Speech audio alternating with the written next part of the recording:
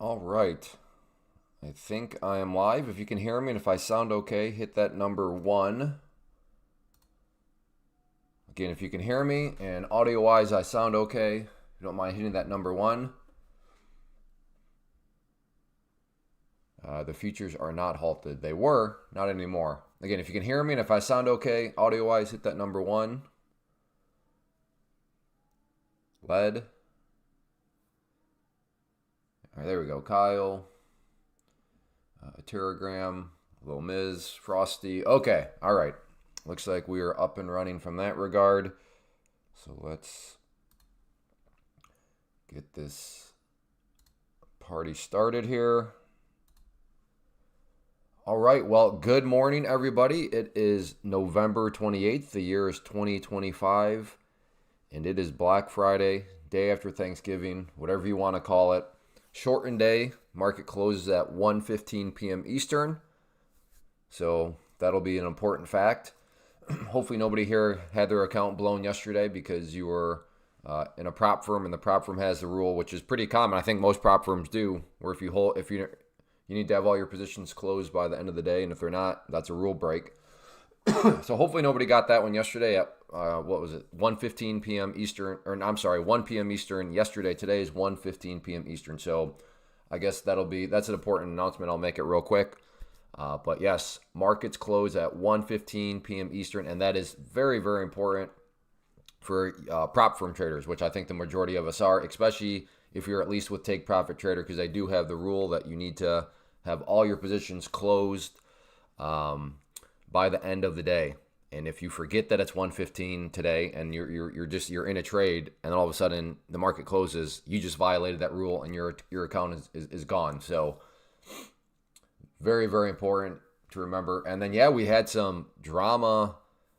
It started last night at about, let's see, about 9:42 p.m. Eastern. The data outage or something happened. So the futures market just completely halted and then started back again at 8:30 a.m. Eastern. And even now, I guess the spreads are tightening up a little bit, huh? But the spreads, here they were bigger than, they were like 3 or 4 points actually not that long ago. So those are starting to tighten back up. So that's good to see, because it was almost becoming a day where it's like, I don't even know if this is worth at all. I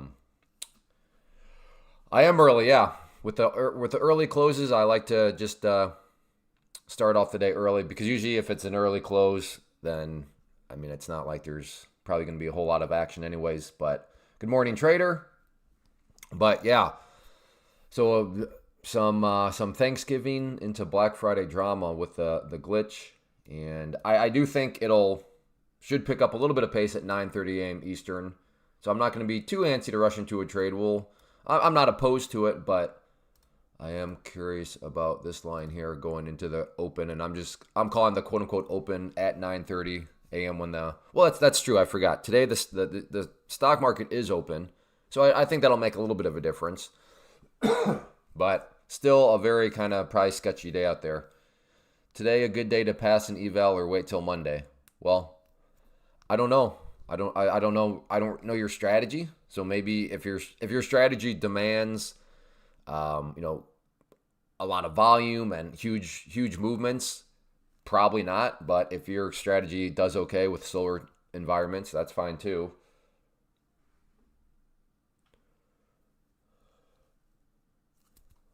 I was trading last night when it froze. I was not in a trade. Oh yeah, I wonder how that would have worked. Well, I guess if you were short, you got cooked. Because if you were short right here, it opened up, it gapped up against you. But if you were long and you got stuck in the trade, then you would have been very happy. So yeah, I guess that's a matter of perspective. Shorts got absolutely cooked. Longs, after probably not maybe sleeping necessarily too well. That's the cruel thing too. Like, had it happened in the middle of the night, fine. But it happened then again, I don't know. Maybe I'm a little rough around the edges, but dude, it was Thanksgiving night last night. Like, if you're an American and you're trading that action, like, what are you doing? Like, it was Thanksgiving night.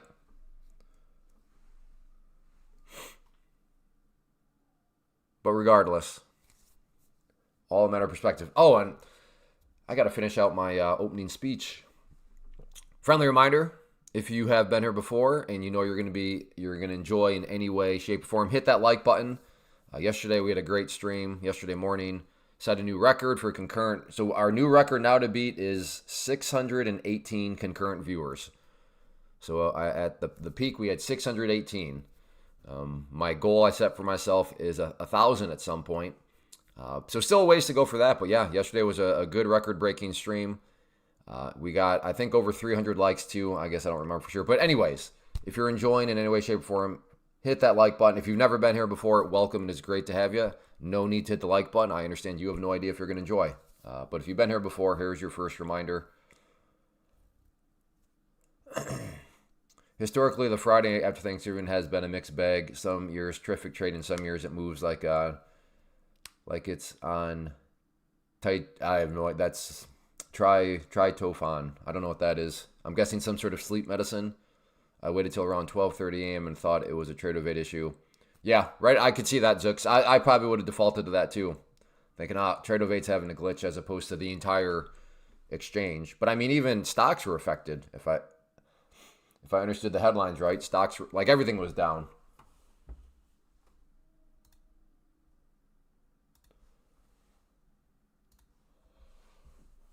So I'm mainly interested in potentially a break of that line there. But like I said, we'll see if anything right now, it's maybe a pullback right here. But there's always, as we push up against 10 minutes until 9:30 a.m. Eastern, and with the stock market open today, that we should see a difference. Yesterday was a little different because the stock market wasn't open at all.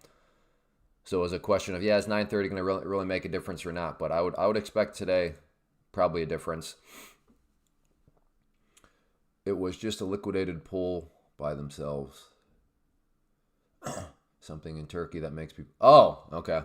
Yeah, I'm undereducated apparently. Any advice on a newbie to prop firms? I blew up account multiple times, still at, but when to give up. Well, how many accounts have you blown up? Raider trades. And no shame. No shame. I bet I can beat it.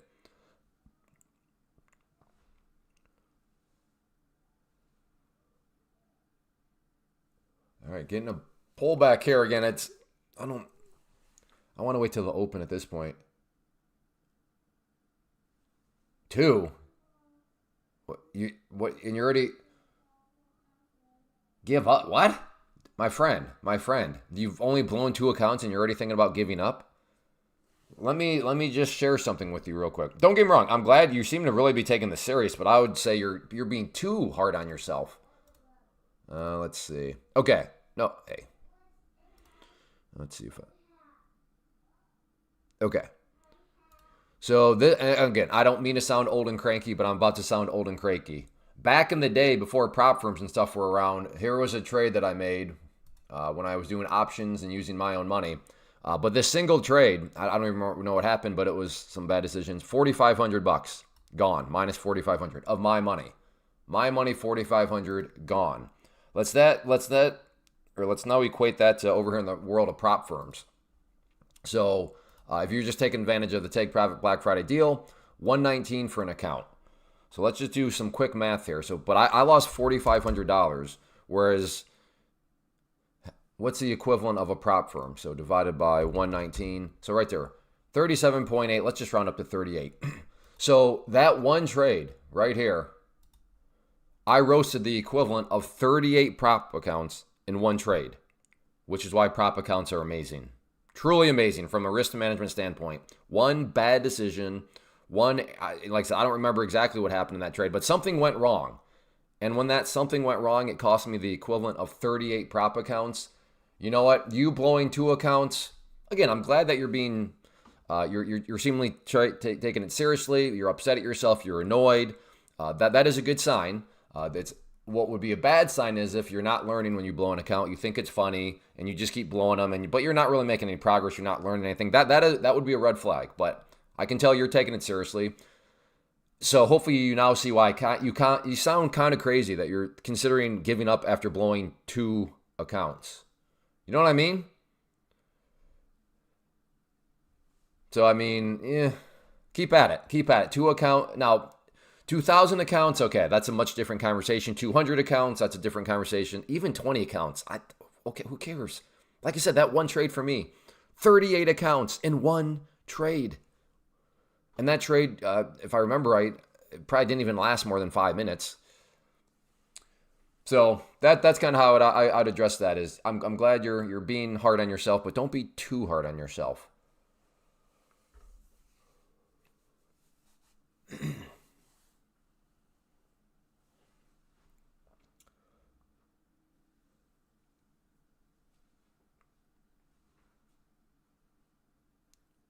Around 2,000 evaluations. Now that is a lot. That is a lot of evaluations.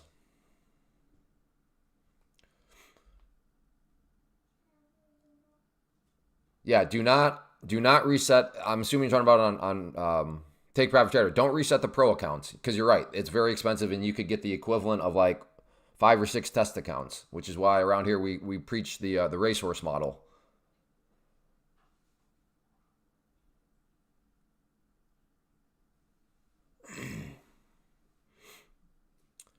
Yeah, likes are looking pretty good. We're off to a good start here. All right, market opens up here in about, well, the stock market opens up here in about 5 minutes,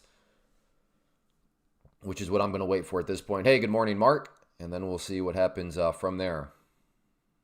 But hopefully everybody had a good Thanksgiving. Yeah, how was everybody's Thanksgiving? Ours was really fun. Met a nice family. We hung out there a long time. Yeah, it was ours was very good. How about yours?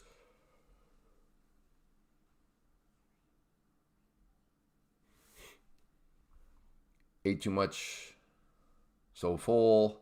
Some of you are probably still like half sleeping from your carb coma. Maybe crowd sizes will be down today because so many people are still just under the influence of carbs. You scalp the bounce off VWAP. Yeah, good job.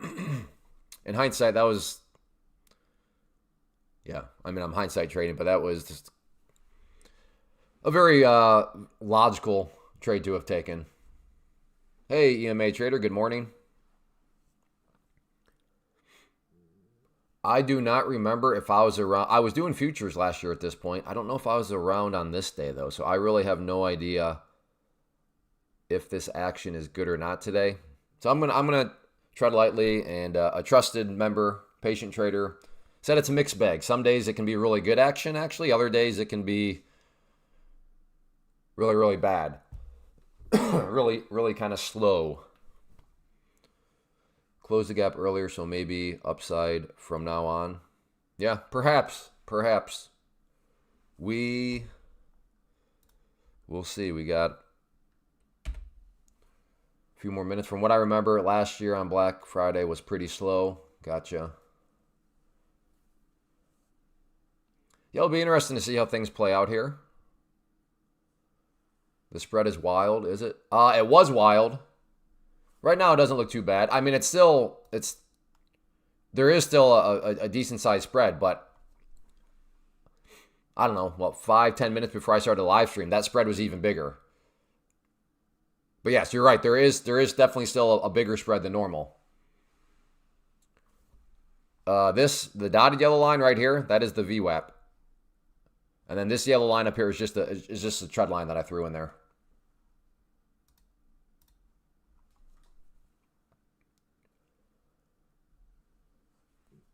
All right, we got 3. Has anybody made any trades already? Hey man, miss watching you. Just wanted to drop by and wish you a great Thanksgiving. Hey, thanks, Trader Ken. Thanks for swinging by. That's always appreciated. I took it short, made $50. All right, so you're starting the day, quote unquote, meaning 9:30 a.m. Eastern from that point forward. If you're new to futures, that's kind of when another gear kicks in because the New York Stock Exchange opens up. So we should see, you should be able to tell, like without even looking at the clock, just by watching these candles, you should be able to tell when it's all of a sudden 9:30 a.m. Eastern. If we cannot tell, that's not a good sign.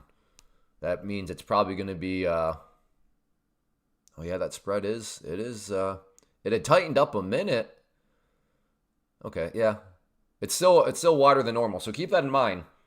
If you're gonna do market orders, you're gonna throw yourself into the hole.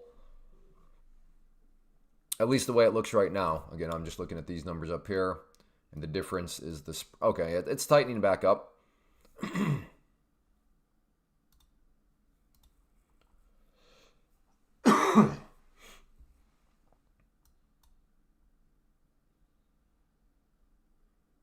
Yeah, if it keeps up with this sort of action, that's good enough to hopefully make some money. Just played the spreads in my favor and made a quick 100. Yeah, the spreads are kind of do or die. You can have a very, very anticlimactic trade, get filled at the bid. It just pops up a little bit in your favor, and you're selling at the ask, and boom, just like that. But if it's the wrong entry, yes, give and take, give and take. Does Tradeovate have hotkeys? If they do, I don't use them. Hey, good job, BW. Congrats on that.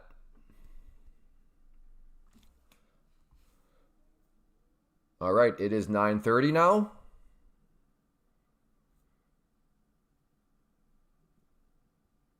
And the spreads are still yeah.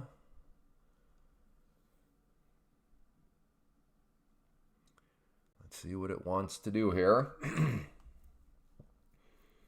Good morning, Disciplined Trader. Tradeovate does have hotkeys. Roger that. All right, trying to digest, figure out what it wants to do right now. I guess it did slightly break out of the range of that little 2-minute candle right there before coming right back down. 5-minute is interesting as we are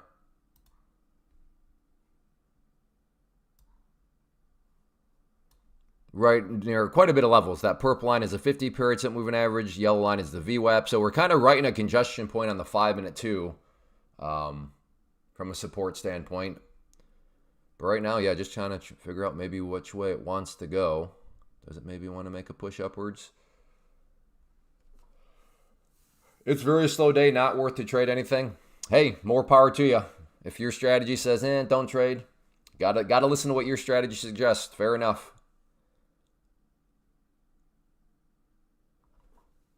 But I think I'll, I'm not going to get crazy today, but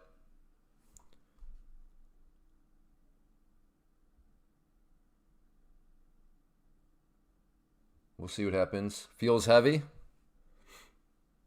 I don't know what it feels like. Right? It feels just confused. I don't know. I think it might want to make a move up through that trend line. We'll see though.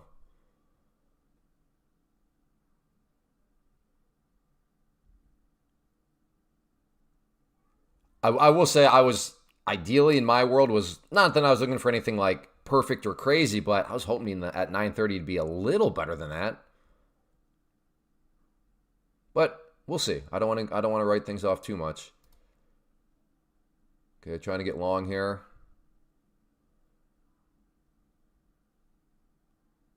Oh no, it left me behind. If you saw that green line, that was my attempted buy, but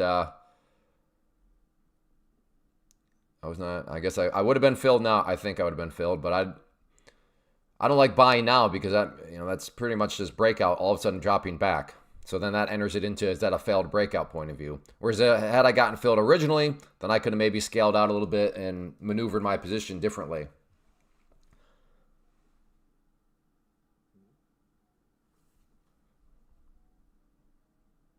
But I was too slow on the trigger.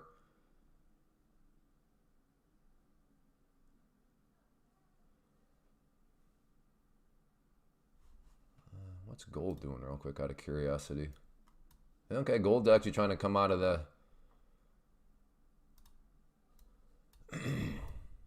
nice bull pennant. So gold actually not looking too shabby right there.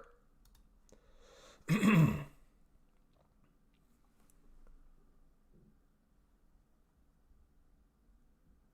I'm trying to start responsibly, just extra small. I mean, if you're hopping out there with NQs or ESs, more power to you. For my risk tolerance, that seems a little risky on days like today. But hey, if I'm not saying you're wrong. I'm just saying for my personal risk tolerance, and for maybe your strategy, you can do just fine with that. But that's not me. I'm trying to start a little cautiously here. Does it want to finally make a move? Let me see if we can get a back test of the breakout point here. And I'm going to try a green line if it wants to come down here a little bit.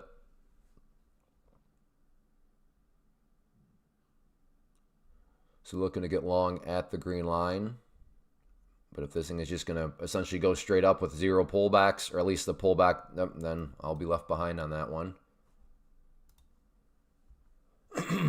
Bubo, hey, good morning. 446 is my short entry, and Bubo, you're scaring me. Where's your 25? Where's your stop loss going to be? All right, patient is long at 82. Oh, good. Oh, nice. Oh, all right. Patient basically bought the breakout essentially. Good job. Hey, it's San. Been a while since I've seen you. Been stuck in a trade from 6:40 p.m. till 5:30 a.m. Oh yeah, you got stuck in this one, huh? Except I think you're talking to us in Pacific time.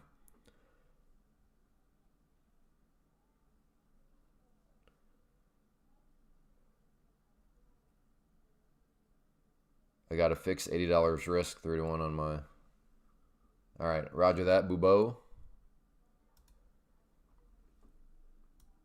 All right, let's see what this. Looking for some more push up. See if it wants to push. But ideally it pulls back and then pushes, but it's almost like it's the day. So you always know that, like, today is basically a Saturday. Like, we are essentially trading on a Saturday. And the way I always kind of I just justified that and kind of imagine that when I, back in the stock trading days is go to ESPN.com, go to the college football section right now, and there are games that start at noon, just like a Saturday. And they're like not like little small schools, they're like main like games. Today is totally treated like a Saturday in the sports world. So when I say it's almost like it's trading the day after Thanksgiving, it's like I would imagine if the futures market was open on Saturdays, this is probably what it would be like. Like, there's movement, kind of, sort of, but it's not exactly the cleanest of clean. But as far as I'm concerned, we are doing some Saturday trading here.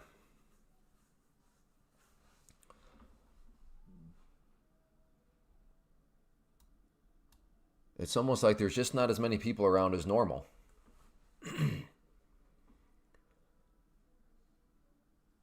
In at 390, stop. All right. I appreciate people. I just want to hop in here. Like, is this just going to turn into a grinder? But as soon as I hop in, it'll probably, come on, right, snap right around. We had a great college basketball and NFL football day yesterday. Yeah, and then, well, yeah, that's always Thanksgiving's got the typical NFL games. But yeah, day after it's totally being treated like a normal Saturday, like during college football. So many college football games. Goodness. But this one's about, all right, I'm going to just go with one. I'm going to chase with one. There we go.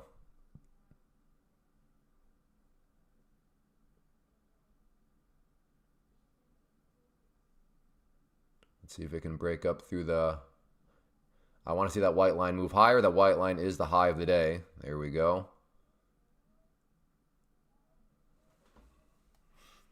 Again, I just went with one because I'm like, all right, whatever. It was a chase, but I'd like to think I'm chasing responsibly. I don't like the price action at all. What do you mean? This is amazing price action. Isn't this what price action is made out of? Dreams are made out of? Added in another one there.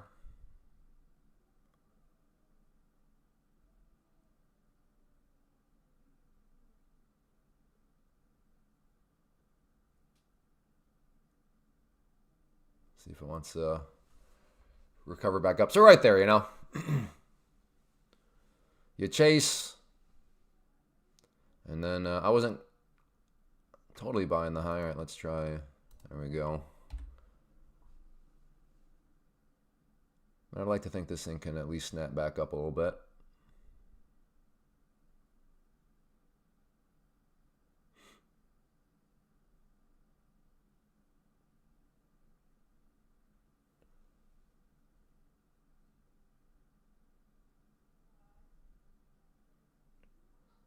All right, I'll add a little bit more at the back just to the trend line here.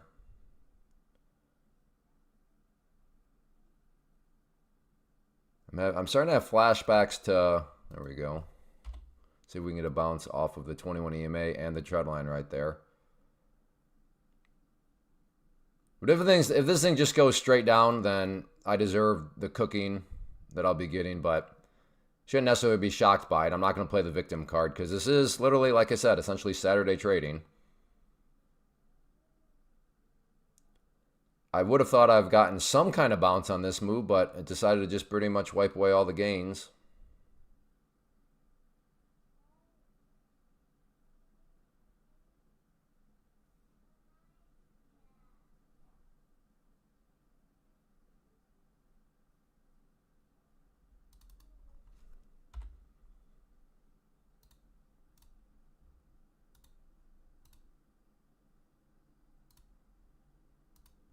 Throw out some sell orders just in case there's some kind of snap back up.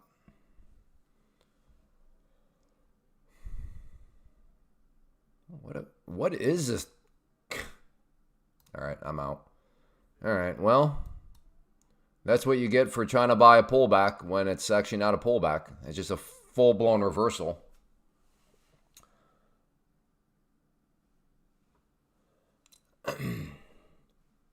All right, we are back at the, watching over on the 5 minute. Man.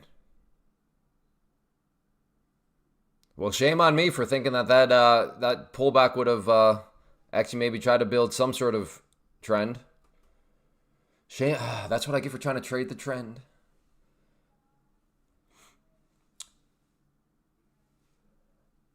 Well, if you shorted up there, congrats. Great entry point for you. I'm glad I cut that loss. Had I tried to get fancy, it would have just been it would have gotten worse and worse and worse.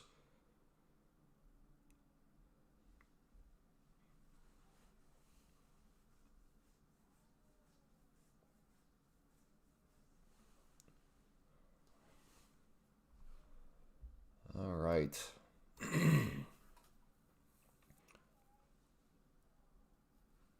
Yeah, that's why trading's hard, Bubo. You were right, broadly speaking, but unfortunately, you didn't get the details right. That is what makes trading so hard. I think it's going to go up and then come back down. It'll go up and come back down. Oh, I was right. But in Bubo's case, he didn't make any money from it because he didn't get the finer details, which is, that's what's hard.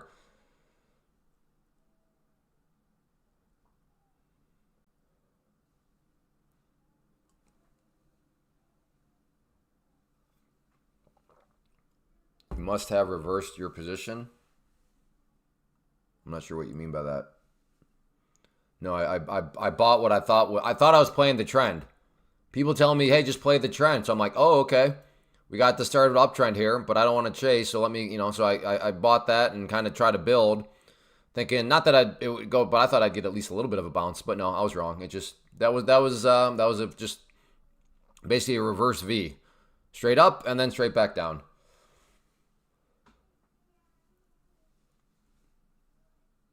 Todd took a $300. Yeah, that was a rough one. That's where I'm not sure there's any way around the loss. It happens though.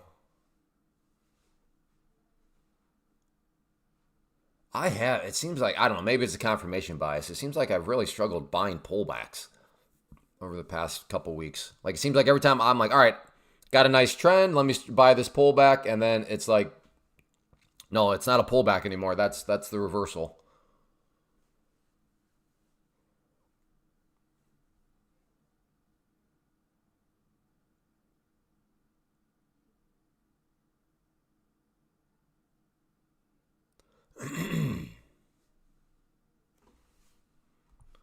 So like right now, is this is this actually heading back up, or is this just a dead cat bounce? Because now we have this big move down. So is this one of these things?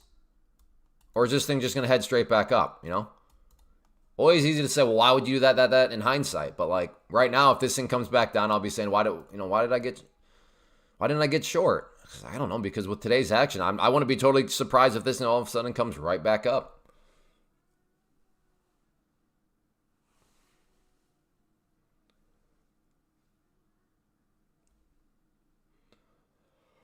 Well, I was long, increased to 15 micros near the bottom and pulled 200, but very risky for sure. Nice. So you're in that 150K account. Yeah, that's what's nice about the 150K accounts. That drawdown, and then you can, they give you a lot of wiggle room. Previous week high is, so buyers want to hold this level. Yeah. Well, I mean, I understand I understand buyers and sellers what they want to do, but it's not really trading's not really a question of want to do. It's can they do it, right? That's why trading is always ultimately a question mark. Right? Buyers want to break up through these highs right here, for sure, but can they? Shorts want to see, or I should say sellers want to see these levels fail miserably, but will that happen, you know?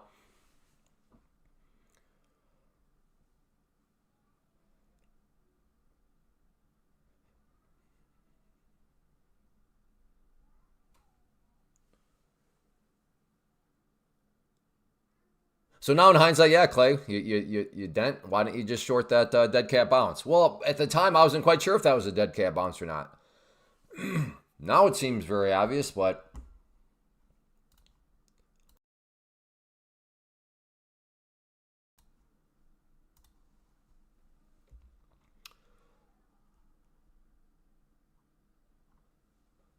yeah, I'm about to think about a long again too. I don't know. Yeah. Once come back down here. Throw an order right there. Get long. Hey, Zooks, I already tried to get on the train, and the train ran me over, Zooks. Calm your sweet little heart, Zooks. I got on what I thought was a nice pullback within the train, and it sawed me in pieces.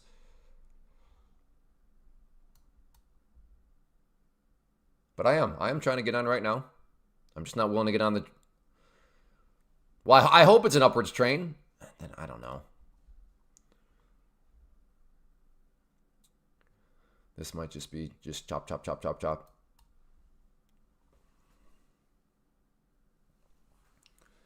Is going downtown. It is?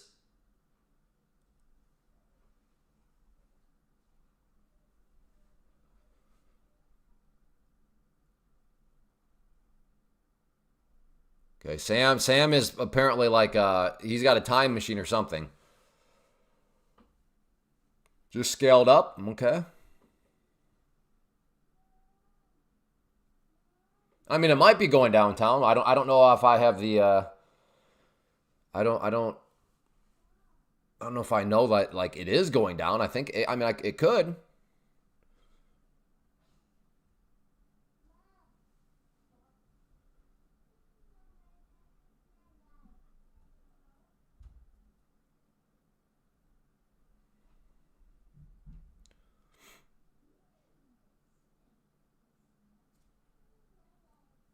Well, I understand there's a trend line there, Sam. I get it. But a trend line doesn't mean that something is going down or is going up. There are no ises. There are mights, there are thinks, there are maybes, but there are no ises in trading.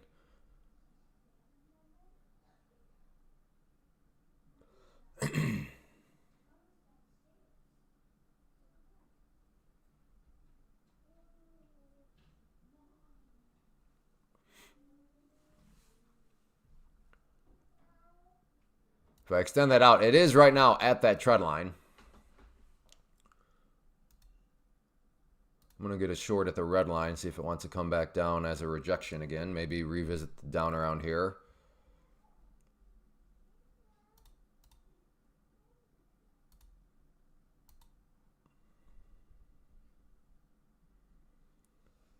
Well, Sam said it was going downtown. What?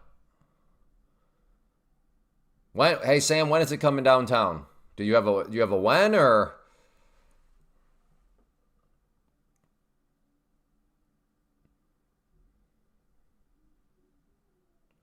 Okay, I'm gonna cancel that out. Never mind.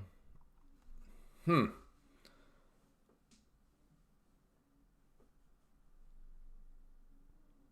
Maybe it was a typo. Maybe he meant uptown. Maybe he meant it's like a uptown girl.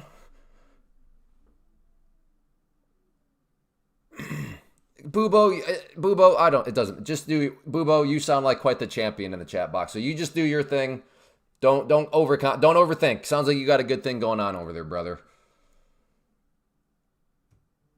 It really is, Ty. It is amazing. Right now, we are on, I want to say, or 3 or 4 like hot streak where somebody shows up like Sam and is like, something is going to happen. And then, I kid you not, the past 3 or 4 people that have done that, it has done the exact opposite.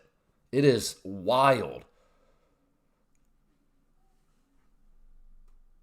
But you were right. It is, I mean, I realize you're exaggerating with the 100%, but like we are definitely on a streak right now where somebody shows up, tries to act the tough guy, tries to for some reason just act as if they know what's going to happen, and then the exact opposite happens.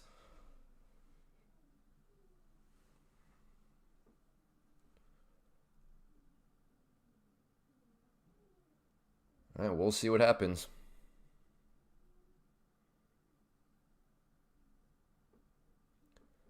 And Papa, I appreciate you just using the word think. The word think makes such a big difference. Why would you short or long? People are dumb. Well, people here are making money, gringo. So I mean, those people to be fair, could say to you, why are you not going short or long? I'm making money, gringo, and you're not. So who's the dumb one, brother? That's what other people could be saying to you. Like I respect maybe for your strategy, this is not good action. But for other people's strategy, they're making money. It is going to go up and down 100%. Not true. Or it might get today is not the day to make that argument, considering that it just got halted. Or there's a glitch, the power goes out, and nothing happens at all, like what happened for basically all night. Like if you're not aware, the futures market like the entire markets had a glitch, and they were not moving for the vast majority. I don't know. It was over about 15 hours or so. So no, you can't even say it is going to move because that's not even a guarantee. We just were reminded of that. Gringo, ha ha ha. Yeah, exactly, Gringo. It's all a matter of perspective. It's all a matter of not suffering from the world revolves around me-itis.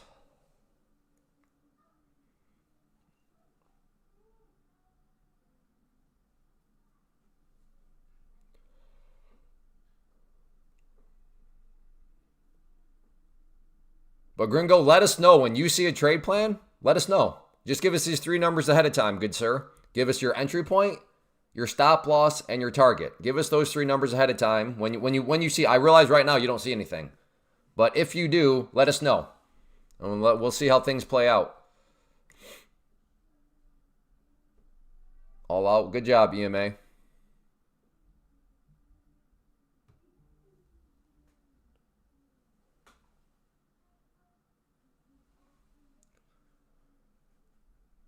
I see nothing right now. Yeah. When you do see something like that, let us know.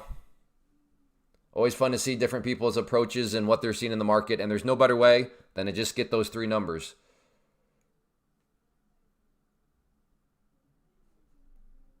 Good analysis. I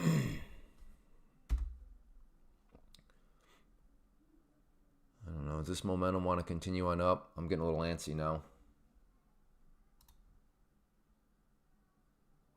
In.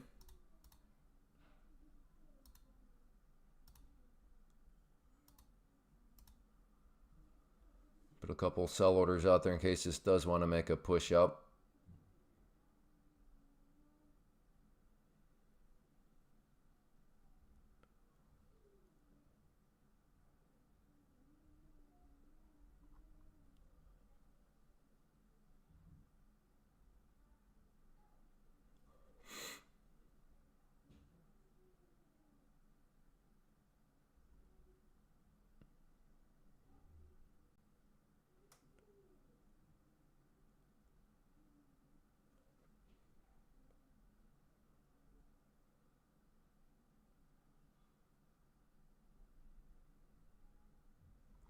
I'm in target price. All right. Where's your stop at, Sam? Oh, Sam. Sam.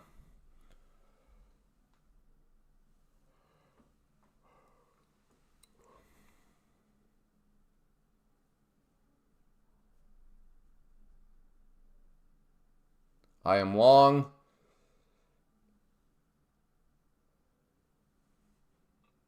I have a couple of targets up here. But it seems like it just all of a sudden got stuck. I get in and it gets stuck, but trying to be patient.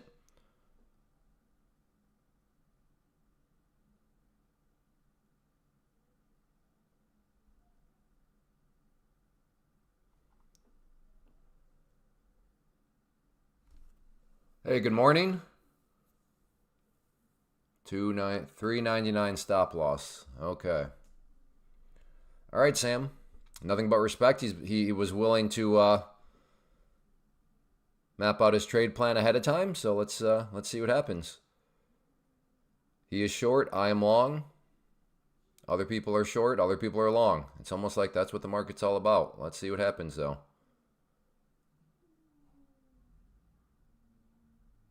This thing all of a sudden apparently does not want to make any moves further higher.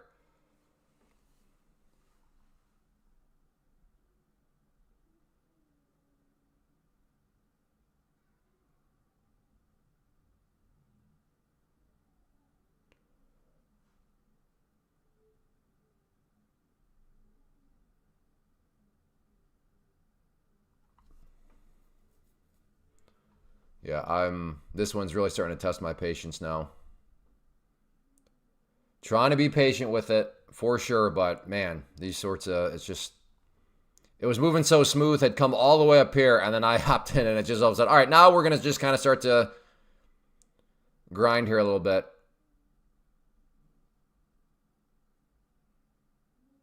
Let's see if we can at least get my first target.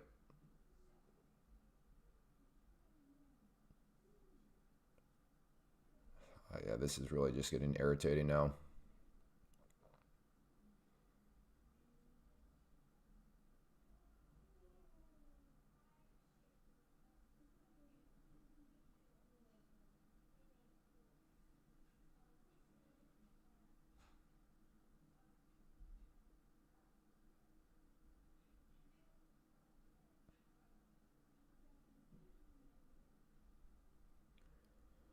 All right, I'm out. What a joke. In my mind, we're now at like a 50-50 situation. I don't know which way it's going to go. It seems like it could equally make a great move up. It could also equally just, this is sputtering out and just come back down. I don't know. I'm not here to trade coin flips. But in my mind, this thing has become a coin flip. If you're looking at this, like, what are you talking about, Clay? I think there's still a 70% chance that it's going to curl upwards. Then you're still in. Good for you. But for me, this just seems like a total and utter coin flip at this point. Because at the end of the day, if we just say that this is, I guess it is the range. We are basically right in the middle of the range. Not quite, but very close to the middle of the range. And the middle of the ranges can kind of become one of those, either way. I just thought it had a better chance to keep up because it had come down, and then that candle right here represented the buyer showed up, fight. I'm like, all right, that's showing a lot of fight. Let's see if this fight wants to continue. So I got in, and then all of a sudden, as we just witnessed, sideways. So far, you're 2 for 2 today. Good job. I'm not saying it is 50-50. Maybe from your vision, your strategy, your rules and all that, perhaps you see something else that is like, no, I disagree. I don't think it's 50-50. Okay, fair enough.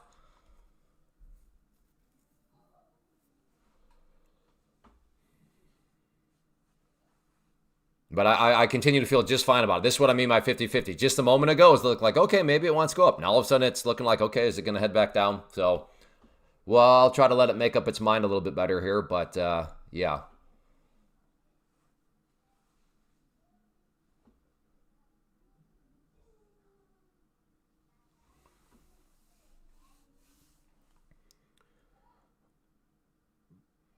Well, I'm definitely glad now that I got out. for a small, I don't even know what I made on it, 20 bucks. What is a little irritating is and I should not have done this because this is bad. Or for me, I don't like to trade the P&L, but I did glance at the P&L, and at one point I saw I was up like 65 bucks. I'm like, I should probably just take this 65. I was like, no, Clay, be patient. And then I ended up walking away with what, I don't, like I said, the 25 bucks. All right, well, longs looking a bit sketchy right now. To be fair to the longs, it is still above VWAP, that dotted yellow line. Shorts, feeling pretty good about things.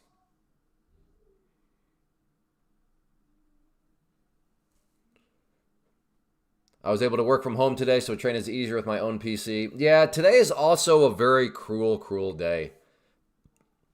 I remember, back when I had my job a long time ago, and like these days, the day after Thanksgiving, normally most people have it off. It's just like a day off of work. It's like I was explaining earlier, they basically treat today like it's a Saturday. And then I'm all excited. Yes! Now, this was back when I did stocks. Yeah, I got a full day. I'm at my home computer. I don't have to worry about I am, and then it's just garbage action. So like now people that finally can sit down and trade the entire day, what are they served up with? Just choppy, kind of very rough action. So the market's kind of cruel like that. So just be careful. And I'm not trying to raid on anybody's parade, but I know you're probably excited. You got the day off work. I can stay here. I can trade the market all day. I don't have to, it's not like over my 15. Just be careful. I know it's a cruel joke the market plays.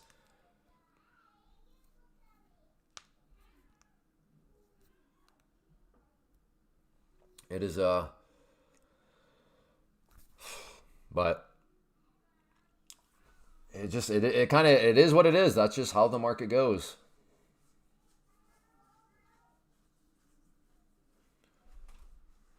And now back up it. So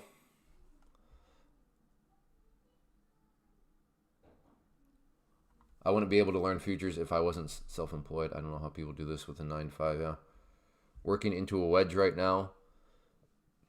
Yeah, like I said, once you got a for sure plan, let us know. We'll see how it plays out.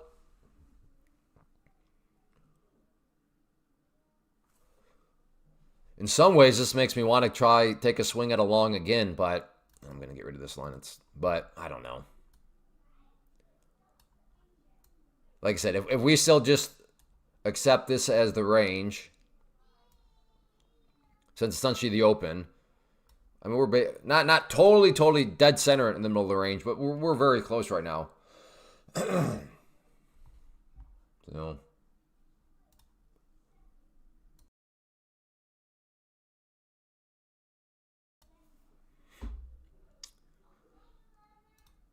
Yeah, this area right here at 90, I don't know. This is either going to be really stupid or a really good decision to try to maybe look for this break at 390.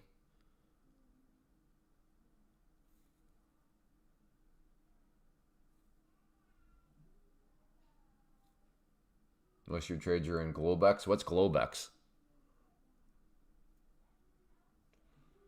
Globex. That's not, yeah, I don't, yeah, what is Globex?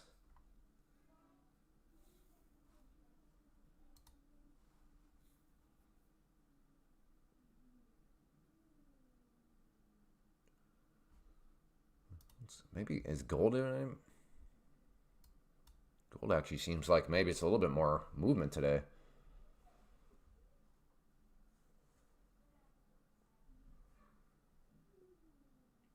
Yeah, I don't know what you mean by your trades are in Globex. What's that? Okay. In here long on gold. Okay, that was weird. I'm just kind of putzing around. But I don't know. Is gold the play today? Gold seems to be moving. Look at this nonsense. I don't know. Gold might be the better choice. Anybody here trading gold? Are you doing? Is it like I said? I am totally speculating right now.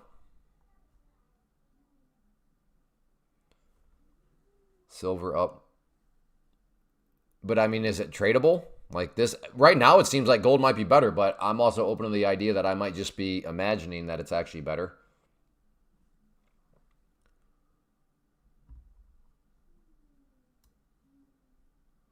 Gold, that is. Gotcha. Again, markets closed today at 1:15 p.m. Eastern, so just be aware. Don't lose an account because you were not paying attention, and then you're still in a position at the closing bell, and then you violated a prop firm rule, and then your account's gone. Don't let that happen to you.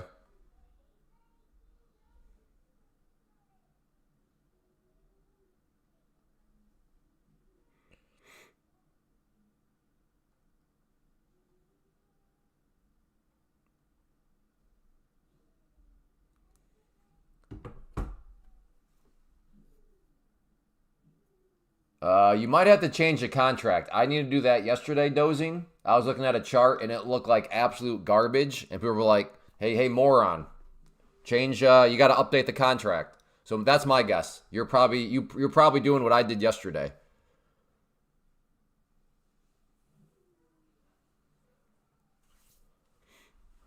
Well, I am that always has me a little worried because let's keep it real. I was just thinking a couple minutes ago, hey, I'm thinking about maybe trying to long, looking for the 390 break. I'm glad I didn't follow through with that instinct.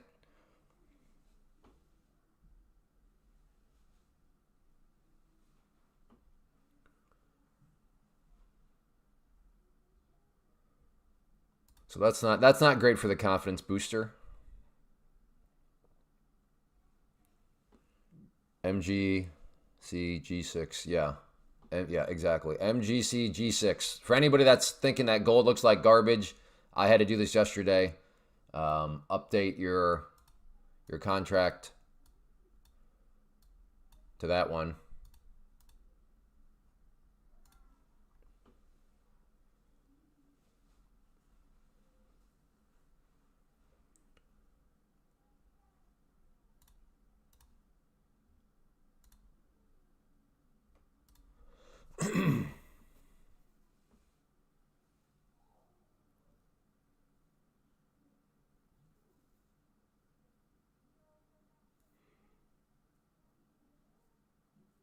Hey boys, whatever you do, don't take an NQ short here.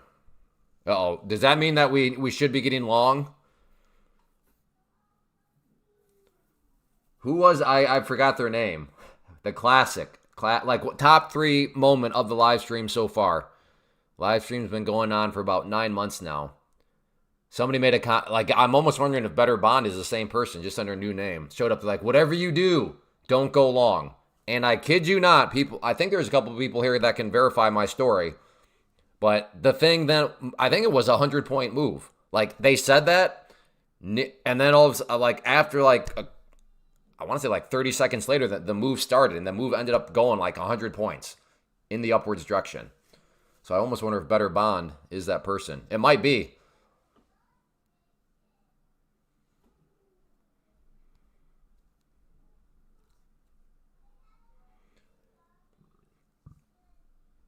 Maybe he'll finally break the streak of people that show up and make claims like that, and then it does the exact opposite. Because to be fair to him right now, taking a short would have not have been good. But eventually the streak's got in. Somebody's going to eventually say something and just randomly be right.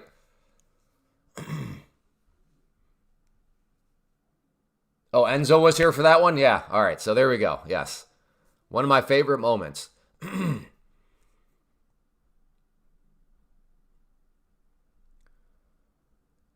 Pastry Chef is up 1390. Good job. All right, there you go, Renfrew. Yeah, Renfrew was the contract type, got him. Hit that top tread line. It's getting tight. It is definitely getting tight. I don't have that other tread line, but I'm assuming this is the tread line you're talking about.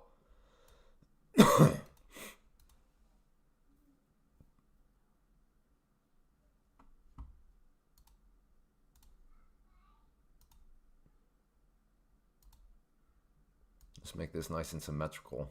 There we go. Does that not look like it wants to go get up through there? I really think it does. It really looks like it wants to make a move up through that triangle.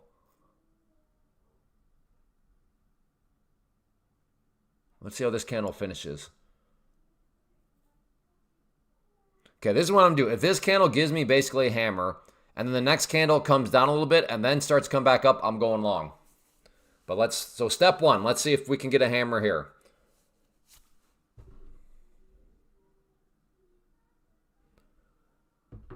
Okay, this candle's going to move around for about another 15 seconds, and then another. So this is, yeah, stay right around here.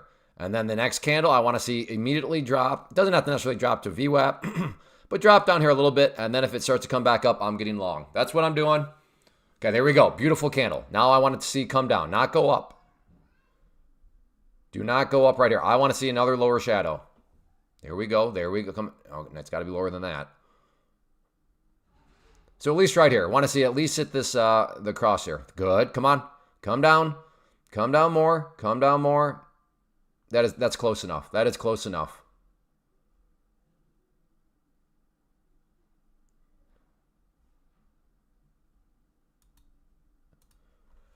And I'm going to buy the green line. And then let's see if this thing wants to break. Here we go, folks. Maybe. In theory.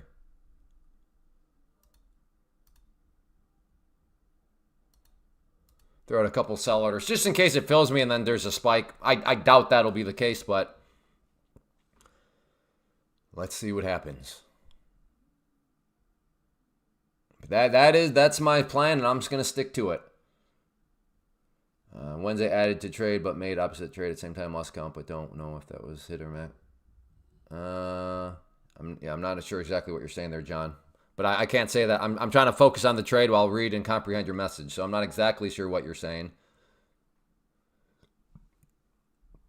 Oh, man, this would look like a great chart if this comes all the way up here and fills me. That'd be looking good.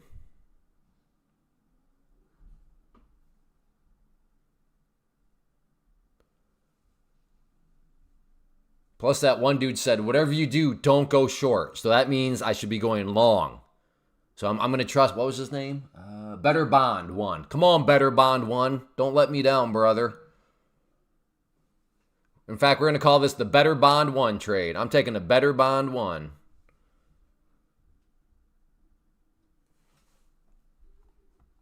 Sam, just stop using that nonsense, okay? Just call them their normal terms. Former highs, former lows. Like, stop trying to sound so smart. Just call them what any normal person will call them. Oh, it's gone down to its previous breakout point, you know? It's gone down to a support.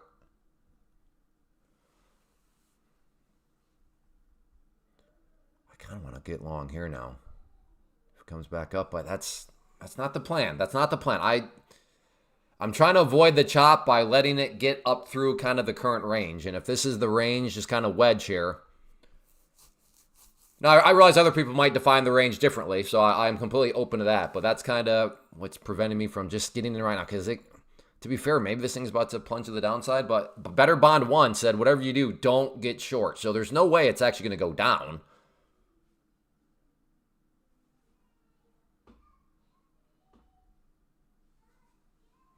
Again, I have my order to get long at the green line here. Got a couple price targets just in case I get filled and it happens to snap in my favor.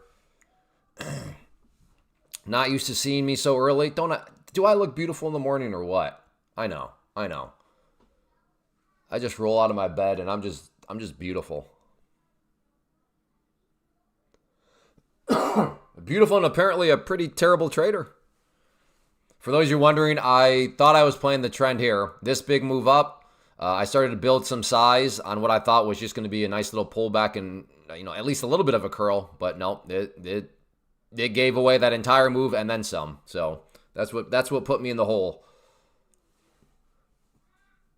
Okay, good. It's looking, like I said, if I can get filled here, that we're going to be looking at a nice little situation, nice little chart.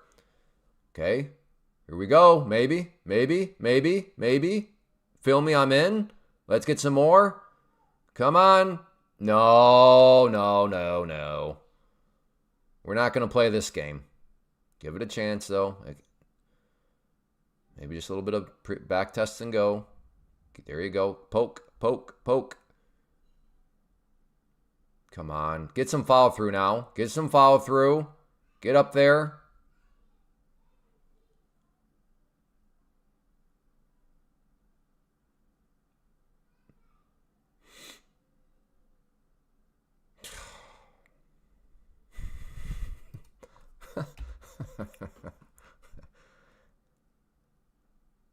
Is everybody having a good Black Friday? I'm not.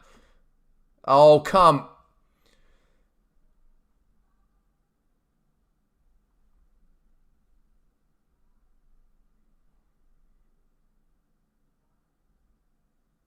Come on.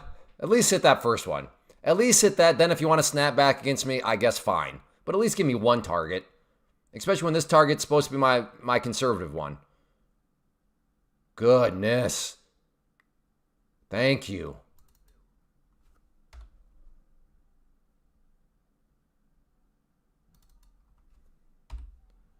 Push. All right, let's make sure this is a winning trade at this point. There you go.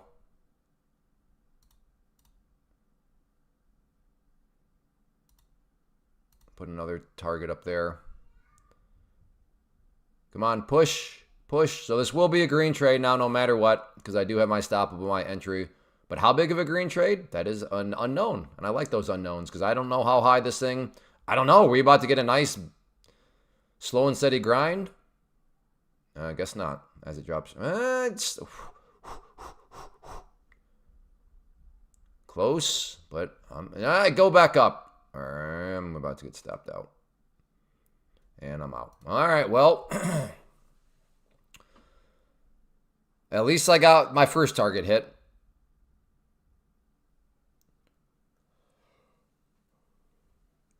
Oh, that's right. Yeah. So that's what I was saying earlier, Greg. Today is totally like a Saturday. We are trading a Saturday right now. This if the markets were open on Saturdays, this is what I think kind of action we would get. Oh, you're going to come down, take me out, and then go. To be fair, I know that was a pretty tight stop. But again, and with my current day, I wanted to make sure that that was at least the minimum as a green trade. If I was up, if this was like a green number, if that was green 425, okay, I'm going to let that one play ball a little bit more. But that's just not, I don't have that luxury today. Other days, yeah, I have that luxury. Today is not one of those days.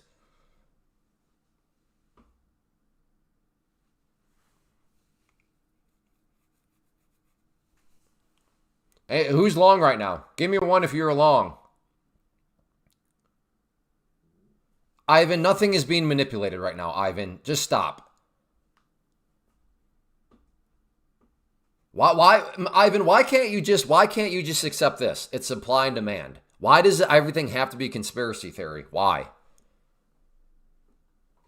Like why do our human minds demand like that the simple answer just can't be it? No. It can't be buyers and sellers. It can't be it can't be just supply and demand. No. It's got to be manipulation. It's got to be. Why can't we just? Why? Do we have any psychologists here? Why does the human mind always demand, like, just crazy stuff? Why can our human mind not just accept, like, a simple reason for something? Yeah, I know. The guy is freaking brainwashing everybody. It's unbelievable. To be fair, most things are a conspiracy. Well, I guess that's true. You can make anything a conspiracy, but, I mean, is the conspiracy actually true? Is more so the question. Hey, good morning, Muhammad.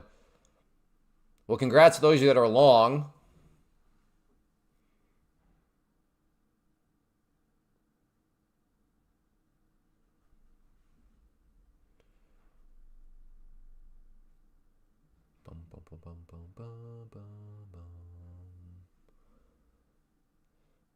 Human mind tries to find bottom or top, so instead looking for a continuation. Trades against trend.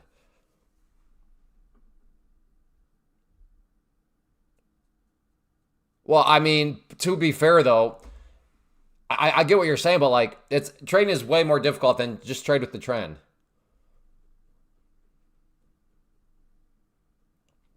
Hey, better bond. We actually need some trade plans from you. Right now, you're just armchair quarterbacking, talking nonsense, brother. You got a trade plan out there or what? If you want any shred of credibility around here, you got to give us an entry point, a stop loss, and a target. And even if you're actually wrong, people will still respect you because at least you had the courage to basically not do what you're doing right now. Like anybody can play that game.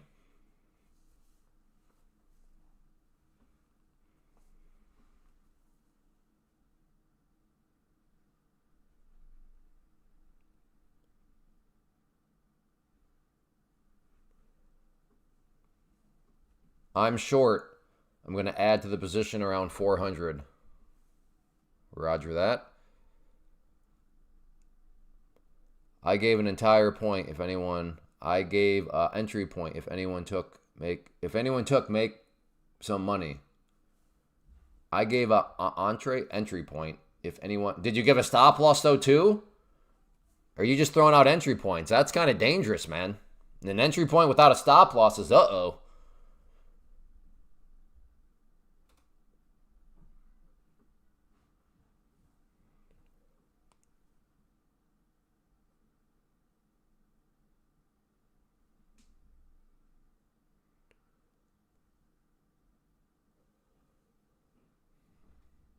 So we do have another. I think I'm going to get rid of this. It's served its purpose for now. But we do have, I think.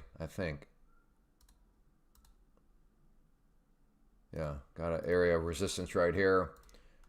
Right there, rejected the price, and right now, uh-oh, no rejecting. All right, better bond was telling people to get out. Uh-oh.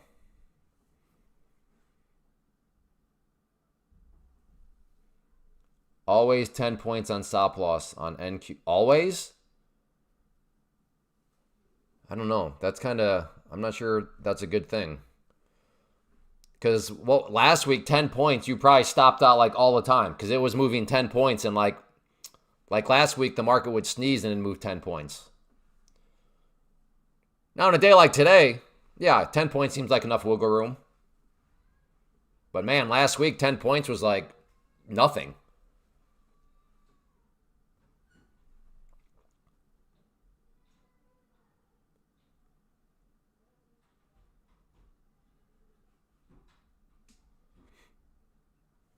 Okay, a little bit of a pullback here.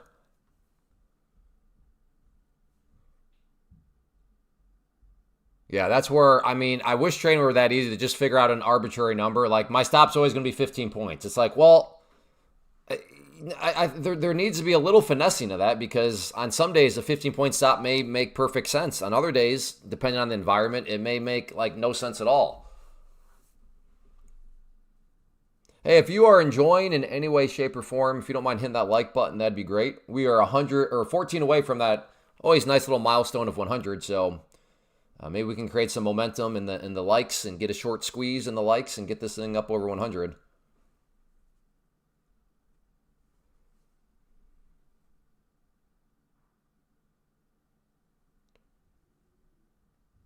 I'm cooked. Whoops. Well, Sam, at least you threw out that out there and you're confessing to being cooked. So nothing but respect. Nothing but respect. We've all, myself included, on a day like today. It happens. I don't know if I consider myself getting cooked. Like I still have the account and all that, but yeah, it was not buying the pullback. When you're buying a pullback, but it's not a pullback, that's never fun. Hey, look at that. 101 likes. Let's go. No trades for you today. Understandable. Walang is short now. Are you telling me to short right now?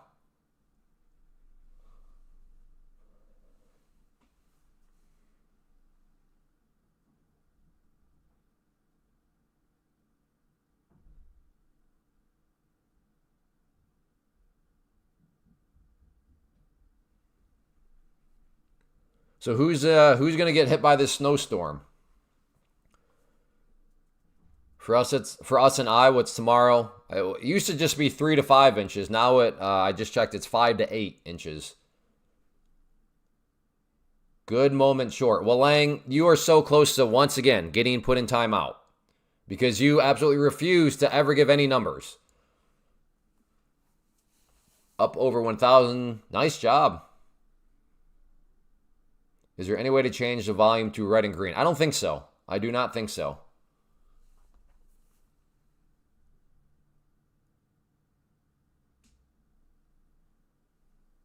Yeah, that's fine, Better Bond, but I mean, around here, if you run around and behave like you are, we're like, get short, get long, get out. It's like, that doesn't mean anything. Those are just words. But if you give us actual trade plans with numbers, just 3 numbers, an entry point, a stop loss, and a target, then we can see exactly what's going on. But other than that, it's just, your armchair quarterback trading. Broad statements.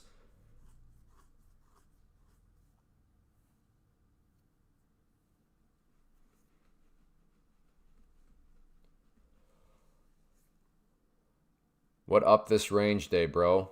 What do you mean? I don't know. Probably because it's the day after Thanksgiving. That'd be my guess. But that is just a guess, to be fair. No snowstorm here in Fort Lauderdale. That's great. But then there will be a point where I'll also be saying, hey, there's no hurricane here in Iowa today.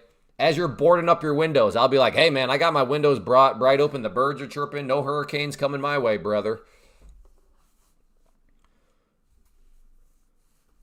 Always give and take.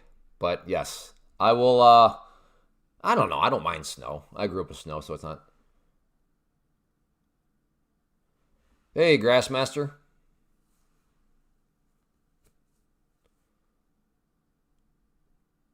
Well, Lang, honest question. Do you actually trade? I don't even know why there's such a language barrier. Do you even trade? I don't. I just dawned on me. I don't even know. Do you actually trade?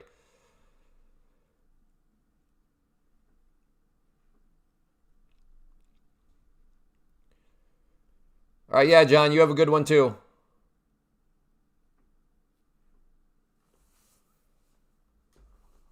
Yeah, don't skip leg day, Joe. But I'm doing dead serious. I don't even know. Now that I think about it, I'm not sure if he actually even has accounts and trades. I'm starting to wonder if he just shows up here and just starts saying random things like long, short, short now, long now. Hey, IB trading. Like, it's actually is he even real? I don't know. We should have a poll on Willang. At this point, I don't know if he's real, if he is real and it's strictly a language barrier, if this is just an act, like maybe he's just kind of trolling around and he's playing some like online persona. Is he a bot? Willang, not Wang. Willang is a great mystery.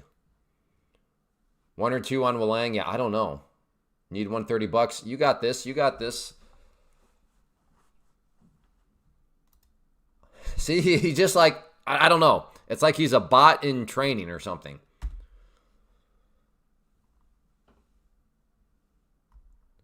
Oh, it just went off that trend line, didn't it?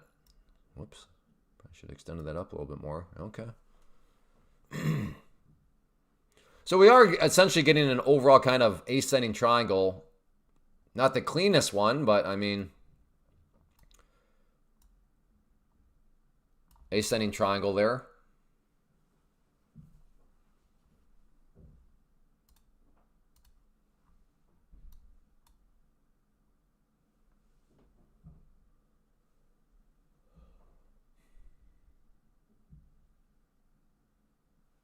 Ooh, you're getting short here? I was thinking of a long.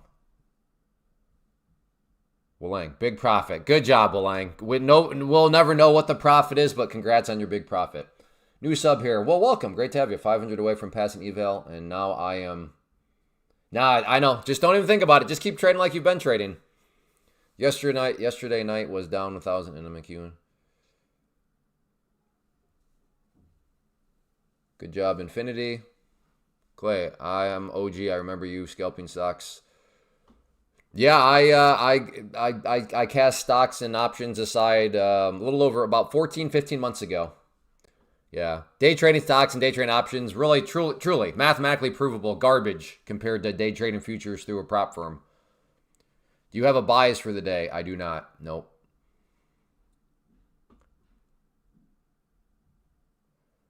At least there's volume to trade. Yeah, I mean, I guess there's volume to trade. Up 914 today. I'm out. All right, have a good one. Congrats on your gains. I just made 1 million in profit. Yeah, I know. It is kind of easy to just type stuff.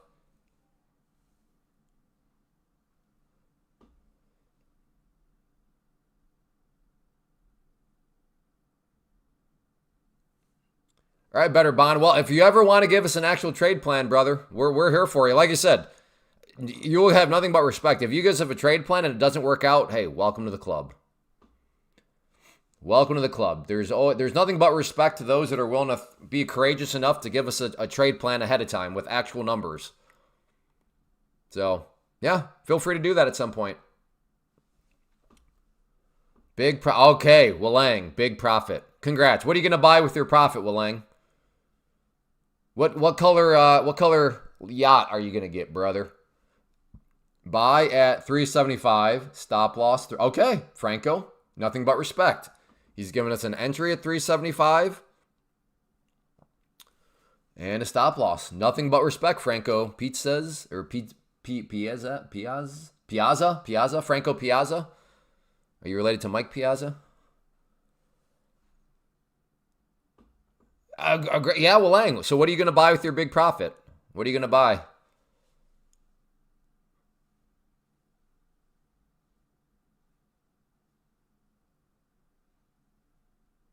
Target high of the day. All right.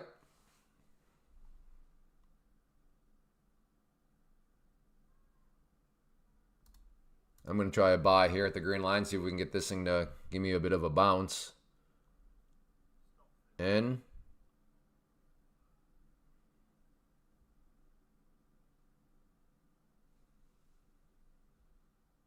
I like the formation here.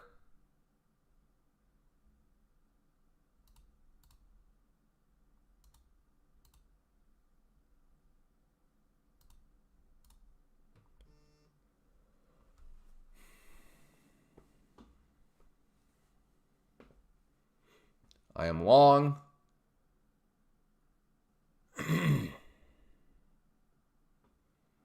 Maybe Franco had a typo. I don't know.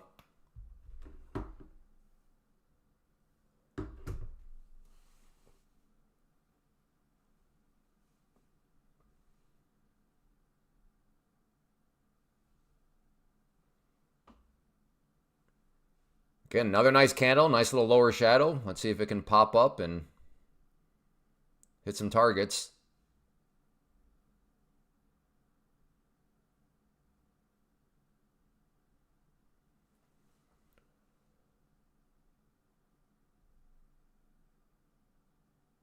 I'm not asking for a lot. Can you just give me an 80-point candle? I don't think that's. I'm not being unrealistic, am I? Just asking for an 80-point candle in the next 10 seconds. Help me make some money. I'm very new to trading. Well, hang around. We'll see what we can do here. But welcome to the world of trading. I hope you're ready to work hard. Not an unreasonable thank you. Yeah, I didn't think that was being. I didn't think I'm being that unreasonable. Like, that's not high maintenance, is it? Come on, why can't I just get 80 points in the next 7 seconds? Come on, candle, just go up 80 points. But for real, could you at least hit that first target? Like JK about the 80 points, could I at least get that first target? No? Okay. I thought I'd ask.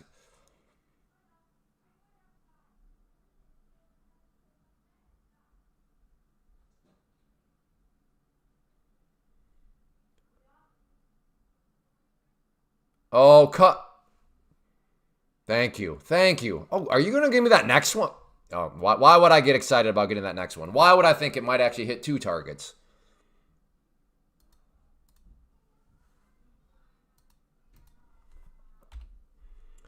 All right, let's make sure this is a green trade at this point. Put my stop in sight, green territory.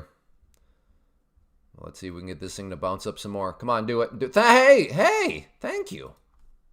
Thank you, brother. Well, let's give this thing plenty of wiggle room. Why not? Oh, you gonna give me a third one? No. Are you serious? Okay, like for real. Hey, look at that.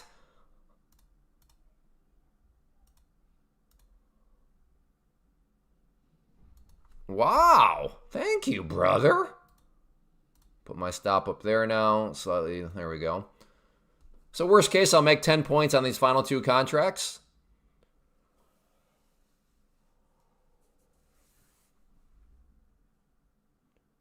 The major difference, again, I'm going to... Well, that's disappointing. Come on. Fight back up.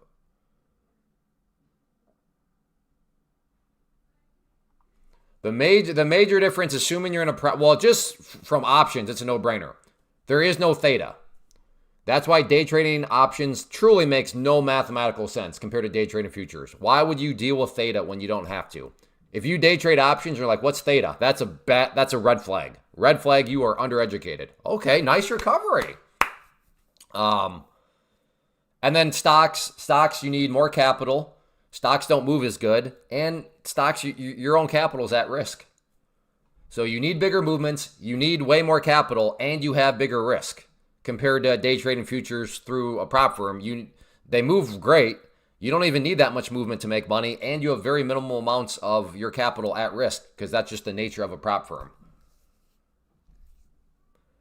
But yeah, in every way, shape, and form, day trading futures, it's the best way to go about day trading. Again, mathematically provable. Around here, we call it Pam's plant. Pam's is, just explaining why futures are awesome, and then plant is explaining why prop firms are awesome. What's a proper firm? It's a prop firm. A prop firm is just a way for you to have very little of your capital at risk, and then you have a whole lot of upside potential. That's a prop firm in a nutshell.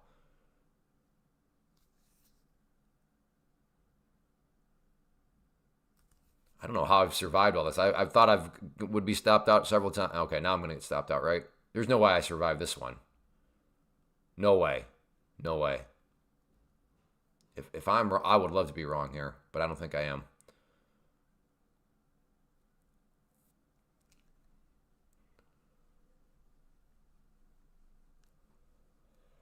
Which account? There's no right or wrong answer. But if this sounds like it's your first one, so I'd go with the 50K. I think 50K is a good one. Did I seriously survive that? I did. I think 50K is a good one to start. Now, will you ultimately think that is the best one? I don't know about that, but I think that's always a decent one to start at. Make sure you use code CLAY so you get the deal, which is a Black Friday deal right now, really, really good. 30% off, $0 activation fee, and then on your first payout, they'll refund you back whatever you spent on the account. Which is pretty cool because you do, in theory, have a chance at a totally free account. Because if you get that payout and then on part of that payout, they'll refund you back that initial amount. That is a completely free account. Pretty cool stuff.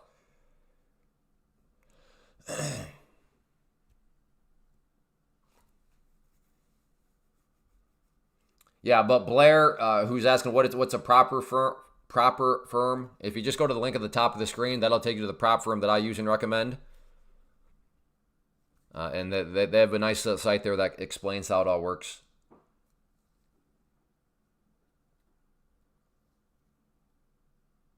I hope not.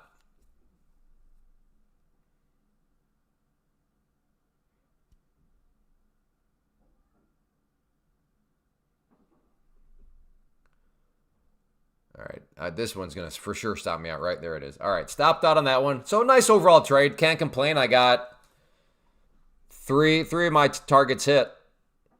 So I'll take that. I'll take that.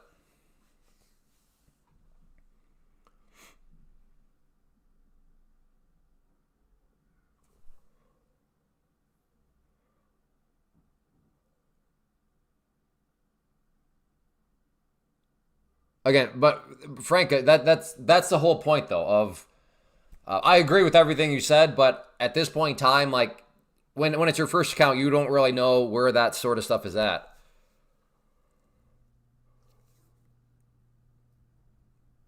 Made on CRCL 80 calls. Okay, well, Shane, now comes the hard part. Now comes the part that actually requires skill. Can you hang on to those gains? So congrats on your gain, but now arrives the difficult part. Can you maintain those gains? We'll see, Shane. We'll see. Now it's time for some risk management on your part. Hey, good to see you, Anar.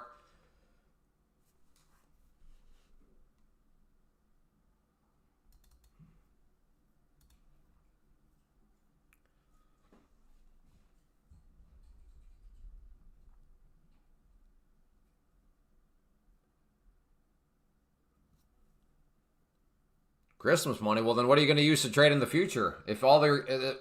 okay. Like I said, congrats. But you're going to have to hang on to the gains. Well, I guess I'm assuming that Shane wants to see account growth. If they don't care about account growth, then I suppose it's only risky if you don't know what you're doing. No, it's also risky if you do know what you're doing. Be in the market with the Trump tweeting something, and he tweets something that sends the market against your position. It is risky. That, again, is why prop firms are great. Because sometimes, to be fair, crazy things can happen. And to know the way the prop firm is hedging the risk against those unknowns is just another reason why prop firms make a whole lot of sense. I do understand what you're saying, Zooks. Like, I get the essence of what you're saying, but it is still risky, even if you do know what you're doing. But Clay, you can use a stop loss. That's true, but again, under the hypothetical, which is not even really a hypothetical. We all know Trump tweets stuff, and sometimes his tweets, then there you have slippage. So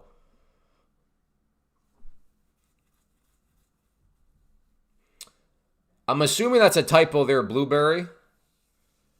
I think you missed an L in that statement. Where is your volume profile attached to? I don't. What do you mean? Where is it attached? How do you get the volume profile? You get it from here, and then right there, day volume profile. I'm not sure what you mean by. I don't know if I answered your question, but I don't know what you mean by where's the volume attached to.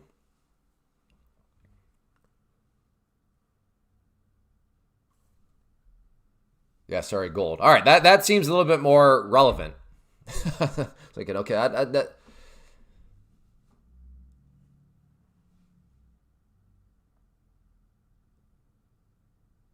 What model is that? That is by your head. That says 315 and 15. What module? You mean the contracts? This is the same account. These are my MNQ trades that I've taken, and then I did do a small little gold one. So that is an MGC trade.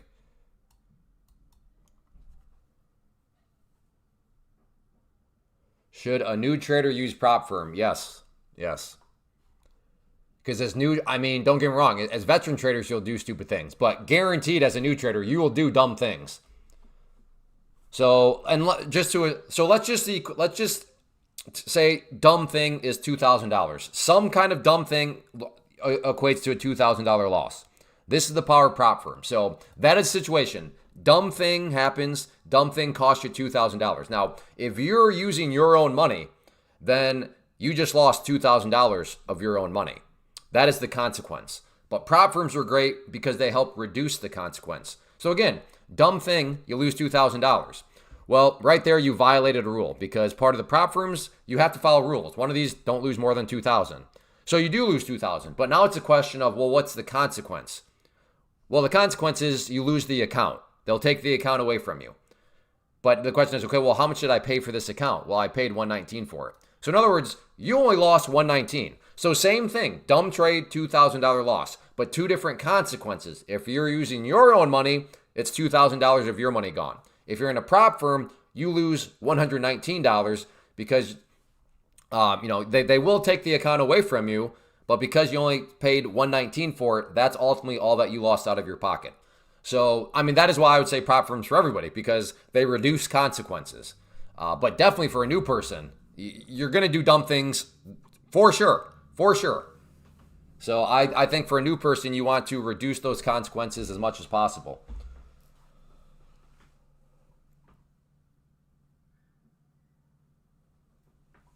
You just gotta you can't go for home runs. You not knock sushi. You gotta take the gains as they show up.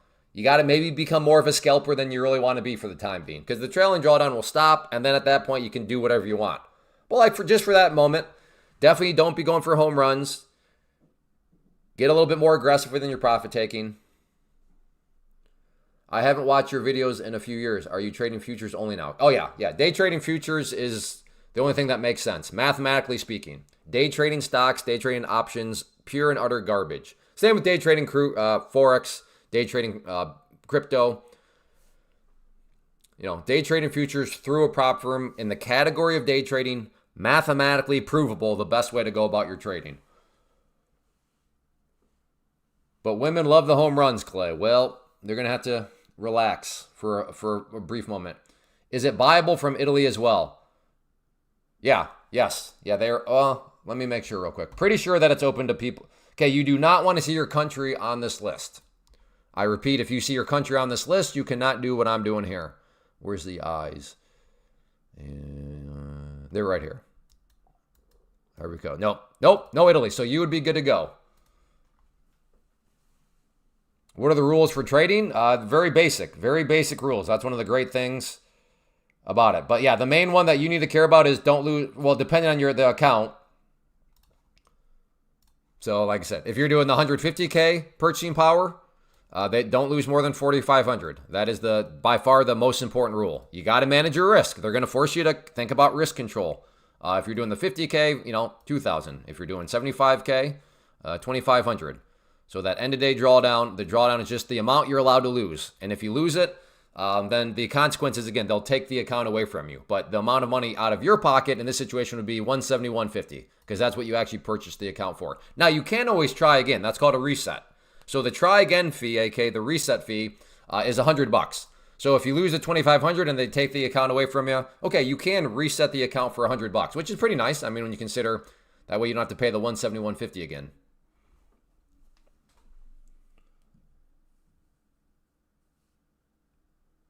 Yeah, Shane, we're not doing what you're doing here. We're day trading futures. We're not wasting our money away on small caps.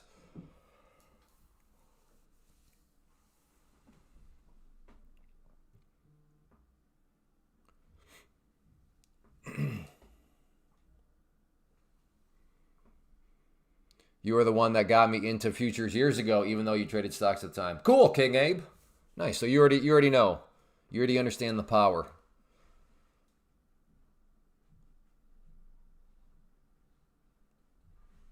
Please stop spreading rumors, Jim.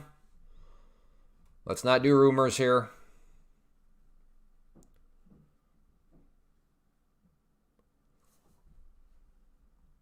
So I'm trying to figure out where is the actual breakout point. In my yellow line, or could I get a little bit more aggressive? Is it more so right around this 95 area? Jim is filled with rumors today. You pumping the NQ, not much volume on indices like watching pay. Okay, Shane, do you want to, did you really just say that the NQ is watching paint dry compared to your AMZE? Like, Shane, I'm not sure that's a tree you want to bark up.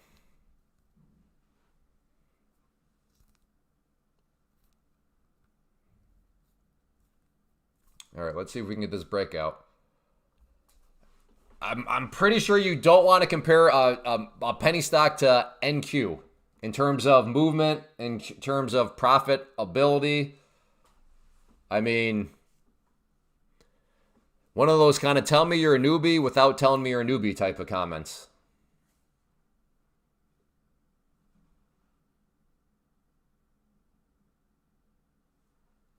Yeah, if you only do one, then yeah, just activate one at a time. All right, I'm going to try it.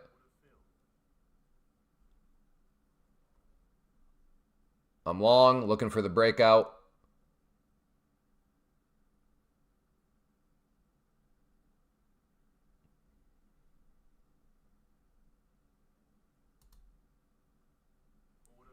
Took a scalp on that one. We'll see if that was a bad decision or not. Do you have support and resistance levels you trade off? Yeah, I use support and resistance levels in my trading. Yep. Do you use order flow? I do not.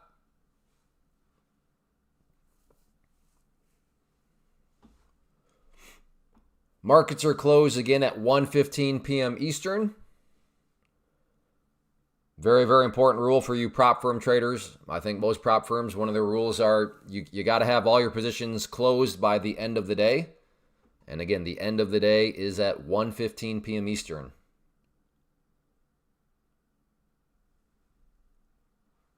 And that is after. Or I'm sorry, before. Commissions are very minimal though.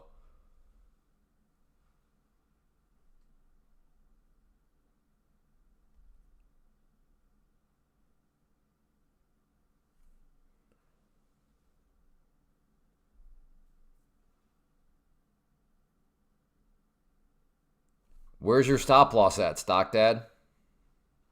Always makes me scared when people give entry points, but they don't give any stop losses. It almost makes me think my risk management plan is cross my fingers. Nice job, patient. And dog, I don't know why. I had no reason to do a scalpy scalp there. To do an honest self-assessment, the past two trades where I just let it work for me, it did work for me. Especially that last one, when I got long right here, and then it came up here, hit, 3 targets of mine on that. I mean, very, very nice move. So that was just, I had no reason. Now, had I been in ones where I could have been playing the game, man, had I just scalpy scalped, it would have been a green trade. Then that would have made sense for that scalpy scalp there. But I nailed another one, right? I went long. But then I decided to go into full-blown baboon mode when I was like, yeah, let's just do a scalpy scalp here. My stop is 6. All right, cool. All right.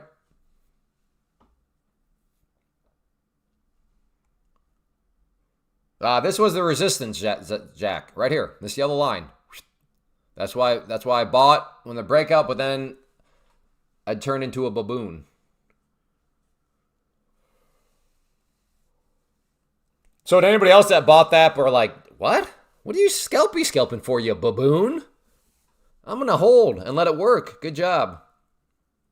Jim, enough with the rumors. And you know this is fact. You also said it was my birthday 2 days ago. And you're like, oh, I guess Facebook lied to me. So Jim, you're spreading rumors and you know it. Yeah, that is true. Timeout. You gone. For the rumor spreading, got to give them a timeout. Simplistic videos. Hey, good morning.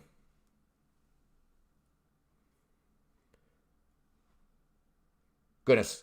Even if you have to lie to me, please tell me some of you bought the break when I did, but you decided not to be a baboon and you're still holding. Give me a 1 if that's you. Just lie. Lie. Please. Just tell me. Just lie to me. That's fine. Usually, I'm a big proponent of intellectual honesty. Not right now. Go ahead and lie to me just to make me feel better. Good. Okay. Good. Look at all these people. Fantastic. Good job. 1 but not lying for once. All right, Mike.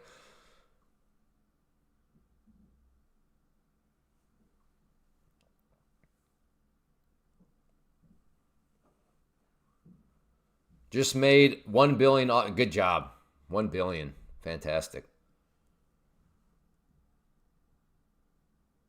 You been back to Michigan? No, last time I was in Michigan was over the summer. Volume today very low, right? Correct. Yes. Okay, maybe a double top. We are approaching not only the overnight high, but the white line is the high of the day. So I don't know. Is this going to be some sort of double top here? That seems to be the question on the table right now.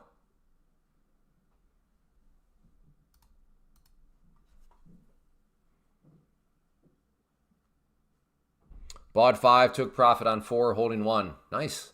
That sounds a little bit too elaborate to just have been a lie. So Holding one. Holding. Sold one of my two. Move stop loss. Again, same with Leighton. Leighton loves me. Thank you. Okay, maybe a short here now. Let's see. Maybe a double top.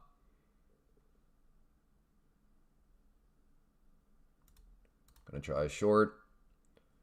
See if we can get a rejection. Double top.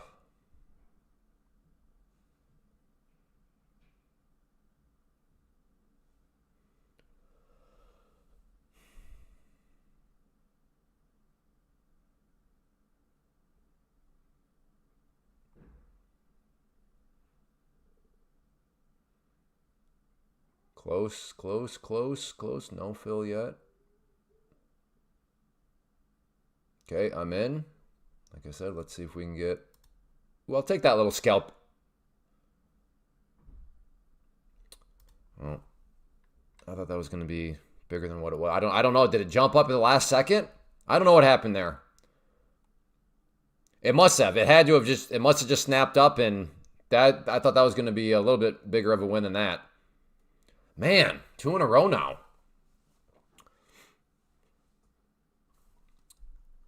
I still feel fine about the scalpy scalp because usually double tops, you don't nail them that well.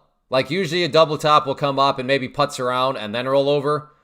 But yeah, usually they don't work out that well. And that's always a little nerve-wracking when they're that aggressive. I mean, not nerve-wracking like my account was on the line, but that's why. So I stand by the scalp. This one right here, no good reason at all for the scalpy scalp. Like that was just a green trade, but one of those where it was a bad green trade. This one right here, I stand by the scalpy scalp, but yeah, there's something on the exit. It either jumped. I don't know what happened exactly. It must have jumped up right when I clicked to cover because I thought that should have been a little bit bigger win than what it was. So still my fault. But something must happen there. But yeah, that double top, I stand by the scalpy scalp. I'm just fine with that decision. Because yeah, usually they don't work out that clean, where it comes up and then a nice quick smackdown. What prop firm do you trade? I use Take Profit Trader. So just very, very quickly, for those of you wondering kind of where I stand in the prop firm space in the world, I believe Take Profit Trader, King of the Mountain, best one out there, whether you're a beginner or experienced. But I do know some of you are like empire building, so you're using Take Profit Trader and others. And if you're just wondering, hey, Clay, how do I support the live stream? Do you have a code with such and such? There you go. That is who other people I have codes with. But yeah, if you're definitely a beginner to the prop firm space, Take Profit Trader for sure. Mainly based on the clean set of rules. So that is kind of where I stand in my thoughts on the prop firm world.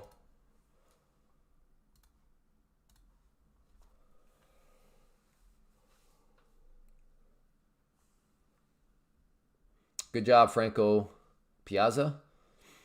All right, Bubo with the trade plan. I like it. I actually just started my first test for prop firm. Today has been rough, but that helped a little. Oh, good job, Leighton. Well, welcome to the prop firm world. I'm quite confident you will enjoy yourself quite a bit. All right, looking for maybe a long here on, just wanted to kind of buy the pullback or I should say the former breakout point. I'm not going to blindly buy, though. Let's see if we can get some sort of confirmation first. So I'm not just going to throw an order out right there.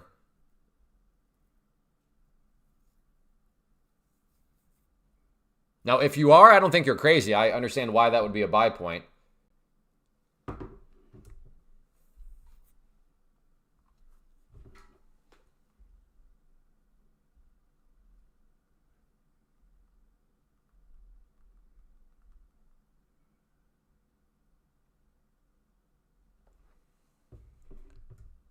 So what are people's plans? Like, what do you do on a Black Friday? You're clearly, well, I guess to be fair, stores open up so early that you could have already been shopping and now you're back to trade. But with the markets closing at 1:15 p.m. Eastern, what are you going to do with the rest of your day? I don't know what I'm going to do. I'm wondering if I want to drive up to Des Moines. I don't know. Is it that even popular to go out to like brick and mortar stores on Black Friday? Oh, that's okay. College football. Did all my shopping online, about to finish trading for the day, and then hang out with my son. Cool. Do people even shop? Yeah, no, so maybe it wouldn't be that big of a deal to drive up to Des Moines. I want to get my kids some hockey equipment. After Mighty Ducks, They're all about like street hockey, and I mean the imagination of children. A couple days ago, we look out there, and they do have rollerblades, but we don't have hockey sticks. But you know what they found? They just found some sticks. So like normal sticks, and they had because we don't have a puck either. So they're just the imagination of kids. It's amazing. Like send them outside and be like, use your imagination, and they'll come up with stuff. Shopping in store is not the same. Okay, maybe I don't know. Maybe I'll head. I want to go to who here remembers Play It Again Sports. They're still around, FYI, but I remember way back when I played ice hockey in like 5th grade or something, because hockey is like the most expensive sport ever. But like I remember my parents taking me to Play It Again Sports to buy some used equipment, which was very smart on their part. But I was like, I wonder if those things are still around, and they are. There's actually a couple here in like the Des Moines area.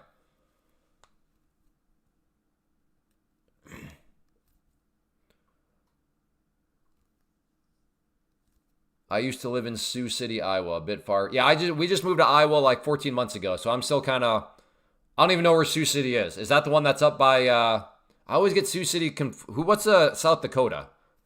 Sioux Falls? Is Sioux Falls? Is that South Dakota? I think it's West Iowa. Gotcha. Gonna drop off birthday card to my mom. Oh, nice. Cool. Well, that'll be fun. 45 minutes. Gotcha. All right, if it comes back down, I'm interested still in a potential long down around here. With the idea of now trying to play, maybe is this the start of a new bigger trend?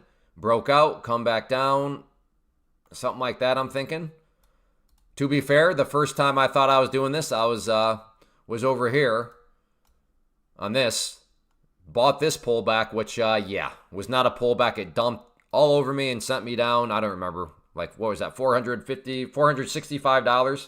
So I've chipped back at it some, but hopefully that doesn't happen again. How far from the Missouri line? I don't know. I think we're like an hour above, like an hour and a half from Missouri.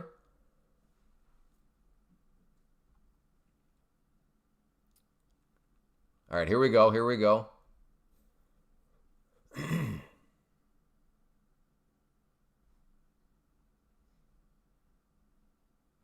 You're looking for maybe a long here.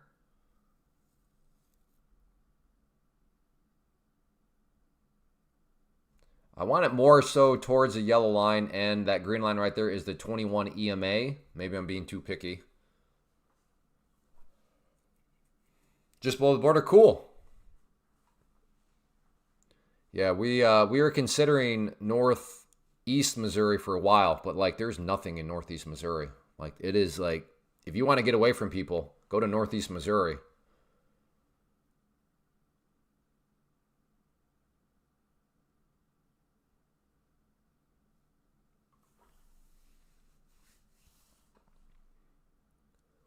If it wants to come down and then come back up, I'll look for a long here. Maybe I'm being too picky. I just like MNQ better. I trade NQ too, but I'm not going to touch NQ on a day like today. It's just I just like the movement of it better. But there's no right or wrong answer. Like if you trade MES, that's fine. Like there's plenty of volume. Now if you're up like I trade orange juice contracts, it's like okay, I think there's probably a little bit more smoother markets out there. To be fair to orange juice contracts, I've never looked at the orange juice charts, but I would imagine that the indices have a little bit more volume. Sorry, I didn't mean to get socially awkward, but I'm trying to talk, think, watch the trade, plan the trade, decide if I'm going to put in an order. So sometimes it creates those socially awkward movements.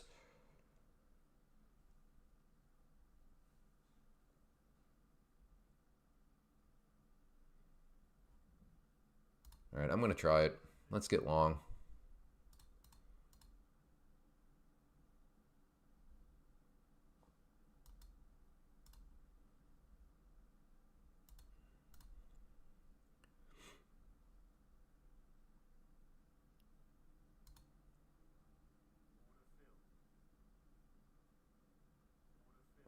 Oh, there we go. There we go. Come on. Keep spiking. Yeah, what's going on here? That was kind of nice. I mean, I'm a little scared that it might snap against me all of a sudden. Yep, I'm out. Okay, I'll take it. That got a. It almost seemed like there was a tweet or something that all of a sudden came to life, but I don't like how it's putzing because now all of a sudden it's going to come to life against me. So I wasn't willing to take that. So still got to cut my main targets hit anyways. That was a weird trade, but I'll take it. Again, right now, I don't know. It seems like it could either all of a sudden dump or then all of a sudden it could make it pop back up. But once more, when you get set behind the 8 ball, I just can't play ball as much. If this number here is a big green one, then I'd still be in the trade. I'd be like, okay, yeah, let's see. That's kind of seems spicy. Are we going to get more follow through? But again, unfortunately for me, I'm not in that position. So I wanted to err on the side of caution just in case this thing was all of a sudden going to decide to get back to the downside.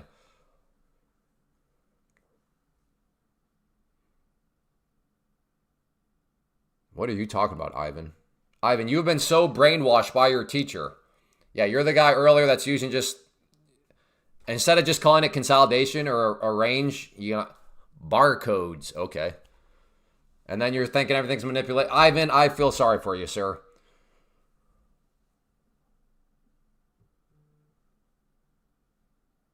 So yeah, I totally I'm fine with it now because it's still putzing around. I'm like, what exactly do you want to do now? But that is just when you're at the mercy of being down on the day. For me at least, maybe some of you are like, no, that's when I want to play ball even more. That seems like, in my opinion, that seems like a way to dig the hole even deeper. But for me, I'm just forced to err on the side of caution. Err on the side of caution.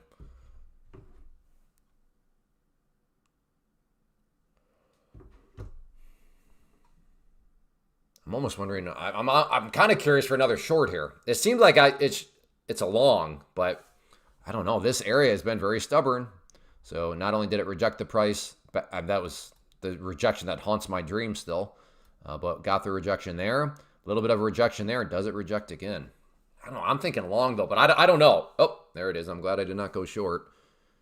Didn't have the confidence to go long though either, but nice break. Nice break.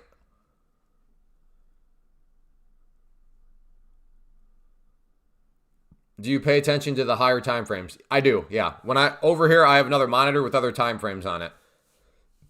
Right, and we're looking at the 2-minute here, but this is not the only time frame that I'm watching.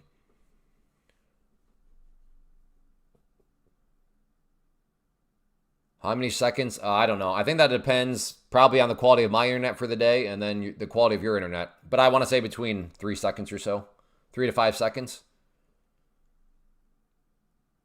John Smith, you're not thinking of puppet trading me, are you? I hope not.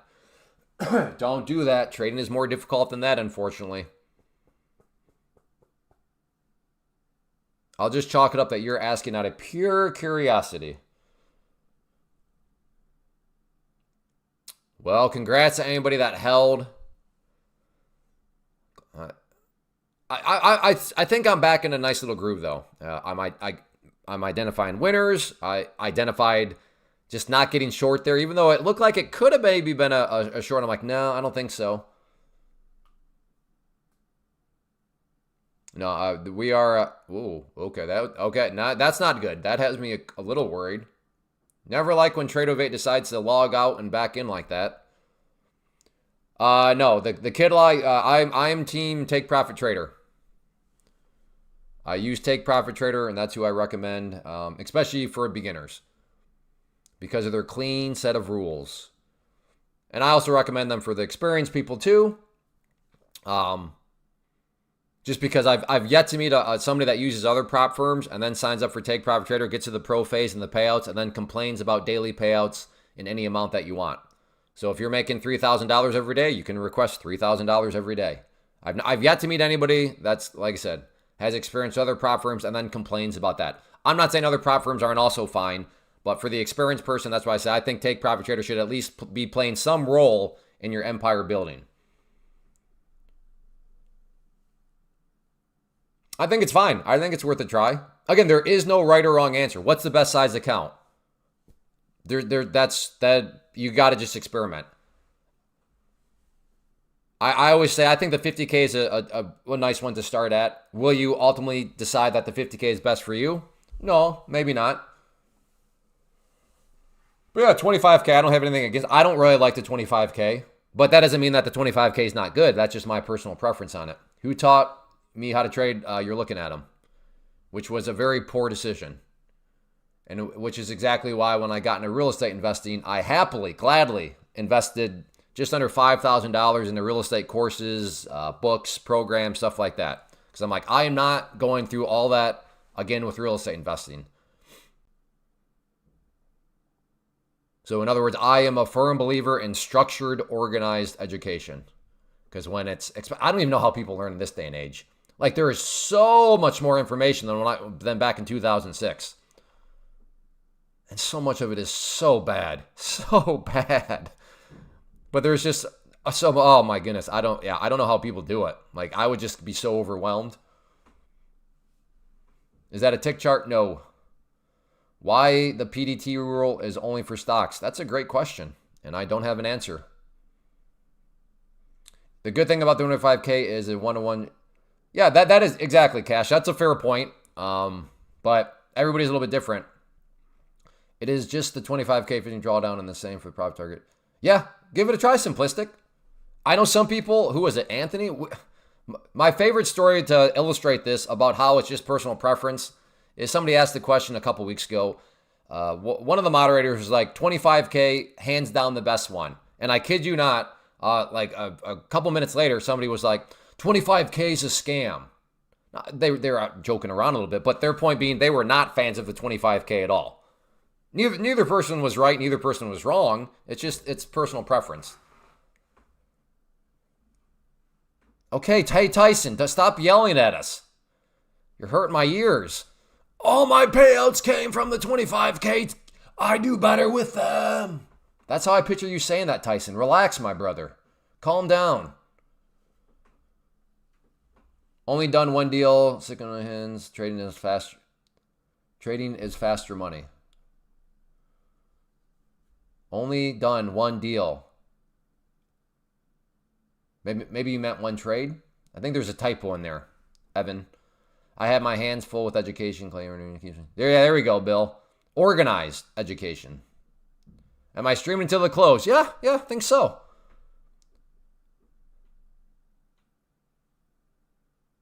Now I'm not gonna promise that because for all in theory, if the market just comes to a screeching halt and it's just like moving like not even points anymore, but just like couple ticks here, and maybe we'll call it good. But I don't know. Even at that point, I don't know. We can get ourselves into some random conversations.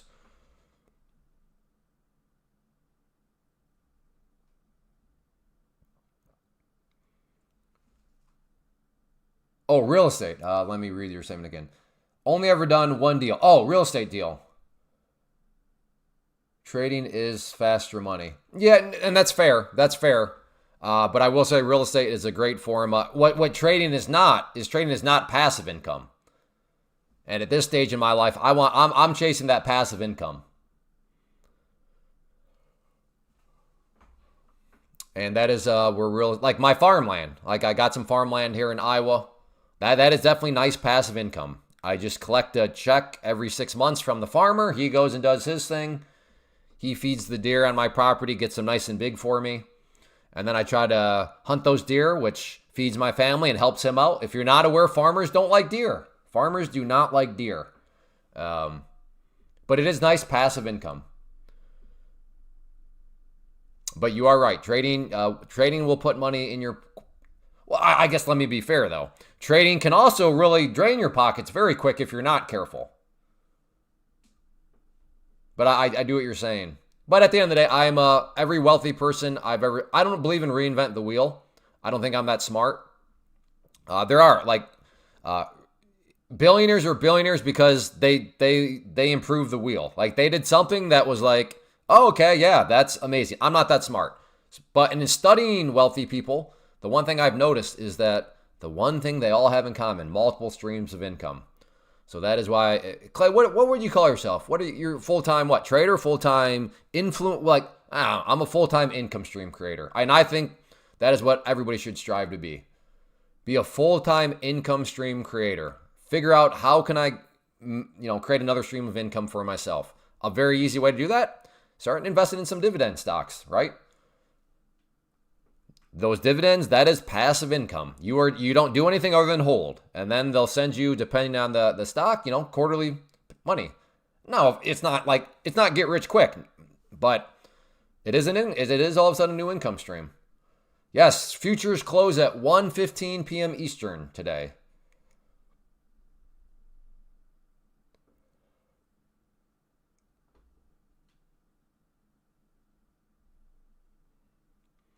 Yes, and to be fair, yeah. I mean, even if you have a rental, that's passive income. And now if you could get a property management company, that makes it very, very passive. Although, like anything, the property management, that means that you are now having some of your cash flow eaten away at because you have the property management company you owe some money to. But it's what is your time worth? If you're like, no, I'll gladly pay them 15% of my profits if it means I have no headaches, if they'll do the screening, if they'll do all that stuff. Thank you, Clay. Well, all right, Radar Trades. Hopefully we'll see you back again. Nice formation here. I'm thinking about it. I'm just waiting. We're talking kind of, I don't want to say random stuff. I think multiple streams of income is an important conversation, but trying to let this 21 EMA get a little bit closer to the price. The further it separates from there, the more and more overextended the price becomes, which always has me leery. So I'm just trying to kind of be patient. To be fair, though, if you're getting long like right now, I'm not there with you, but I see what you're thinking. I would not call that a random thought. I totally understand the logic. But yes, again, futures close at 1:15 p.m. Eastern today, which is, there are going to be people in the world today. I was saying this yesterday. There's no guarantees, but there is one guarantee I will make today. There will be at least one person in the world somewhere that loses a prop account today because they don't know that the market closes at 1:15 and they're going to be in a position. And then they're going to violate the rule because most prop firms have the rule, because prop firms are for day traders that say, hey, at the end of the day, have all your positions closed. But there's going to be somebody, at least one person in the world that does not realize that it's an early close. And then they're going to have an open position. The end of the day is going to arrive, and then they're going to lose the account because they violated that rule. Don't be that person, okay? Remember, be out of have your positions closed. Once more, I'm talking to prop firm traders.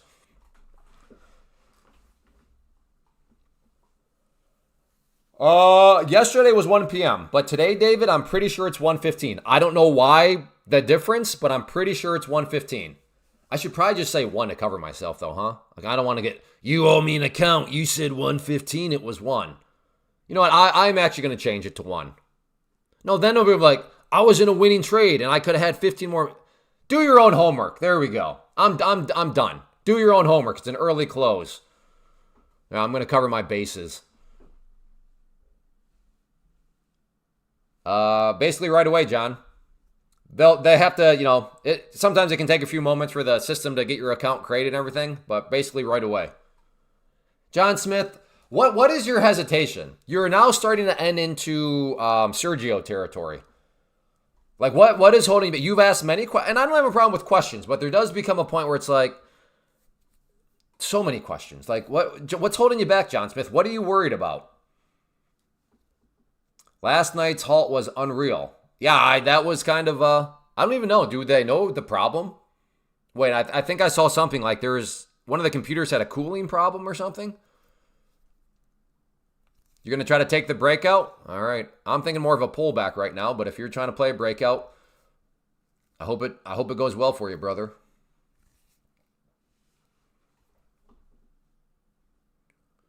Figure they just liquidate and not close the account. Maybe some prop firms do, but I think most of them, that's just a flat out rule violation. Okay, it was a cooling issue.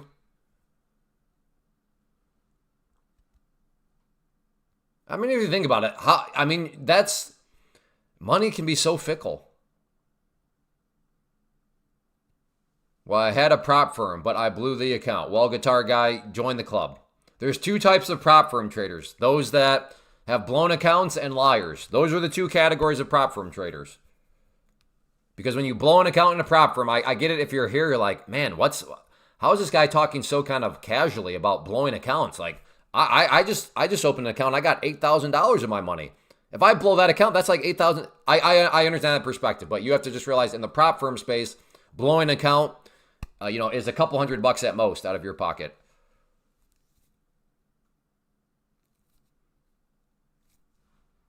No, Lance. It's just what on your first payout. That's the rule for the life of the account. So you could fail 5 times, but if on the 6th time you get a payout, they'll also refund you back the first amount or what you bought the account for.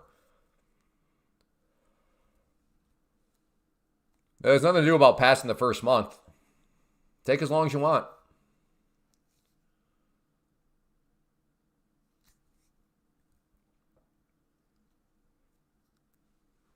Wow, yeah, that's quite a few. I don't know when it closes. I'm done trying to tell people when it closes. Because I don't know. Some people are saying 1:15 Eastern. Other people are saying 1. I don't want to be blamed for people hopping out of trades too early. Or I don't want to be blamed. Do your homework. See, Mike, and I could have sworn it was 1:15. I could have sworn it was 1:15. In fact, I'm going to just...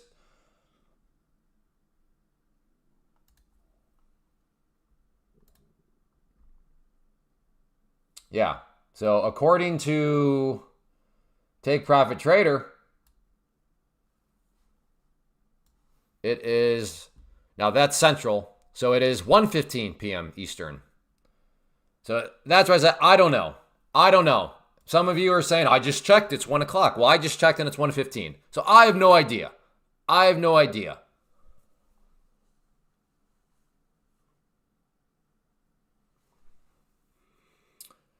Yeah, guitar guy, well, learn from it. And keep on fighting.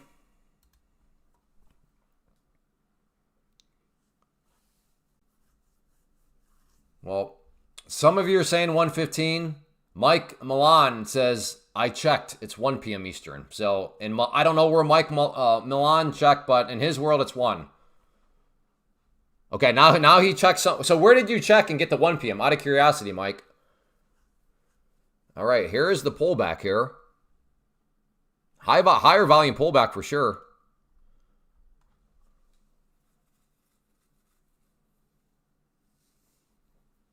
No.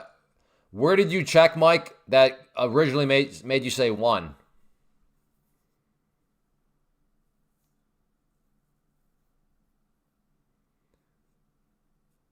Weeble says 1. Do you make money? Not today.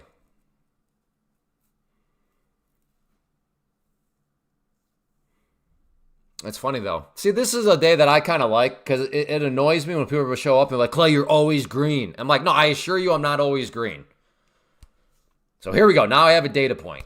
Watch this one. I'm not, I don't know, maybe I'll get green, but right now I'm not green. Am I bearish now? No, I'm still bullish. Clay, you got to get green. Come on. Hey, King Danny, what kind of attitude is that? You should be cheering me on to stay responsible, stay disciplined.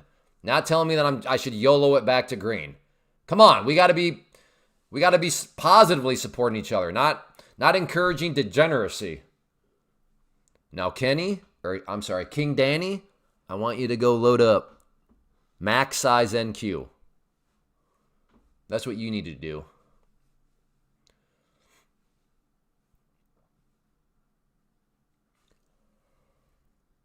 I have FOMO right now. Well, you know what? At least you know that you have FOMO. So that is a step in the right direction. There's no problem having FOMO. The problem becomes if you don't acknowledge you have FOMO and then you act on the FOMO. That is the problem. But to have FOMO and acknowledge you have FOMO, hey, that's what trading's all about. You got to be able to learn how to deal with the voices. I don't think there's any way to eliminate the voices. They're always going to be there. It's just a question of can you identify them and deal with them.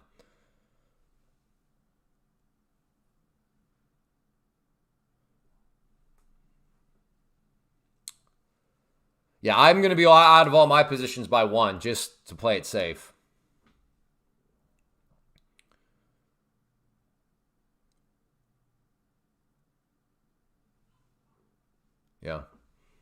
It's funny though. It's just it's just the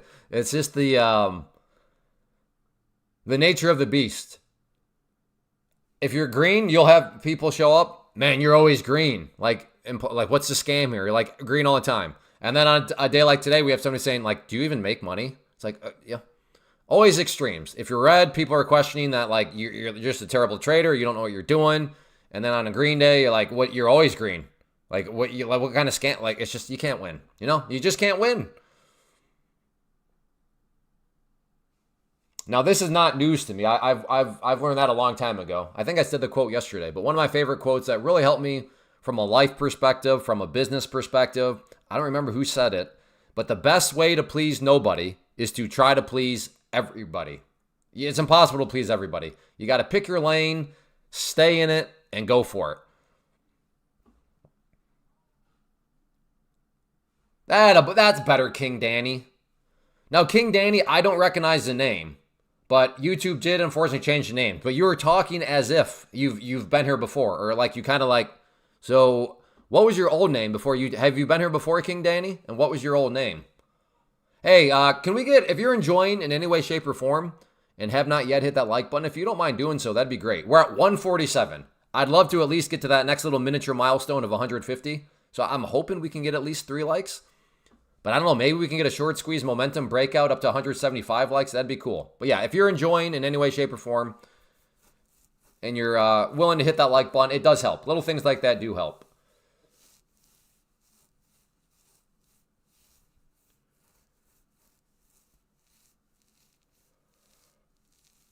I'm sure you have pleased many people back. No. There's always. Okay, I can't talk right now. All right, let's see. I'm gonna try if this thing wants to come back up. Try along here.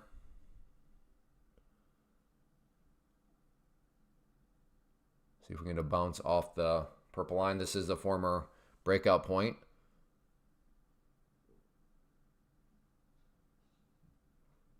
All right, never mind now on that one. Yeah, okay. So this was a good thing of waiting for confirmation because had I just blindly bought there, I'd be, I guess I could, in theory, maybe still be okay. But all right, next area, I'm going to look right here at the VWAP, but I am waiting for confirmation. I'm not going to just blindly buy. Oh, you're new to the stream. All right, Danny. Well, I guess you're just one of those very talkative folks. I would not have. Usually people kind of show up, tiptoe around, but man, you showed up just talking. So you're probably one of those people in real life. You thrive off of going to situations where you don't know anybody, which is the opposite of me. I'm jealous of people like you. The thought of going to like anything, an event where I don't really know anybody, like gives me borderline panic. But I get the impression King Danny's like, oh no, those are great. All right, again, waiting for confirmation, nothing. Maybe next point. In fact, I will blindly buy down here. Maybe that'll be a poor decision, but I'm going to try along down there. We have pivot point. We have the 200 period moving average. We have this former group of lows right here. So maybe I can get some sort of bounce off of right there. Or maybe this thing is just going to massively just crater.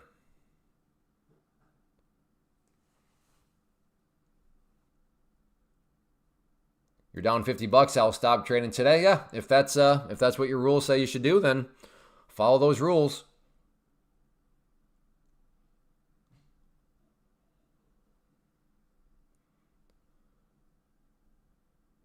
But yeah, again, waiting for confirmation. Saved, definitely losing trade. Maybe would have worked out here. We'll see. Buying at 23. Stop it. Wait, what? Christian, that sounds like a typo. Surely you don't have if my math's right there, 180 point stop. I think you got a typo in there, Christian. Yeah, I think my math is right there. That's yeah, you gotta. Oh, there we go. That makes more sense. A 15 point stop. Okay. That. Night. Yeah. Sorry, I'm talking to my son. Why didn't I short? Because I was thinking this was a bullish pullback. But I was smart enough to at least wait for confirmation because I was a little skeptical. But I did not see any reason to get short when this thing had been going, you know, basically like this. So I just thought it was maybe another one of these, but it wasn't. But again, to my credit, at least I waited for confirmation, which saved me from getting any losing trades.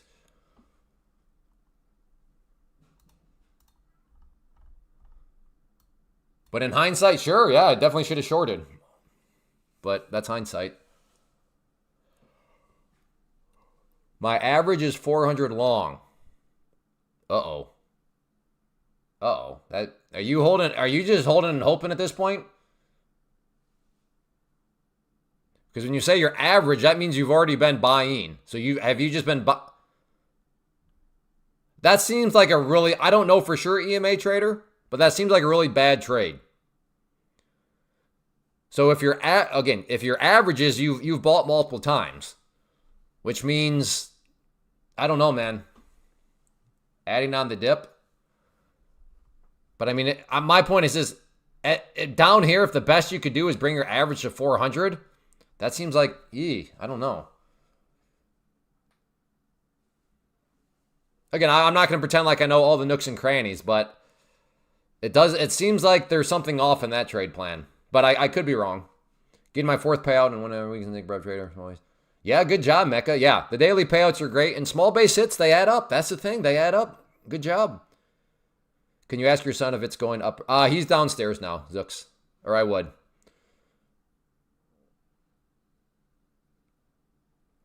Again, I'm still interested in a long.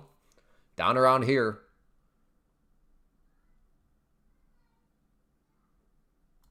I'll throw that order back out there. I love you too, Matty Futures. I love you too. I hope you had a great Thanksgiving. And I say that to all of you. I hope you all had a great Thanksgiving. Blew many accounts from adding to losing the positions. Mike, I'm going to delete that out just because I don't like that firm.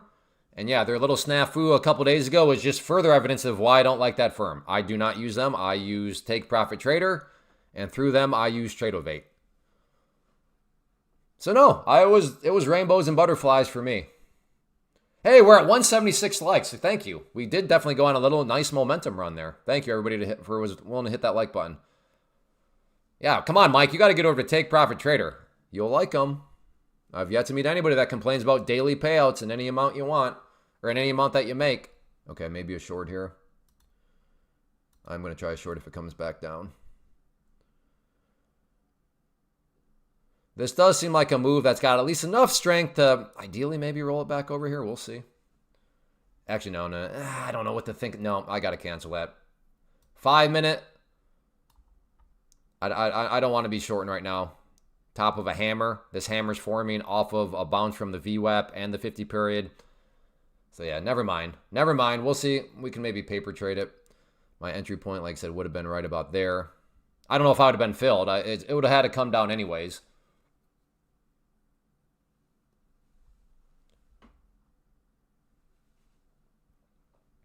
You should be using both, Mike. And the trailing stops anyways. So, but hey, if you want to support the stream, Mike, I do have a code for trade day. So watch this quick plug. If you want to help support the stream, Mike, right there, trade day, code Clay. There you go. That kind of rhymed, didn't it? Maybe a little bit.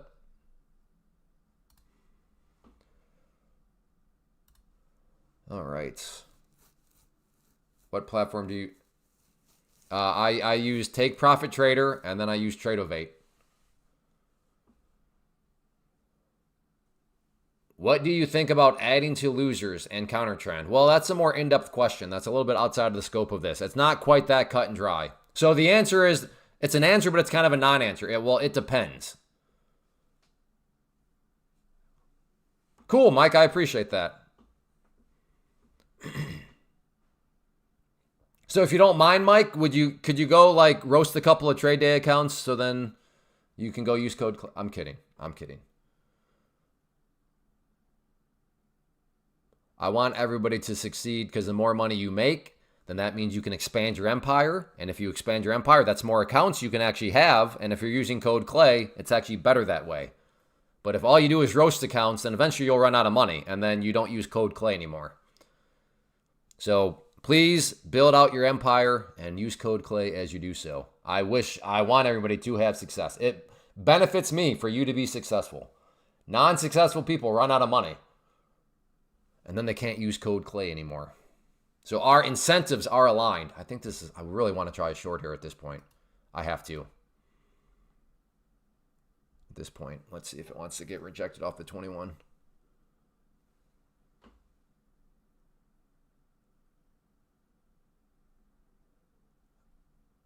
Yeah.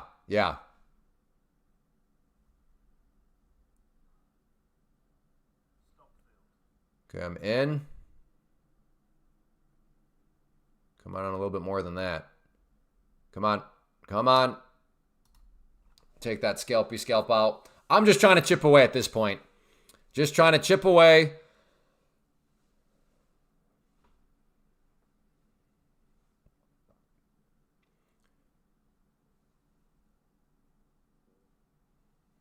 Again, I would argue you have to get Take Profit Trader established first. What is established? You got 5 pro accounts.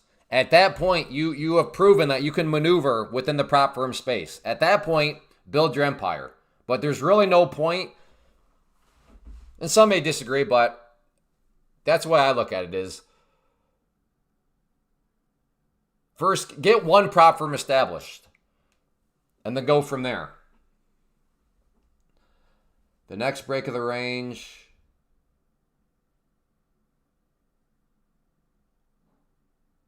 Okay, Kyle. Well, let's do this. I understand where you're coming from.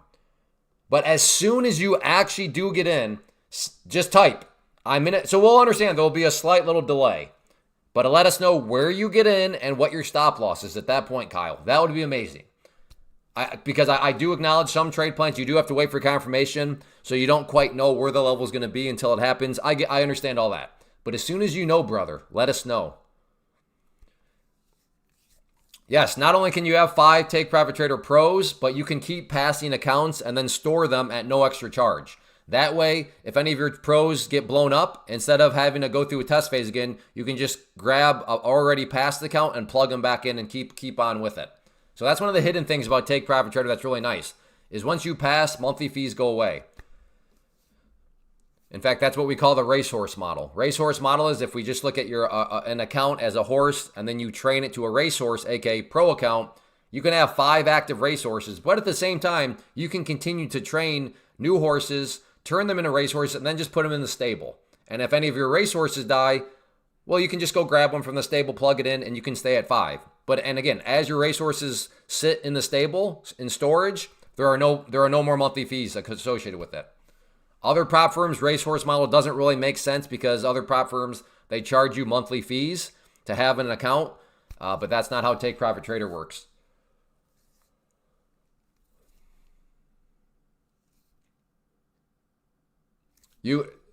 Bazaar zone or Bre1 zone, it's 5. The limit is 5 pro accounts, but you can have as many as you want in backup and waiting at no extra charge.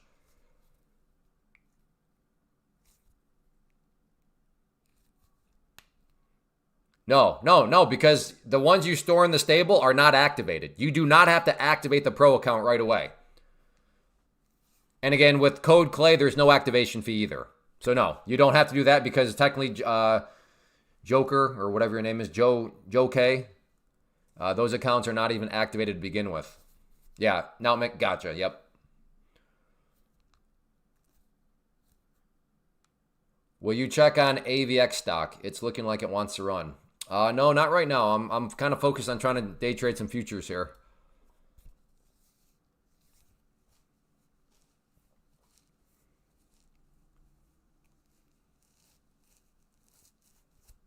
Again, what your accounts in storage are unactivated. Therefore, there's no need to do anything with them because they're not even active accounts anymore, right? Because the way the prop firm works is you have your test, you pass the test, and then you have to activate it to the pro account. Normally $130 activation fee. With code Clay, 0, no activation fee.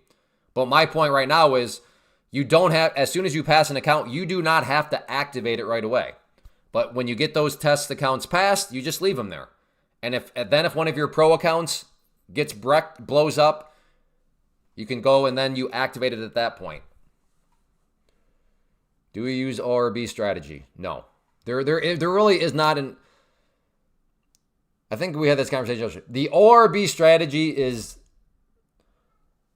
it's very misleading. And I'm not saying this is what you're doing, Charlie, but trading does not need to be rocket science. It doesn't. But it's not as easy as an ORB strategy. Now, I don't know how Charlie's defining the ORB strategy, but I have come across people that think, well, I'm just going to do the 15-minute orb. Meaning, okay, let's wait 15 minutes to go by. Let's map out our high, our low, buy the breakout, short the breakdown. I wish I could say trading was that easy. I wish I could say that's all you had to do to be consistently profitable, is just do that. But it is more complicated than that. Again, you don't have to make it rocket science, but it is going to need to be a little bit more in-depth than that. Again, Charlie, I'm not saying that that's what you're doing, but yeah, it does take more than that. Now, if the 50-minute ORB is kind of like a foundation and you build a strategy on top of it, cool. That's different. But please don't think that that strategy is all you have to do. And like, hey, that's it. I'm going to be successful if only it were that easy.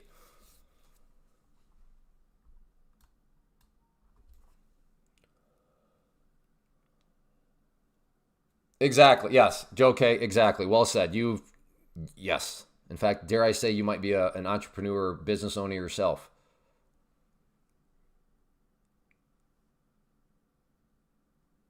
Well, thank you, MJ Trades. I appreciate your willingness to feed some hungry kids. If you use code CLAY, you feed hungry kids. I have 6 kids, and they are hungry, and groceries are expensive. So code CLAY does literally feed hungry kids.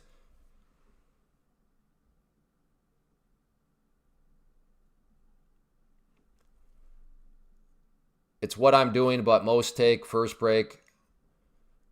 Second or third is usually the run. Yes, that's my point. Usually the run. But I guarantee you, Kyle, there's more to it than just that. Like, you're doing more than just... Or I guess I don't know, Kyle. But, like, yeah, unfortunately, the ORB... It's... Again, it's overrated if you think... Or, I mean, it's a flat-out scam. If all you think it is this... If you're like, okay, 15-minute, high, low, buy. If it breaks, short of... Like, at that point, you have deceived yourself. You have deceived yourself into thinking trading is way easier than it actually is. But if this is just a framework for you to build from and you're putting in other components, that's a much different situation.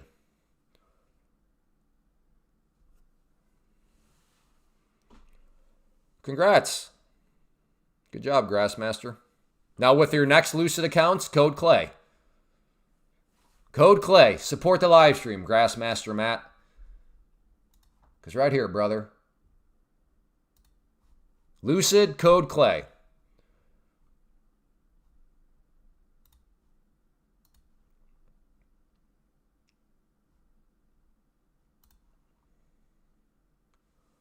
All right, sounds good, Grassmaster. What is your opinion on order flow? If it works for you, go for it.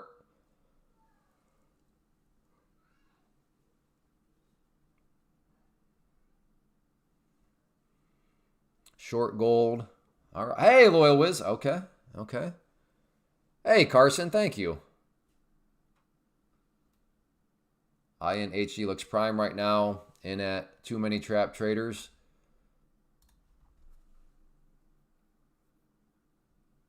Yeah, the problem with that though is, like,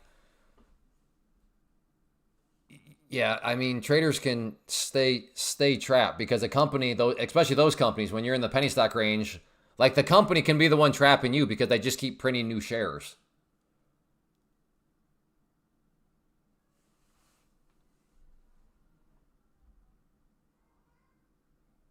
Again, Matt, my point is, okay, that's fine. I'm glad you like them. But again, I am operating under the premise of this live stream that people are new to prop firms. Like, I am trying to convince people, hey, day trading penny stocks, day trading options is stupid. I have a better way. It's called Pam's Plan, day trading futures through a prop firm. So that is what that is the assumption I'm making. So for the person that's like, okay, Clay, I'm convinced. What I don't want to do is then throw 14 different prop firms at them. I want to throw one prop firm at them because I don't want to overwhelm them. And with Take Profit Traders, very clean set of rules, I believe that is going to give them the best taste in their mouth. Because when you start to get into consistency rules and scaling rules and scalping rules and all these other rules, it can be like, wait, what? But Take Profit Trader, they have such a clean set of rules, it's going to give a beginner, the best impression. So that's why I tend to delete out when people are talking about other prop firms, because again, I'm under the assumption that, in fact, that is the goal of the live stream. I don't care what you think about me as a trader. I'm not here to prove myself as a trader. I don't care. But I am here. I am here to talk about Pam's Plan because it's a good idea. And so far, it's an undefeated argument because it's based in math. But the cool thing about being able to share good ideas with people, and when people come and say thank you for telling me about it, that feels really good. But I'm not going to sit here and play and act like I'm a saint. The other nice thing about it is if you use code CLAY, then you're getting a good idea, but I'm making a little money from the good idea. Seems like a good win-win for everybody. But yes, that is at the core, as I've said from day one. The literal reason for the live stream is to make people aware of Pam's Plan. And I've discovered that just by trading futures, that's a good way to do it. So again, under that framework, I don't have anything against those other prop firms. Again, I have codes with them, but if I'm operating under the assumption that we have beginners here that are just now being convinced on the power of day trading futures through a prop firm, I don't want to overwhelm that crowd of people, which the quickest way to do that is to convince them of prop firms and then throw 15 different prop firms at them. All have varying different rules. Can I take a look at the chart? You did do a super chat. Do I not? I don't even have Webull open right now. All right, give me a second.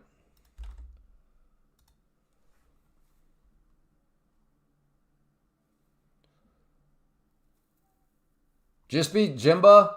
Just be aggressive. Just be aggressive in your profits. Don't sit there and go for home run trades. When you're getting profits, take them. What did you say? INHD? Oh, brother. Dude, what are you doing here, man? This chart looks like utter garbage. I mean, no, I thank you for the super chats and all that, but this is, yeah, you got dumped. I don't know when did you buy? Yeah, no, there's nothing. Yeah. Yeah, where'd you buy at? Hey, Matt, man.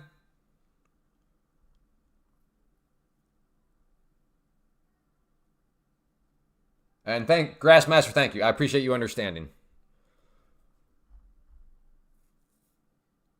I'm $800 away from passing. How do I not blow it? The same way you got by, I guess, managing the risk, you say the same way you've been.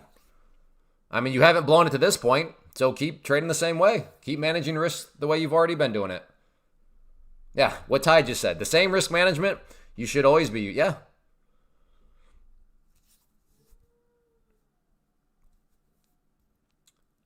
Hey, we're at 201 likes. Awesome. Always fun to hit that 200 like mark. Thank you to everybody that has hit the like button. It warms my heart.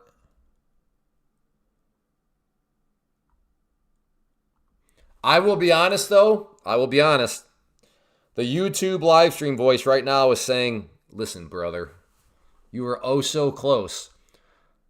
That 1 point, brother, that was, what was it, minus 465 after that first trade when you bought the dip that actually wasn't a dip. Load up with the NQs and let's get that back to green. That is the voice that I'm currently battling right now. I'm in at 20 cents.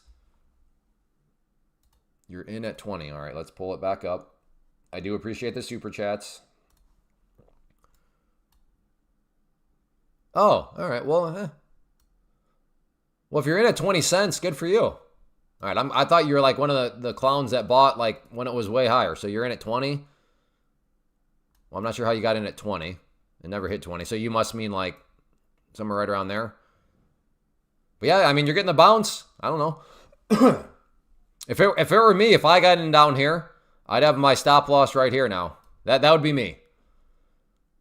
And then I'd probably be scattering out some orders and scaling out as it goes in my favor. I don't know if you agree with that, but that's, if it were me, that's what I would be doing. I would have my stop loss right here. Again, assuming, if I'm understanding right, you got in down around here somewhere. So to give you some credit, credit's due. Good. I mean, I don't know why you're bothering with these sorts of penny stocks. You should be doing futures through a prop firm, but there you go. See, Orville, that's a disgusting move on your part. Like, you should be saying, Clay, don't do that. Don't do that. Instead, you're like, dude, YOLO and tilt. I need people to talk me off the ledge. Here we have Orville trying to get me to jump off that ledge. Take Private Trader, Black Friday works on account after. Yes, it's attached to the account. For the life of the account, Mecca, you don't have to get a payout on your first try in order for them to refund it back. So with the Take Private Trader deal right now, super good one. The way it works is this, you buy, so if you go to the 50K and then you pass and then you qualify for a payout, they will, so let's just say your payout is $300. Not only will they send you $300, but they'll also send you $119 on top of the $300, because that is what you bought on the account. So that is the current, so in theory, if you buy the account and then on the first try you pass and get a payout, well then you'll have a totally free account because you'll have everything refunded back to you. But you don't have to. If it takes you a couple times to pass and get a payout, they'll, you know, for the life of the account, they'll still refund you back this initial amount. So, really solid deal. Well, there's no consistency rule either on the take profit. So in other words, you're just trying to YOLO then, Guitar Guy. The only people that have a problem with the consistency rule on Take Profit Trader are those that want to YOLO. Because the one rule on Take Profit Trader during the, again, this is only during the test phase, is you can only make 50% of the target. So the target to pass is $3,000, meaning in a single day, only allowed to make $1,500. And they do that because they don't want you to load up, YOLO, get lucky, and say, hey, I passed. It's like, well, no, you kind of just got lucky. But again, after you pass the test and get to the pro account, you can make as much as you want in a day. But that's why I say, Guitar Guy, the only person that would be upset about that rule is like you just wanting to show up YOLO and try to, you know, swing big and pass. Like, so maybe that's more your problem, Guitar Guy, is you're just like a go big or go home kind of just. I don't even know if that's necessarily trading per se. That just seems like kind of flat out gambling. Brian, for TBT sale right now, if I were to reset, will it be? It'll be 100. Yeah, the 100 is just always the universal reset. Yeah. All right, sounds good, Kyle. The Elevate Life. Hey, good to see ya. Carson, Bill Kaiser on the bottom. Yeah, Carson, you should really think about day trading futures. Day trading futures, just futures in general, add up so much quicker than penny stocks. I know, yeah, but Clay, penny stocks can move like 4,000%. I know that, but I'm telling you, the math is still in prop firms' favor. In fact, that is my favorite math to do. I love when, especially when they're arrogant. That makes it so much sweeter, if I'm being honest. When the arrogant, like low float, small cap, you know, stock trader shows up and they're like, oh yeah, my best trade is $40,000. I'm like, yeah, give me the numbers on that. And then they give me like their position size, how much it had to move. And every single time, like they could have made more money with less risk and needing less movement if they were just doing futures through a prop firm. So, but that is, again, that is the point of the live stream. Because I get it. To be fair, 5 years ago, before the invention of micros and then prop firms, it made sense for the low floats, for the penny stocks, because you needed something explosive to grow your account so you could get over the pattern day trader rule and all that. Like that sort of stuff made sense. But the invention of the micros in the world of futures, truly, truly game-changing to the world of day trading. And then prop firms just added that much more, credibility to it. And again, this is not an opinion.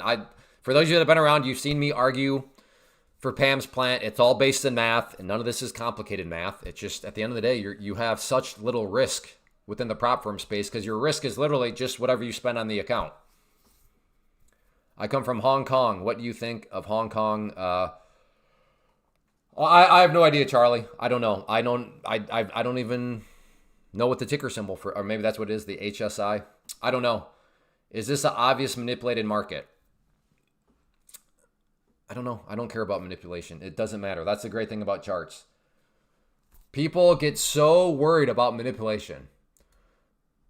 And it's like, it does not, that manipulation, algorithms, AI, it proves the power of charts. So for example, let's just say, for example, Pam's plan is named after your wife. No, it's just named after what I could come up with to convey the argument.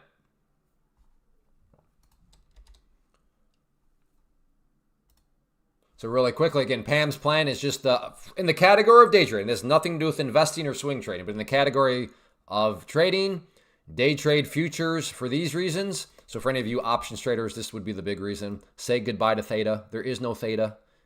Now they are contract, but there's no theta. But anyway, so this is the reasons why you should day trade futures, and then this is why you should do it through a prop firm. So Pam's plan, undefeated argument. Nobody's been able to tell me how what they're doing is better than Pam's plan. Because it's a really hard thing to defeat because it's all based in just math, and the math is very basic, so people understand it and see it. They're like, oh yeah, that does make way more sense. And like I said, the easiest defeater, if you're a day trader of options, is just simply, wouldn't it be nice to not have to deal with theta? And as I mentioned earlier, if you're a day trader of options, you're like, what's theta? That's such a huge red flag. You don't even understand how big of a red flag that is, that you are day trading options and you don't know what theta is. But with futures, there is no theta. And that's why I'm at essentially a 100% win rate. Everybody that's been a part of the live stream that has day traded options, so far everybody has come back and said, Clay, thank you so much for telling me about Pam's plan. Because man, it is so nice not to have to worry about theta.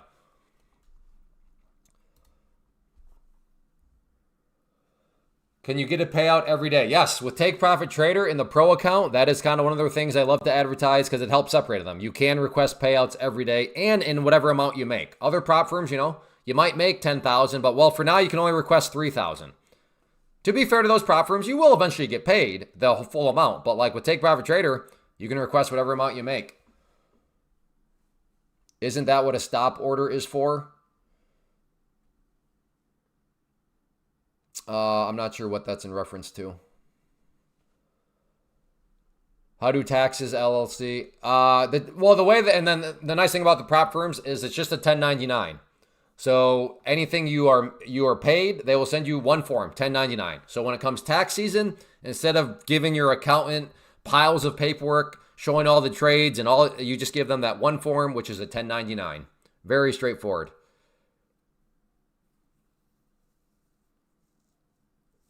Any more trades today? I don't know, King Danny.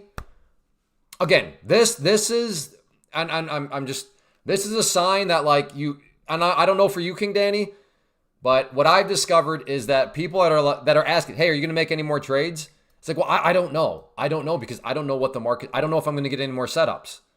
But sometimes people are like, well, I want to make 10 trades and they're at 7. So they're like, therefore I know I'm going to make 3 more trades. But what happens if you don't get any more setups? Same with profit targets. I want to make $100 a day. I want to make $1,000 a day. So let's just say you get to 1,000. So you're done. Or you get to 10 trades. So you're done. And then let's say you watch 5 A+ setups pass you by. But you don't take them. Why don't you take them? Well, because I hit my profit target. I'm done. Now think about it. The next day comes along. You're back to 0. Whether that's 0 trades or $0. And then let's say the best you ever get that day are B+ setups. Think about what you've done. You've just forced yourself to take not good quality setups. You've passed by good quality setups, but now you're taking less quality, all in the name of some profit target. So my personal approach to the market is take good trades. Take good setups. What is a good setup? Well, that will be dictated by the rules of your strategy. So some days, if that means I'm taking 4,000 trades because I had 4,000 good setups, great. Other days, maybe I'm taking 4 trades because I had 4 good setups. But I argue focus on setups. Focus on nothing else. Because if you just stop trading because you hit a number, that means maybe the next day you're being forced to trade really poor setups because that's the best the market gives you. But you got to hit those targets. So I have no idea if I'm going to take any more trades because I don't know if there's going to be any more good setups.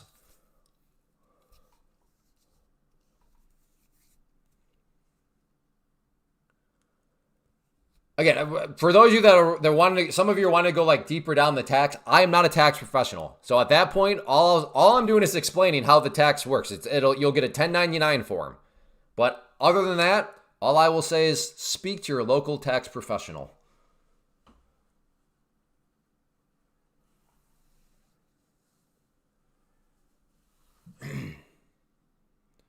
I do not copy trade. I have a little bit. I'll get there. I'm not in any rush though.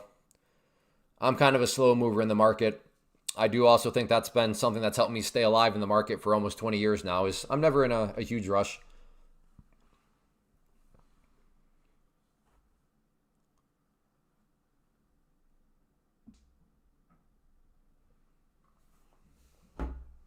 Yeah, that is exactly what Orville said, is another way where prop accounts, again, with the prop accounts, you're going to have multiple accounts. So if you do hit a goal in that account, and then you see another A plus setup, but you're like, well, I don't want to lose anything in that account because I've hit a goal with it. Cool. Well, just take that A plus setup with another account that you can have. That's the whole point of multiple accounts. So diversification. So yeah, good point there, Orville. I don't know. I don't know how many years. Hey, Clay, when did you get profitable? Unfortunately, it doesn't work like a weight loss goal, right? I want to lose 100 pounds. That's a very cut and dry thing. You step on a scale one day and you're down 100 pounds. You can like mark it off on the calendar. It was on this day. Therefore, you know how long. But trading, becoming like profitable does not work that way. Because there are many cases, and I don't know, give me a 5. Give me a 5 in the chat if you've been here before. I have. You think you're profitable. You think you figured it out. But then the market eventually hits you in the face with a sledgehammer and it's like, no. So I'll give a 5. Has anybody else ever been there where you think you are profitable and then the market serves you up some humble pie and they're like, no. Anybody ever been there, or is it just me? Okay, I got a couple other 5s. Okay, well, there's a few of us, I guess.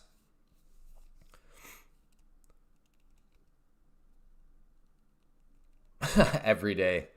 So my point is, it's not a clean-cut answer. Oh, crap, you're right. Yeah, you are right. Yeah, market closes in 59 minutes. Thank you. Best bang for your buck account? Okay, Brian, good question. So the best bang for your buck, I would argue, is the 150. How so? Well, we have to operate under this assumption. You're going to blow accounts, right? That's just part of it. Doesn't make you a bad trade. That's just part of prop firm trading, is you will blow accounts. So under that assumption, and then knowing how take profit trader works, is you can reset an account for $100. That is across the board.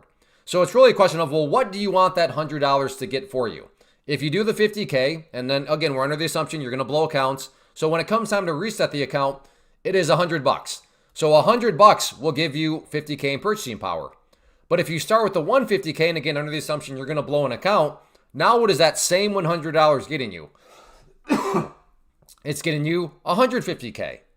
So from the best bang for your buck point of view, I would say the 150K, given that it's 100,000, or not, no, it's not 100,000. It's $100 to reset any of these. No matter the account, it is $100 to reset. So from that angle, if it were me and I want the best bang for my buck, well, I want my $100. I don't want the same $100 to get me 25K in purchasing power. I want the $100 to get me 150K in purchasing power. I'm not saying that's how you have to think about it, but per Brian's kind of premise of the question, what's the best bang for your buck? That's how I would answer that one from that understanding.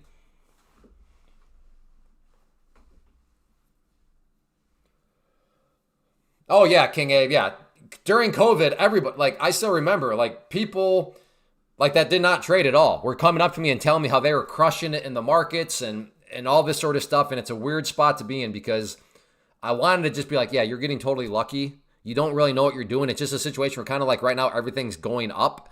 But I mean, you don't tell that to people, because then you just come across as a hater. You're just jealous, blah, blah, blah. And then, yeah, long story short, I don't hear from any of those people anymore. They're not letting me know about other trading gains, because then the market went kind of back to normal, where you have to actually know risk management and everything just doesn't go straight up. So once skill was once more required, yeah. MJ. Well, good, MJ Trades. Glad you're enjoying. That's why I like to do it on holidays, I'm discovering, because a lot of other live streamers take days like this off. Fair enough. But I'm like, then I can maybe bring in some new people and they can kind of see if they're learning or not. So, and that's good. Yeah, 2008. Yeah, 2008, 2009. That was when I got into real estate investing. So that was, I mean, I'm going to give myself, yeah. Did it kind of, was I kind of just happened to be in the right place at the right time? Yes. But if you remember back then, the media would have made you think that real estate was the worst thing ever. What are you doing? Blood in the streets, because there was. Everything's falling apart, because it kind of was. But I was like, all this negativity seems like a good time to be buying. So that is actually when I built my real estate portfolio, was back then. So I am a little behind on my stock investing, but that's because I back then it seemed like the better investment kind of what was real estate. And like I said, it's real estate's has done well.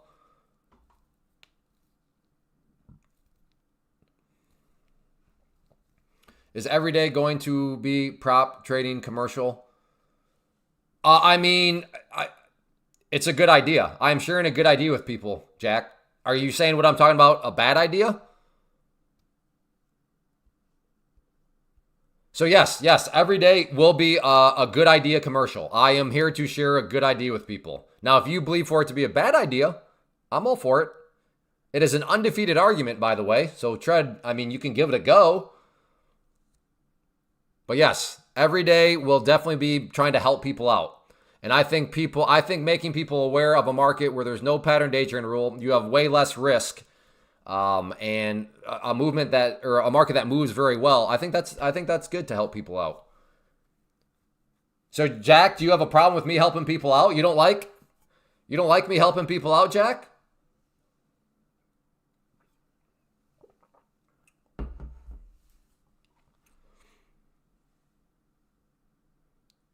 Can you flash your prop firm? Yeah. I'd love to do that. It's going to make Jack upset, but you asked for it, so there you go. Like I said, I think King of the Mountain is take profit trader, whether you're a beginner or experienced prop firm trader. But if you're experienced and you're just looking to support the live stream and you're wondering, what other prop firms I have codes with, there you go. But thank you for asking, JT. I know that's going to get Jack a little upset. But I want to hear what Jack has to say. I think Jack seems to have a problem with me sharing a good idea with people. I thought sharing a good idea and helping people out was a good thing. I thought I was being noble. But now Jack is just silent. I don't know. Where'd Jack go?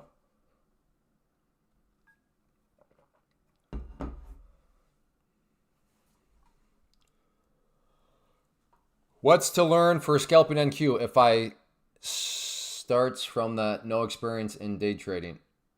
Well, yeah, with anything, you just got to learn. Here, Charlie, here. What should you do? It sounds like you're pretty new. So here's a free class next week. So if you're a beginner or a struggling trader, I'd say get signed up for this. Now, if you're a battle-hardened veteran with a rock-solid strategy, you're welcome to attend. I don't know if you're really going to get anything from it. Just doesn't fit his narrative. I'm not sure what that's in regards to. Forgot the market was open today. Came in, made a quick 200. Hey, good job. I'm now 400 away from passing. Good job. I believe in your idea. So again, that doesn't really address. So then why do you have a problem? Sounds like you think it's a good idea, Jack. Why is that why are you seemingly poking fun that I'm trying to make other people aware of what you seemingly agree is a good idea?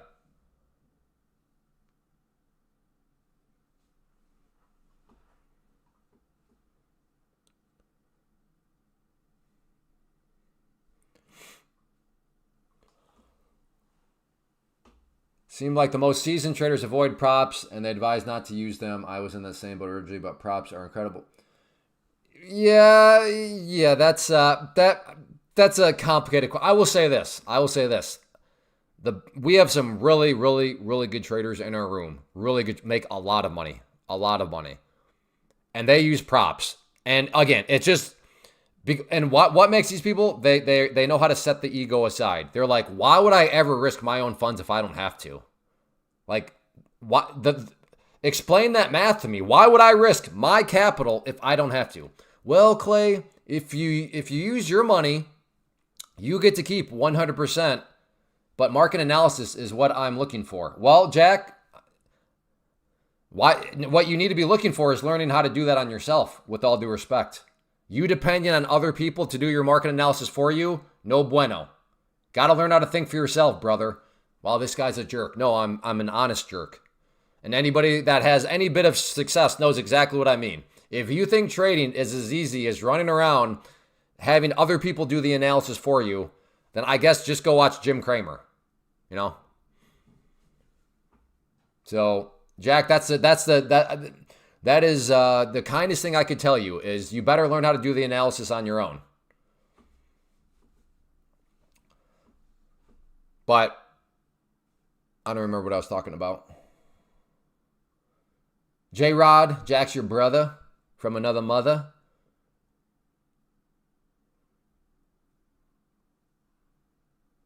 I'm just trying to help Jack out. I'm here for the analysis, which means you don't know how to do. So the built-in implication of that is you don't know how to do your own analysis.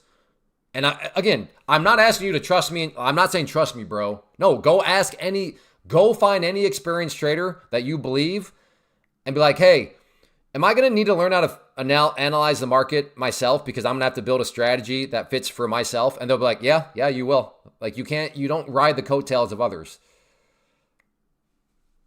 Again, don't trust me. I'm not asking you to just trust me, bro. Go find a trader you trust and be like, yeah, I'm just my strategies. I'm going to depend on others to do the analysis for me. That's not how trading works.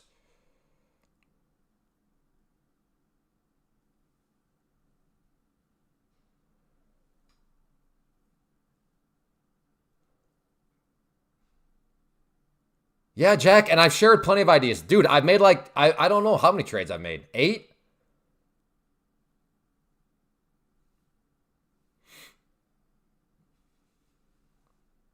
And if you want to define honesty as brutal honesty as being arrogant, then I guess I'm arrogant per that definition.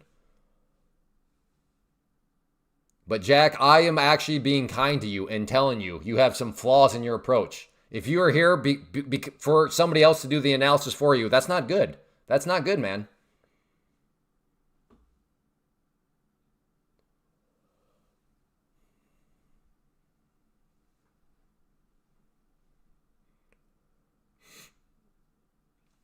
Maybe a short up here. I'm still kind of watching if it wants to putz around. This white line is the high of the day, which, last time up here, it did reject the price. Now, I'm not looking for any sort of big rollover like that, but if it wants to putz up here a little bit more, maybe get some sort of rollover. You can just put the stop up over there. But like I said, for me, I'm just kind of shooting the breeze while we wait to see how that all plays out. Trying to help some people while that person's, you're so arrogant. Which, by the way, is an ad hominem. Like, you're not attacking my idea. I think you realize the idea is right. So instead of just addressing the idea that, oh yeah, I probably should do the analysis, you're attacking me, the ad hominem fallacy, via just saying that I'm arrogant, which is irrelevant. Let's say I am, I'll adopt it. Let's say I am arrogant. What does that have to do with the fact that you have a bad strategy right now, depending on other people? I literally just gave an analysis. I just walked you through what I was looking at. Folks, I am a flawed human being. I really do try my best. I need to get better at being patient. But did I not just explain what I was looking for? Okay, in my mind, I thought I just explained what I was looking for and what I was waiting for. Is that true? Give me a 5. And I'm being dead serious. If it's not true, in my mind, I thought I literally just did do that. I could have sworn I just went over what I was looking at, what I was kind of waiting for. Did I not just do that? I could have sworn I just did that. Okay, two of you said I did. I don't know. Maybe I didn't.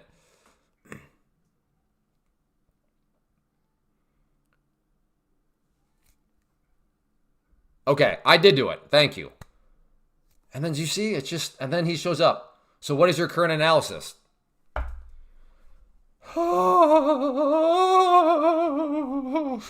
Again, I'm a flawed human being, but good grief.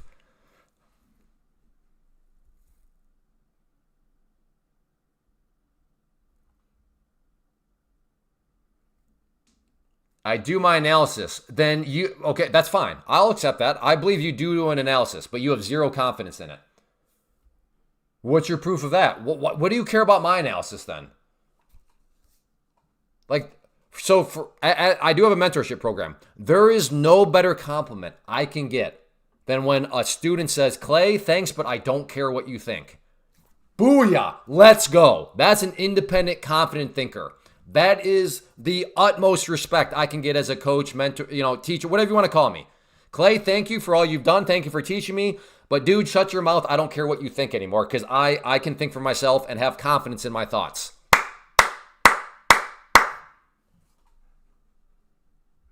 That's what it's all about right there. So, fine, Jack, do your analysis. There's still a problem. You clearly have no confidence in the analysis you're doing. So my original point stands.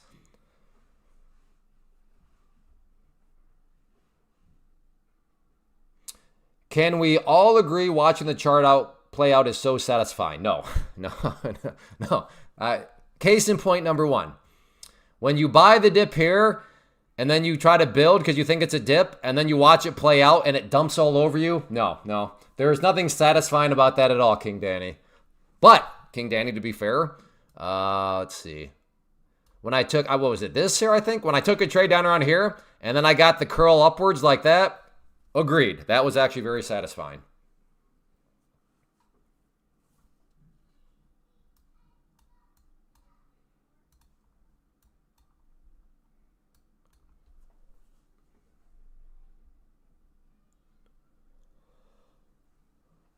Do I use, yeah, sometimes I use mental stops. Yep.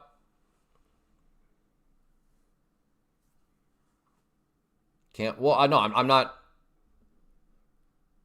not blaming anybody. I'm just saying, like, watching a chart play out, it can be satisfying. It can also be very torturous. That's all I was trying to convey.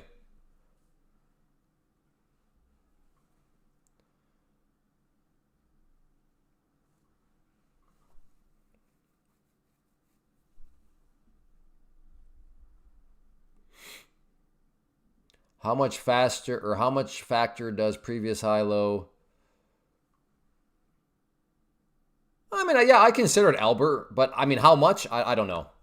Like I consider it, but like I can't sit and be like it has a 23.8% influence. I don't have it fine tuned that much, Albert. But yeah, no, I definitely consider it.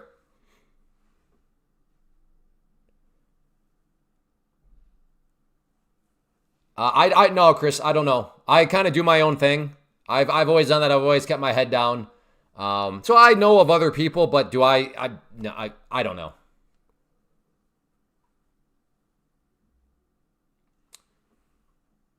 No, I use Take Profit Trader.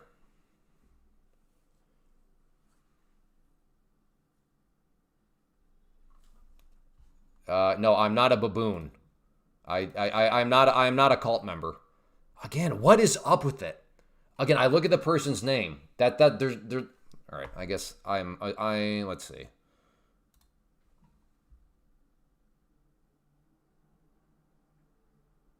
Akash Katak. Okay, yeah. I highly doubt. I don't So my theory is this. The one cult out there. It seems like it's made up of foreigners or just young kids. And now we have like the most recent example. Like I'm pretty sure, but I don't even know how to pronounce your name, so that's fine. I'm just saying, it seems like you're probably not in America. Yet you're asking about the cult. What is it? Why is it attractive? The cult. Why is it attractive to seemingly foreigners and then young? I mean, I get the young person thing. Like fine, young impressionable minds. That one's understandable. But like, why is it filled with like foreigners? Like, is it something like their cultures make them more susceptible? I don't know. I am completely just shooting the breeze. Forsake your wife and kids and stream. No.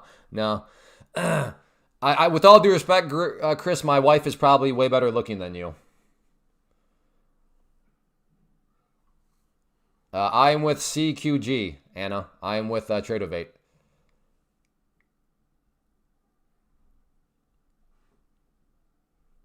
Hey, VWAP Power, I'm gonna ask you to do something for me.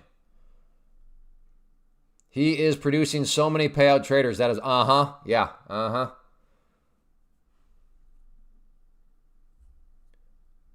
Cult member 101. He is. No, I'm pretty sure the traders that are thinking for themselves and being disciplined for themselves, I'm pretty sure they're doing it. The mere fact you say that he's doing it, what? I mean, all right, I'm not going to go down the rabbit hole with this cult member. No, there's nothing to enlighten. You are full blown drunk on the Kool-Aid. So enjoy the Kool-Aid.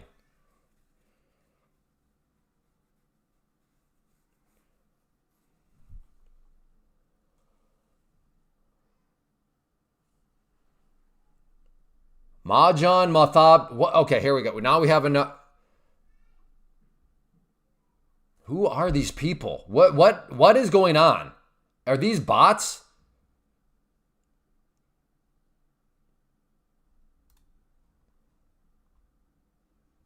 Yes, another one. Just what is going on? The theory continue. Why? Why is that cult? Like, what is so attractive to the foreigners about that cult? I don't get it. And I'm not, like, I do realize I like to joke around, have a good time. But, like, right now, I don't understand. Like, does anybody, like, know? Does anybody have any theories?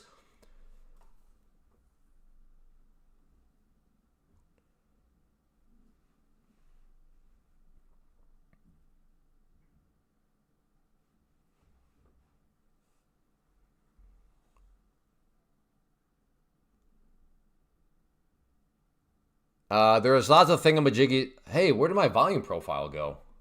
What in the world?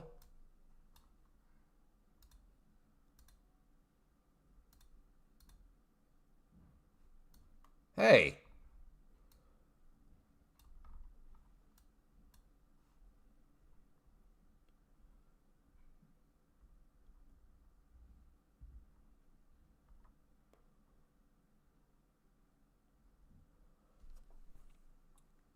Oh, I missed. If futures don't have Greeks, then what are the pros to trading options? I mean, options are attractive because you can put like a little bit of money, and if you're right and they explode, I mean, you can get hundreds of percentages, if not thousands. So that like attracts people, but there's nothing consistent about that. That's just straight, completely degenerate gambling. So in other words, like options are not actually designed to day trade and go long. They're designed for hedging. They're designed for, they're not designed for, now the potential is there, but like that's not actually what they're designed for per se. Clay, do you have to pass any account? No, the minimum to pass is 5. So it's a 5-day minimum test. You can take as long as you want to pass. I always say aim to pass within 1 month though, so that you don't have to pay that fee anymore. Now, options at the end of the day are for hedging. That is their actual function is to hedge positions. So even like going long, like I'm going to buy this option and then, now that it's a little bit different within swinging. Don't get me wrong. But yeah. What will December look like? I have no idea, man. I am a day trader. I'm on the 2-minute time frame right now. I'm just trying to figure out where the price might want to go in the next 10 minutes. Let alone where it's going to be in December. I realize we're almost to December. But in other words, we're like, where do you think this is going to close out? It's like, well, I don't know. That question means like I care about where the price is going to be 3 hours from now. I don't. Some people do, and that's fine. But that's just not my strategy.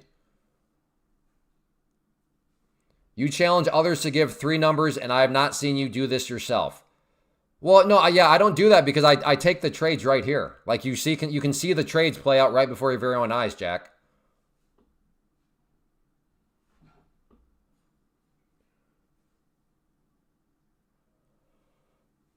Oh, good. I'm glad you're still. I did miss it. I did miss it, Juan. I'm glad I glanced back up there.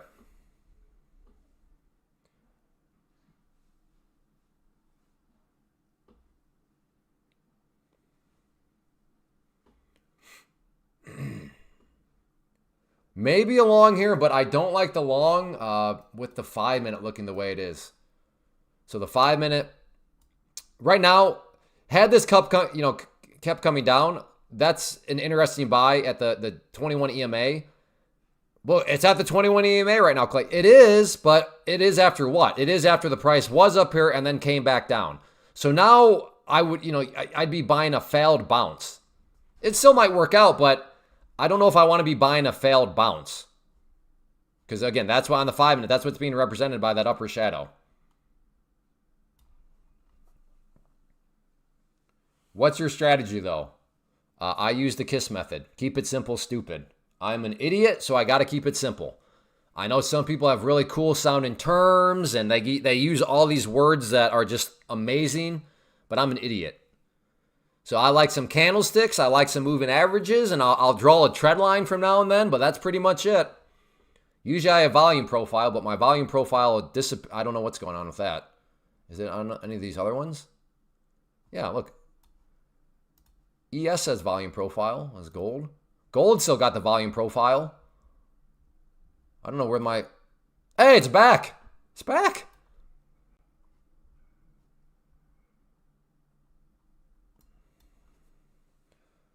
Thank you. Yes, market closes in... I'm going to be out of my trades by 1 p.m.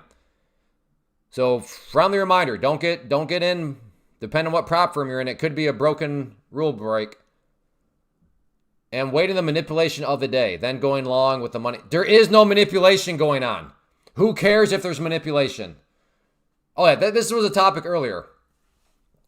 Some of you are, I get why, because there's a certain somebody that is brainwashing vast swaths of people.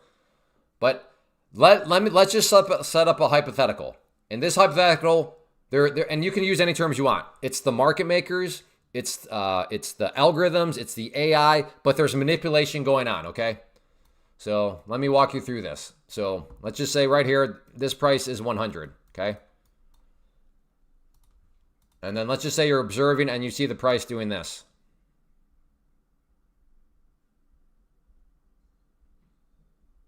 Okay. What is the manipulation? Again, that's 100. The 100 is just the price level, 100. Blue line represents the price. The claim is the price is being manipulated. So whether you want to say it's the market makers manipulating it, or an algorithm manipulating it, or AI manipulating it, or this a little grandma manipulating it, what is the manipulation? In my little hypothetical, what is the manipulation? Who cares about who's manipulating? Because as traders, we just need to know what the manipulation is. So can anybody tell me what the manipulation is looking at my little hypothetical here?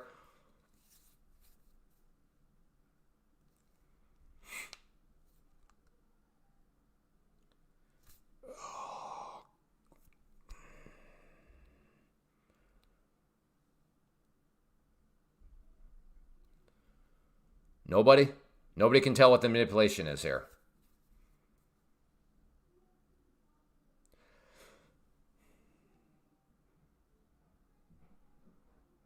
Okay. The manipulation is this. In my mind, at least, it looks like the manipulation, the script, the code, the market makers, whatever, they're buying at 100. That would be my conclusion. If there's manipulation, it looks like the manipulation is don't let it drop below 100. Is that fair? Does anybody else see that? Again, who is manipulating? Irrelevant. But in my mind, it looks like the manipulation is don't let the price drop below 100. Does anybody else see that, or am I just a total baboon? Does anybody else see the manipulation being don't let the price drop below 100?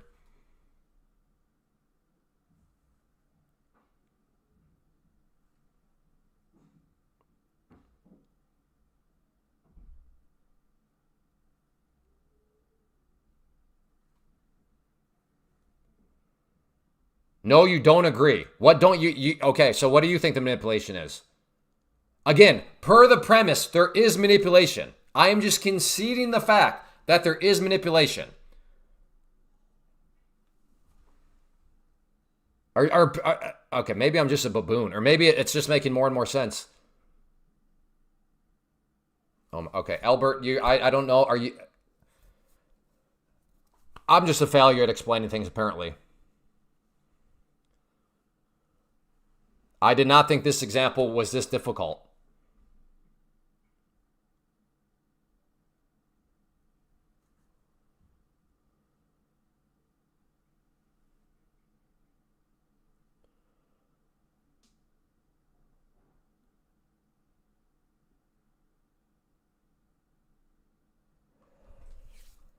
Yeah. Okay. Never mind. So I was going to say this. I'm not saying this is how I would approach it, but this is how my mind would work. Again, I'll just concede that manipulation exists. I would say, oh, it's looking like the manipulation is they're not letting the price drop below 100. No, there's not making believe. Like that is what's happening, Tim. That is what's literally going on. That's what's happened many times before.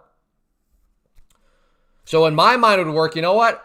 So I'm going to try to make money from the manipulation.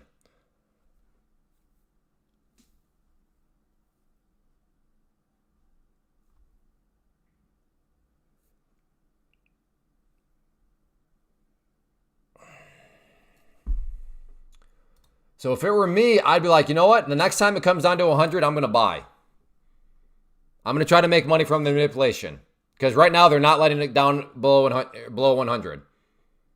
So I'm buying at 100. That's what I would do with this manipulation. But maybe I'm just a total dent. But that's why I'm not worried about manipulation. The point being, the chart exposes the manipulation. Because in this situation, if the market makers had a meeting and they're like, "Mwahaha, let's not let the price below 100. Let's manipulate the price in a way where it keeps bouncing off 100. Mwahaha." I'm like, okay, well, that's going to show up in the chart, and I'll just buy at like 101.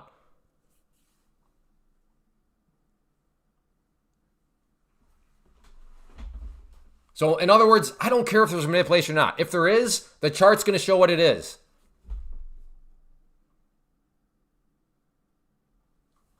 Are you a dent right now, Albert? You're the one that must be trolling. It's not hard, folks. Some of you are so like, you have such a victim mentality that everybody's out to get you. Well, if I buy at 100, they're going to drop it slightly below. Like everybody's always constantly out to get some of you. Constantly. Like all you've done is you've brought that into trading. The market makers are out to get me. The algorithms are out. Everybody's out to get you. Goodness.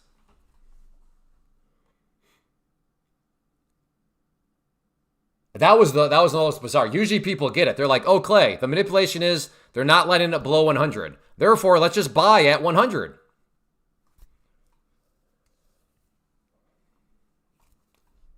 Yeah, you know what, JMBA, what would really is if the leader of that group actually did a competition instead of hindsight, instead of armchair quarterbacking, annotating charts in hindsight, which have been proven to be false many times before.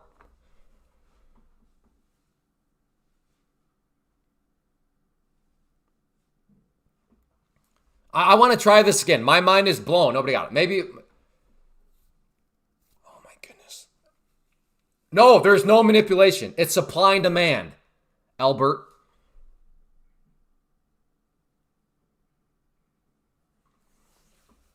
You mean fake breakdowns? If you believe that there's like an evil person that is doing a liquidity sweep, no. But yeah, do fake breakdowns happen? Yes, supply and demand. Then you did not listen, Albert. You did not listen.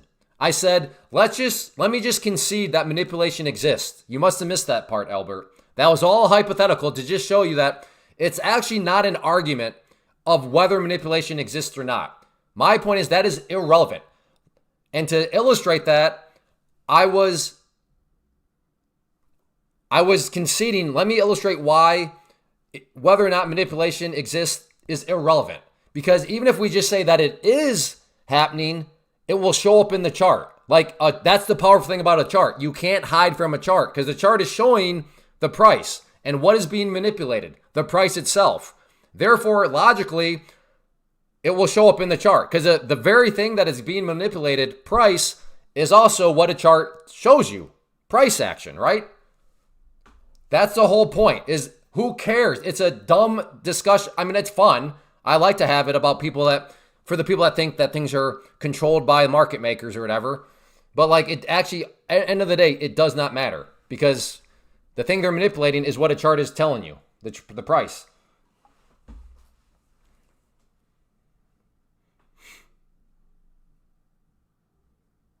You're having a problem following basic forms of logic and argumentation. That would be the problem. Again, it is fun to poke holes in the people that think like yesterday. Who was it? Ahmed was like, oh yeah, I think yeah, there is somebody out there. The big banks, a big bank could have the price go up, go down, and then go back up. Like a big bank has that amount of power. And I'm like, huh, well, that's interesting. Then how have big banks gone out of business in the past? If they control things in that way, why would they ever allow things to go against them to send them out of business? And then those people always start to squiggle. But at the end of the day, it doesn't matter. Who cares? Whether or not manipulation exists is irrelevant, because if it does exist, well, then good thing that we're watching and something that shows the very same thing, the very thing that they're manipulating.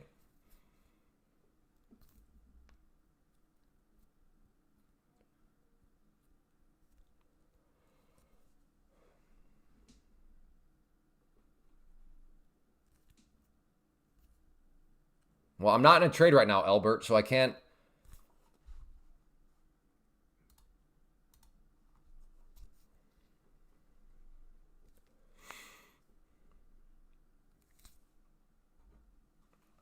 Some of you are like, oh my, why is the cult leader like not stream? Why are so many cult people in here right now? What is going on? This is bizarre. Right. If manipulation exists, it will show up. You leverage the manipulation in your favor. That's why a chart's like a really cool tool. We have 25 minutes before I'd say be out of your trades.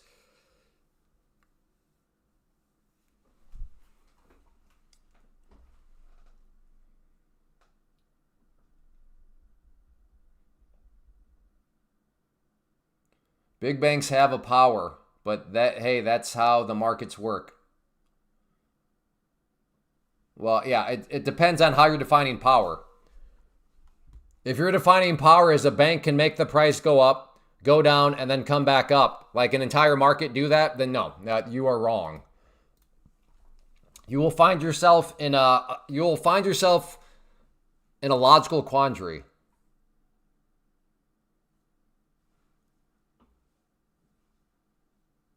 Yes, and that's fine, Tim. But I know Tim because you've been around a long time. You are not under the illusion that there is some guy that used to understand this secret thing and now he's explaining this secret thing like it's such a joke. I realize you're not in that category. Like what he teaches is just like he's just repackaging, he's remarketing just principles. But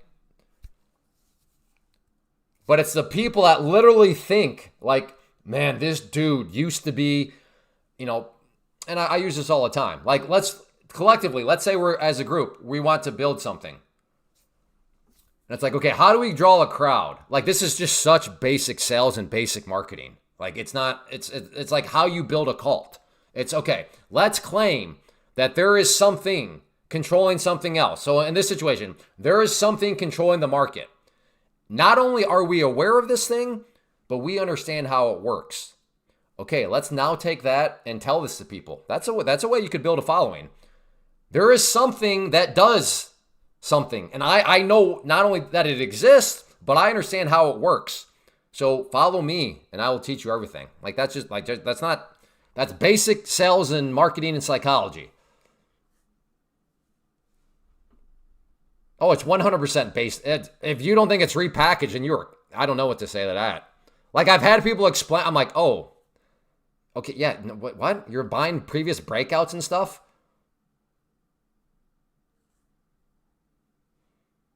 Yeah, it is 100% repackaged. Like it's, again, I give all credit. Like he's a great marketer.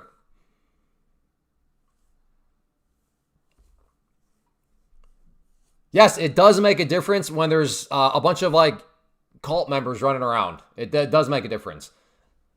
I'm good for you, Tim, that you can actually think for yourself.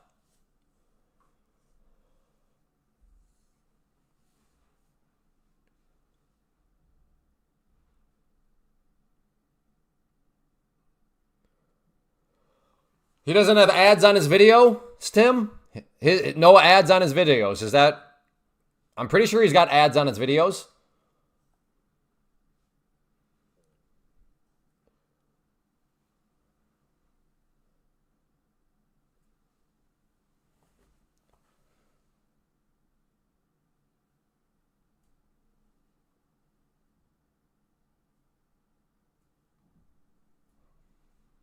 It does. Yeah, it doesn't matter.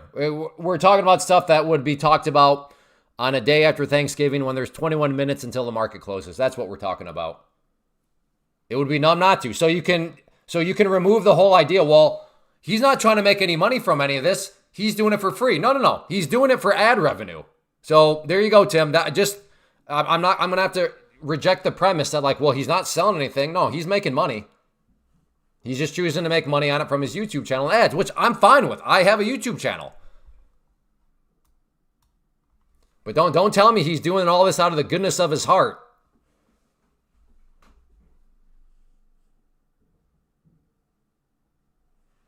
I agree. Someone who knows a secret. Well, no, agree, Jack. That's where the whole, hey, this person's selling an algorithm. This person's selling a trading bot. I assure you, if that algorithm works, if that trading bot works, they're not going to be selling it to you.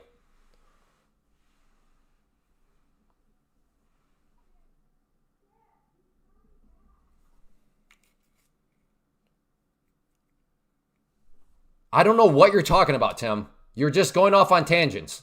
You made the point about this guy like, well, he's not selling anything. In other words, what? He's not even doing any of this to make money.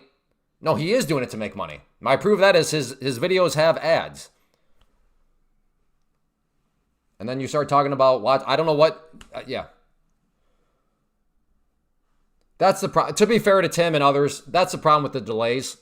Sometimes I'm like a few steps ahead, but then you as a viewer are still replying to something maybe I said, and then it makes it seem like either you're going off on random things or you're not listening. So the delay certainly makes it more challenging. That is a problem with these live streams.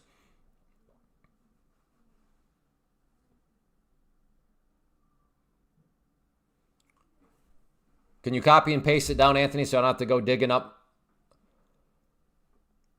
What are the key drivers of this asset's value? Supply and demand. Like everything else, it's all supply and demand.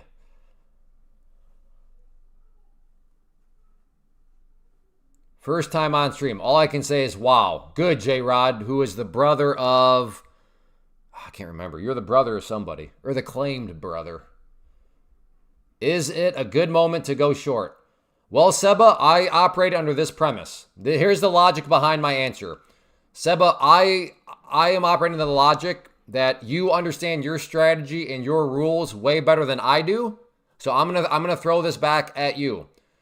Does your strategy suggest that it's a good moment to go short right now? That's how I'm gonna answer that. Because again, I'm gonna be intellectually humble and not assume that I know your strategy and your rules better than you, the creator of your strategy and your rules. So let me ask you, does your strategy and do your rules say that it is a good moment to go short? So you're the supply and demand guy? Yeah. I don't know. What does that even mean, Albert? Yes. I believe that the markets are controlled by supply and demand. And when big banks go out of business, they go out of business, Lehman Brothers, Bear Stearns, because they made bad decisions within the world of supply and demand. Yes, that is my position.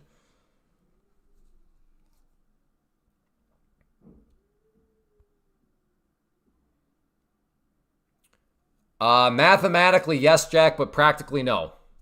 There are plenty of instances where I can be short, you could be long, and we could both walk away and make money. But yes, mathematically, if you geek out, then eventually it does turn out to that. But there's a difference between spreadsheet math and then real world math.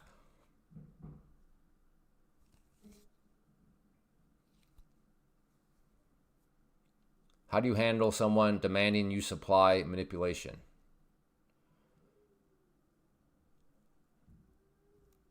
Hi guys, how was your... Hey, where have you been? It's the walk to you. Hey man, been a while. Good to see you.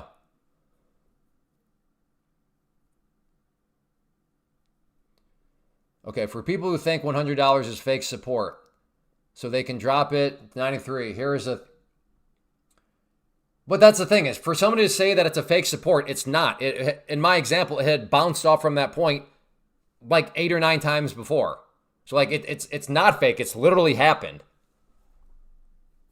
Here, but I'll continue on. Here is a thought. Why not go in with small size, add it drop, because, add to the fake, because that means that they can't play the victim. Like that would actually be, it's way easier to just say that to try to, come up with an excuse. That's why, Anthony. But yes, good point. Right, if it's a fake support, then buy at 93. Play the fake breakdown.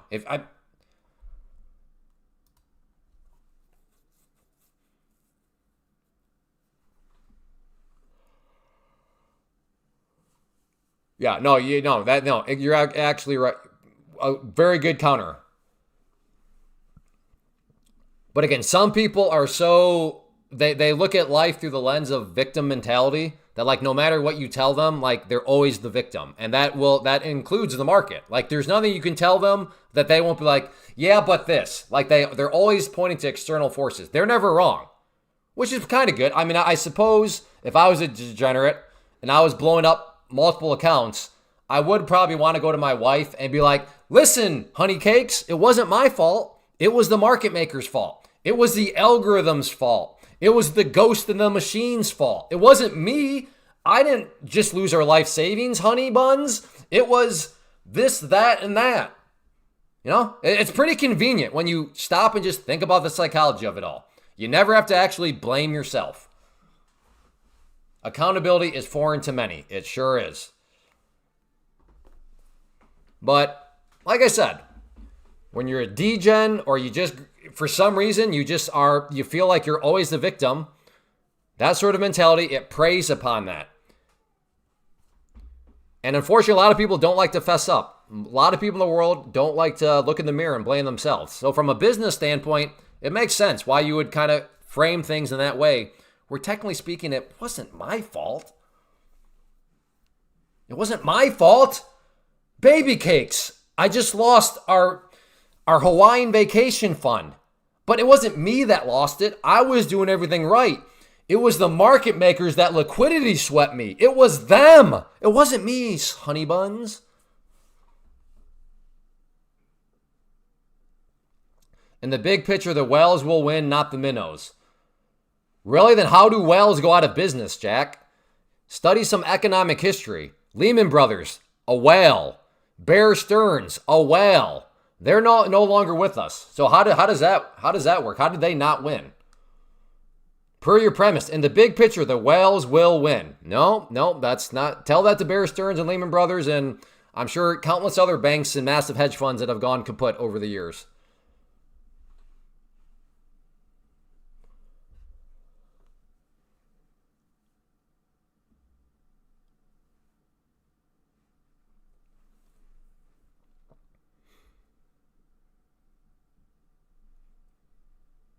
I reject the premise that big money, whales, will win. No, they don't. If they make poor decisions, supply and demand will eat their lunch too. Does it take a little bit more? Does it take bigger mistakes for them? Sure, of course it does. Bigger mistakes. They have to be a little bit dumber. But like at the end of the day, no, there's no guarantee that they will win.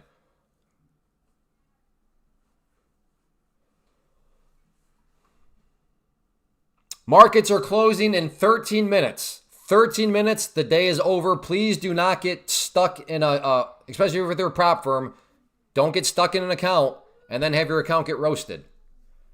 Because I realize everybody's prop firm's rules are maybe a little bit different, but at least with Take Profit Trader, the one I use, one of the rules is you've got to have closed positions at the end of the day. And for today, the end of the day is not, I repeat, it is not 5 p.m. Eastern. It is, I think, 1:15, but I'm erring on the side of caution. I'm going to be out by 1. Yeah? Come on in, buddy. Yeah, come on in.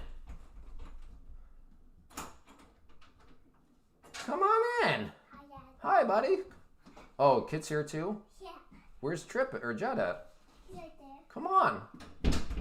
Oh, you closed the door and everything. Can I put some money? No. This is just you. You're tall. Okay, buddy. Oh, yeah. What? You want to say hi to everybody? Say hi. Hi. All right. Can I say hello? Who will win then? Whoever makes the best decisions within supply and demand, Jack. That's who win. Again, I'm curious though. Per your premise, big money will win. So then how did Bear Stearns and Lehman Brothers go out of business? Because they were definitely big money. So how did they not win, Jack, is my question that I'm still respectfully waiting for an answer for. Excuse me, Dad. Dad. Hey, Dad. Yeah. Can I speak in microphone? Yeah, what do you got to say? Got to say something? Yeah. Okay, go ahead. Wanna smash the like button. Yeah, smash. Oh, good job, kid. Good job. Yeah, you say smash the like button. Mm-hmm. Or can you hit the like button? Oh, you could say hit it or smash. Yeah, they're kind of the same things. Oh. Yeah. Or you can say no, but don't smash the light. Daddy, the eye. Yeah, this is. Jack vaporize. Yeah, I mean, yeah. Oh, it's going up. Nice speaker. Yeah. Hi. Daddy, I need to speak. Albert, you're welcome. If you disagree, feel free to attack the idea. You just keep ad hominem. Do you know what that is, Albert? Do you know what an ad hominem? Oh, okay. Okay, where are we at? We got 10 minutes left. Mama. Yeah. I think it's going to go up. Yeah. No, it is hot. Blow on it. Yeah, big boy. Hey, Dad, I think it's going to go up. The bigger wells took them over. Oh, so supply and demand won. Gotcha. Okay. See you later, buddy. Bye, kid.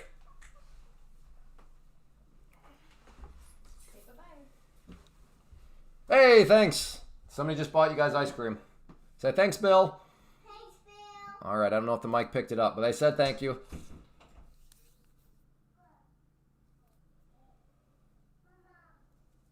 All right, Albert, maybe we're talking past one another. You just shorted? Uh-oh.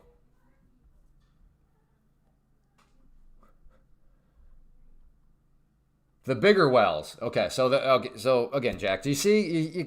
No. Supply and demand ultimately wins.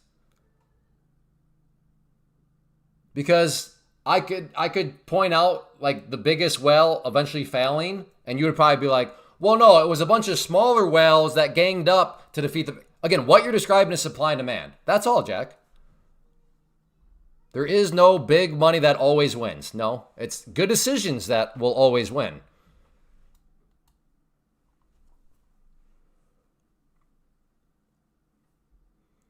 Yeah, all the moves are done for the day, I guess. Yeah, I mean, this has been like the best move right now.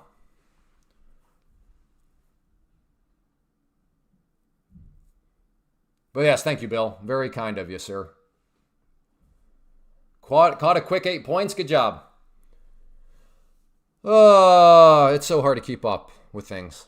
It's all right. My bad, Albert. This whole I couldn't tell what Albert was doing, but apparently I was misreading the room.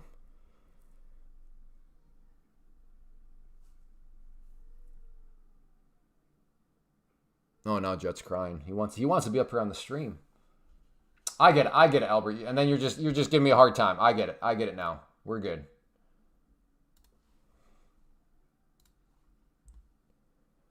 I kind of want to go long here. Is this going to be one of these crazy kind of final movements of the day? But man, if it snaps on against me, it's the weekend. It's still early, right? Here in Iowa Central Time, it's not even like we're basically closing at noon. I don't want to all of a sudden have this dump all over me. Nice job, JT Moon. It's also the end of the month. Good call, Joe. Yeah, that's true too.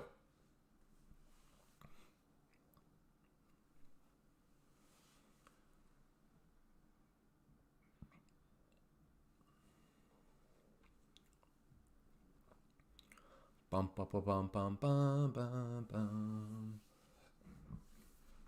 Possible, very possible for it to keep going higher. yeah, anything is possible. Don't create a new supply-demand trade. It's almost close. I mean, we got 7 minutes. I can always do a scalpy scalp, you know. So I'm not... I mean, 7 minutes in my world is plenty of time. I challenge you to tell me which is stronger regarding supply and demand in real time. I don't know what you're... What? I challenge you to tell me which is stronger...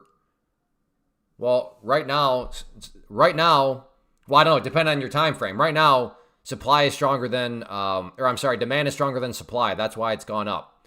Now, at this exact instance, that would depend. Like right now, so it came down a little bit. So that means in that little small So right now it's going red a little bit. So that means supply is stronger than demand right now. But again, it's about time frame. If we look at the bigger picture, just over the course of the day, well, over the course of the day, demand has been stronger than supply. So that's a more nuanced question. Well, what time are we talking about within the next 10 seconds? That's the whole point. Jack, have you ever traded before? I'm getting the impression you have no idea what you're talking about because you don't even know how to.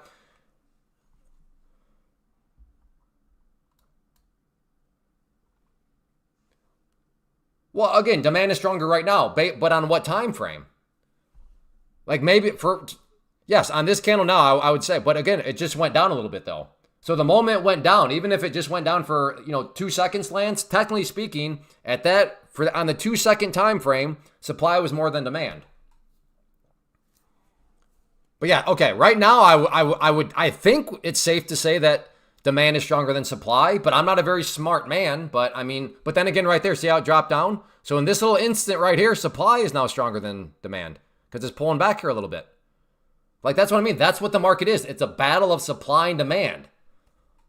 So I don't what are you talking about? Challenge? I don't think Jack's ever traded before. Well, wait, no. Jack's the guy that's depending on other people for his analysis. So he's the newbie. Okay, I gotta. This is all making more sense. I kind of started to lose track of people. Jack is the newbie.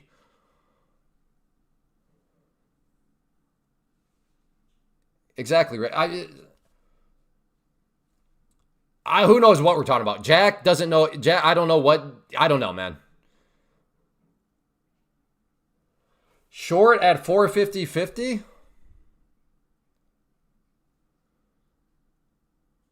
I don't know. This thing might just want to keep grinding.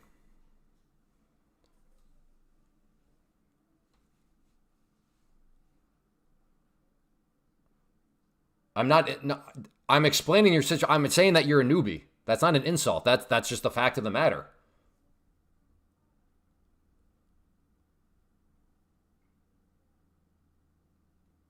But again, you're avoiding the conversation. Why do you keep let's just to prove. So Jack, I'm going to go through a little bit of a debate. You keep attacking me. Watch how this changed nothing. I wasn't insulting you, but let's just assume that I was insulting you. What does that have to do with the point that you made about I challenge you to tell me when supply and demand aren't winning? Like, what does that have to do? That's irrelevant. Whether or not I am insulting you or not is irrelevant to what we were just talking about. That's what an ad hominem. You are shifting the focus to me and who cares? Irrelevant. Again, just so we can move past this, I'll own that. Okay, I insulted you. Now back on topic. What are you talking about? About prove the supply and demand. That's what trading is.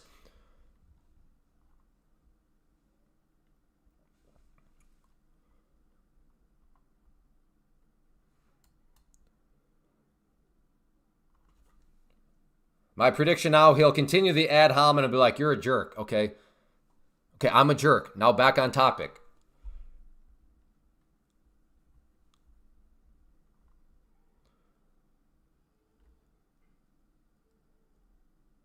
How do you know the fact of them? Because I'm watching it. Right now, there is more demand than supply. That is the fact of the matter. How can I say that? Because we're all witnessing right now the price essentially going straight up. That's how we know the fact, Jack. Like that's quite literally why you would be a technical trader. So you can see who is winning the battle between supply and demand. Yeah, no kidding. Market closes in about 2 minutes. So yeah, anybody that got short and got undisciplined, man, they're going to have a rough weekend now.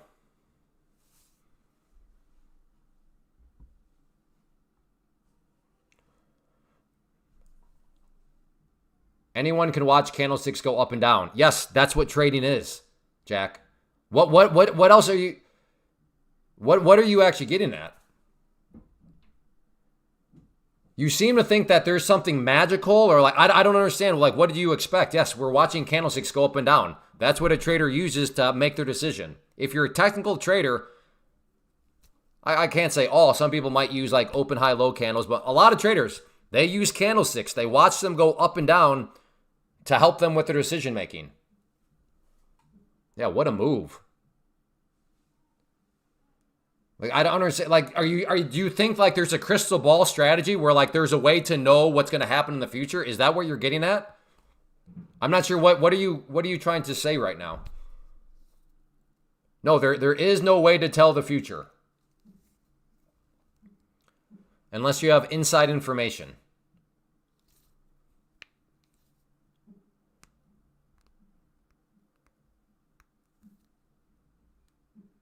I mean, Grill and Trend, if you're not aware, I almost get the impression that you think you're like just showing up and you're ready to trade. Hate to tell you, brother, but the market's pretty much done for the day.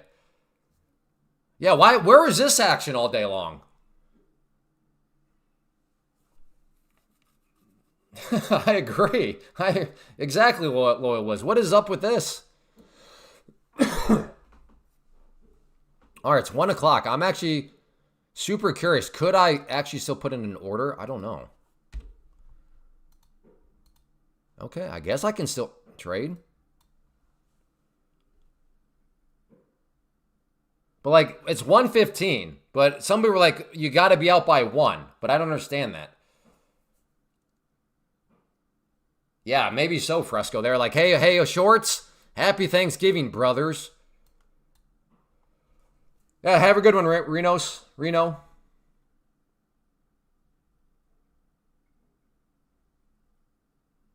Yeah, some wild movement. I don't know. I'm kind of tempted. No, it's not 1 p.m. It's 1:15, brothers. Where did you get one from? Weeble? That's the only source we've had. Somebody else showed up and like, I checked, it's 1. And I was like, no, it's 1:15. I'm like, well, where'd you get that from? They said Weeble. A good trader needs to decide which way the candles will go to have a good entry.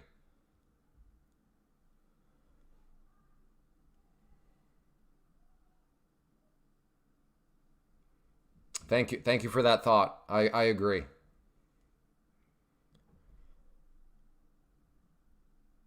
All right, let's see the pullback here.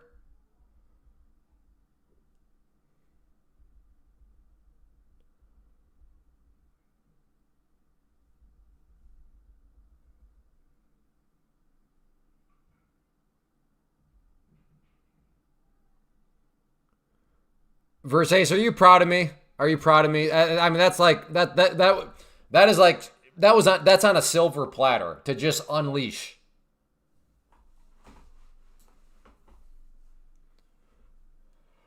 Hey, good job, Abel.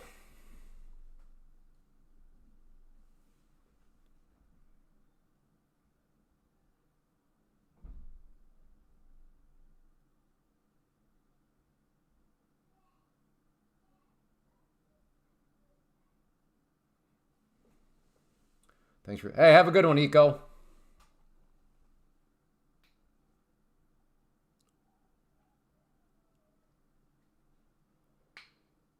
Yeah, I was able to. I mean, I put in another order right there.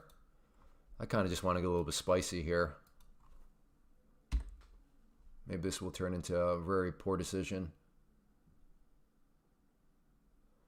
It seemed like this is maybe starting to run out of steam here a little bit. So that was actually just a trick. Anybody that is now going to encourage me to get spicy will now be banned because I can tell you do not have my best interest at heart. You just want me to go blow up my accounts. You don't care. Yeah, Enzo, I mean, it's one of those things where it's like, tell me you have no idea what's going on. Tell me that you just want to flap your lips for the sake of flapping lips without actually saying, I want to just flap my lips. Yeah, Enzo, yeah, it's become... it's the saying, if you've heard of it, if you just give somebody enough rope, they'll hang themselves. Like, I've extended plenty of rope, and now the rest is taking care of itself.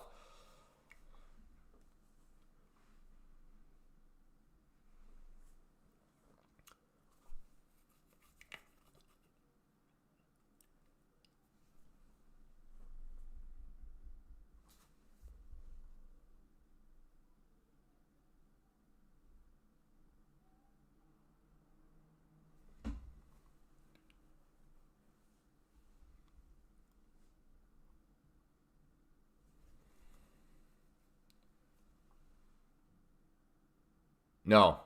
I no. You get no. There's not really any. can you give basic on how to read candles? No. No, that's a very in-depth question. So I'm not trying to avoid it. But yeah, no. The answer to that would be no. You cannot. Per the premise of, can you give a basic way? No, there's not like a little Cliff Notes version. Can we trade now? Yeah, looks like it until 1:15. 1:15. The mark 1:15 p.m. Eastern.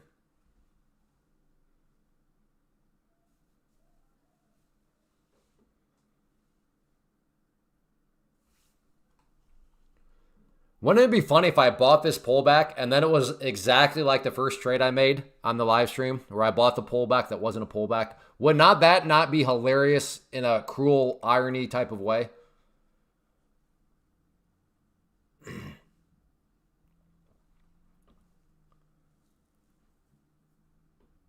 Okay, I am Sir Dantis is gone. See you later.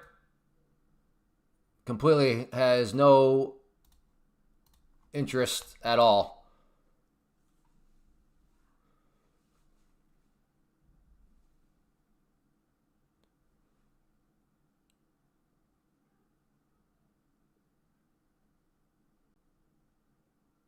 Yeah, that's one of the great things about take profit trader. There's no scalping rule, exactly. So if you want to scalp in and out within a few seconds, yeah, some prop firms are like, no, you can't do that. You're not allowed to micro scalp. Take profit trader, you can do. You're allowed to, which makes it super nice. Okay,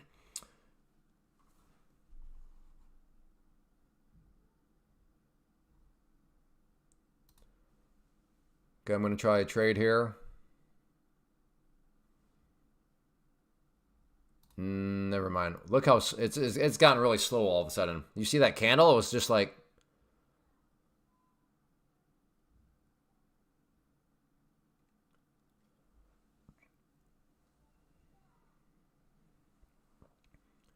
maybe some newer people should study some tape reading over the weekend or understand supply and yeah, maybe.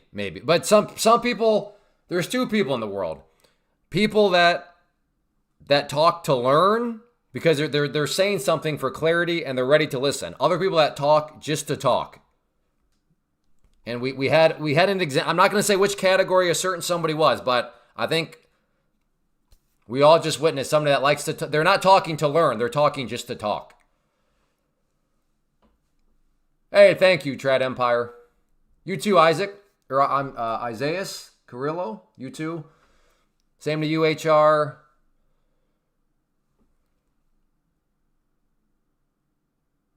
Stopped right at the... Now, I turned my head for 1 minute, and now it's starting to move all over the place again. I really wonder if it... Wish I could learn to read candles. Well, I can teach how to read candles, but I cannot teach it real quick. Or what did you say? In a basic type... No, there's more that goes into it. Did anyone see SMX? No, we're trading futures. All right, have a good one, Mike. See you later.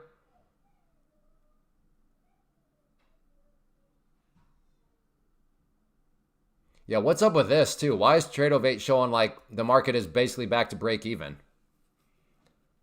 So the market thought that it ended it? I don't know. That's kind of weird.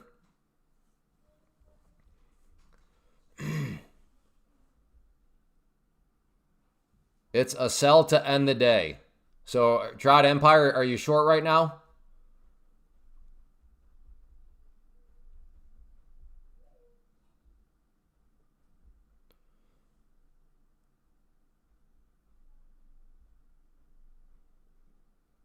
And where's your stop at?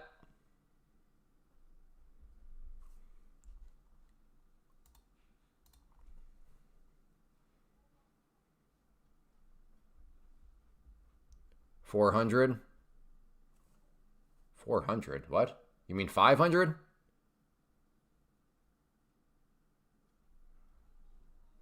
Yeah, you've got him. 400 makes zero. It does not make sense.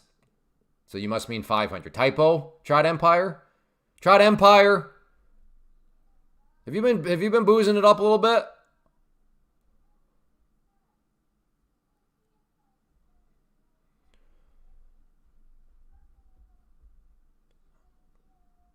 I don't know. I almost get the impression he's not even in the trade. He's just typing right now. I might be wrong. Could be wrong, though.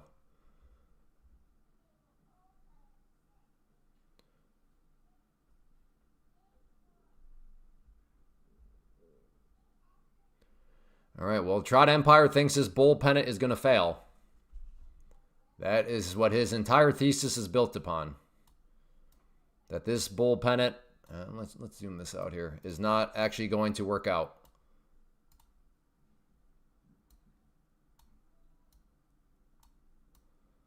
So there we go. We'll see if he's right or wrong. He's going against the bull pennant. We'll see if the market makes him pay the price.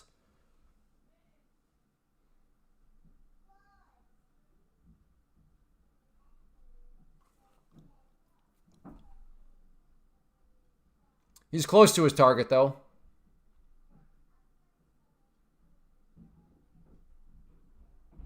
Hey, see you later, Loyal Wiz. Sipping on Grandpa's old cough medicine.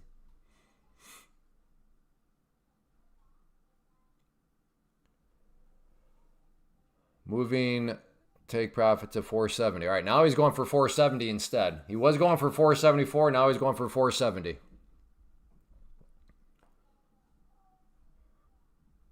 He might run out of time. Yeah, he's got 5 minutes for this thing to work out.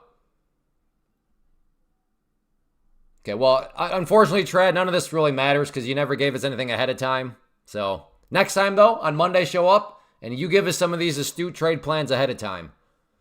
You let us know your entry, your target, and your stop before you get in. To be fair to him, maybe he did give us an entry point when he first got in. I don't think he did, but I could be wrong.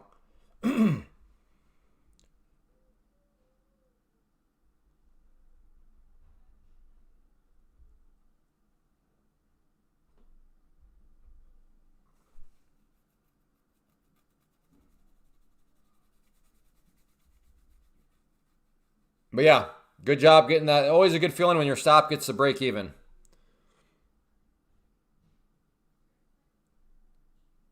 It's going to go nowhere in 4 minutes.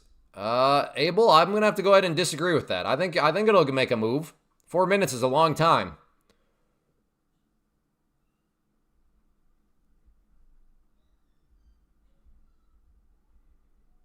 Although, to be fair, that's an unfalsifiable claim. Nobody knows your definition of going somewhere. Because if it moves 40 points, you could be like, no. When I said going for somewhere, I meant like 80 points. It's like, okay, well.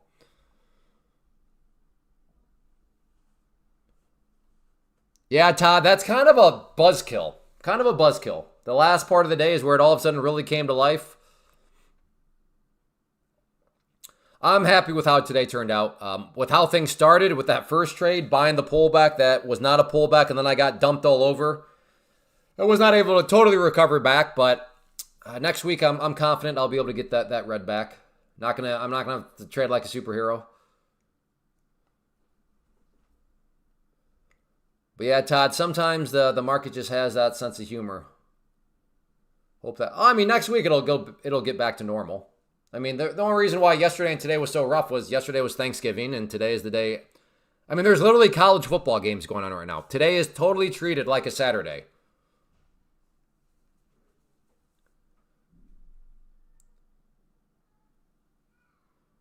All right, full port. Have a good one. Yeah, thank you for being here.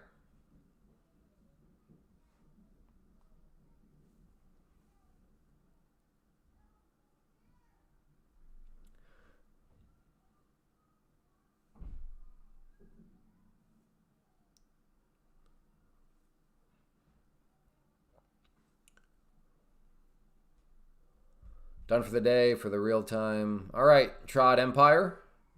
Welcome, by the way. I don't recognize your name. I don't think you've ever been here before, but on that note, I will be back Monday at normally scheduled time, 11 a.m. Eastern. So if you're not yet a subscriber, make sure you subscribe, turn on the notifications.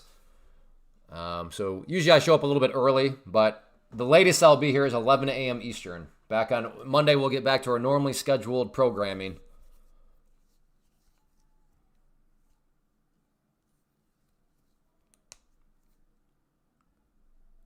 Because I have a paying community that I owe my loyalty to at the open.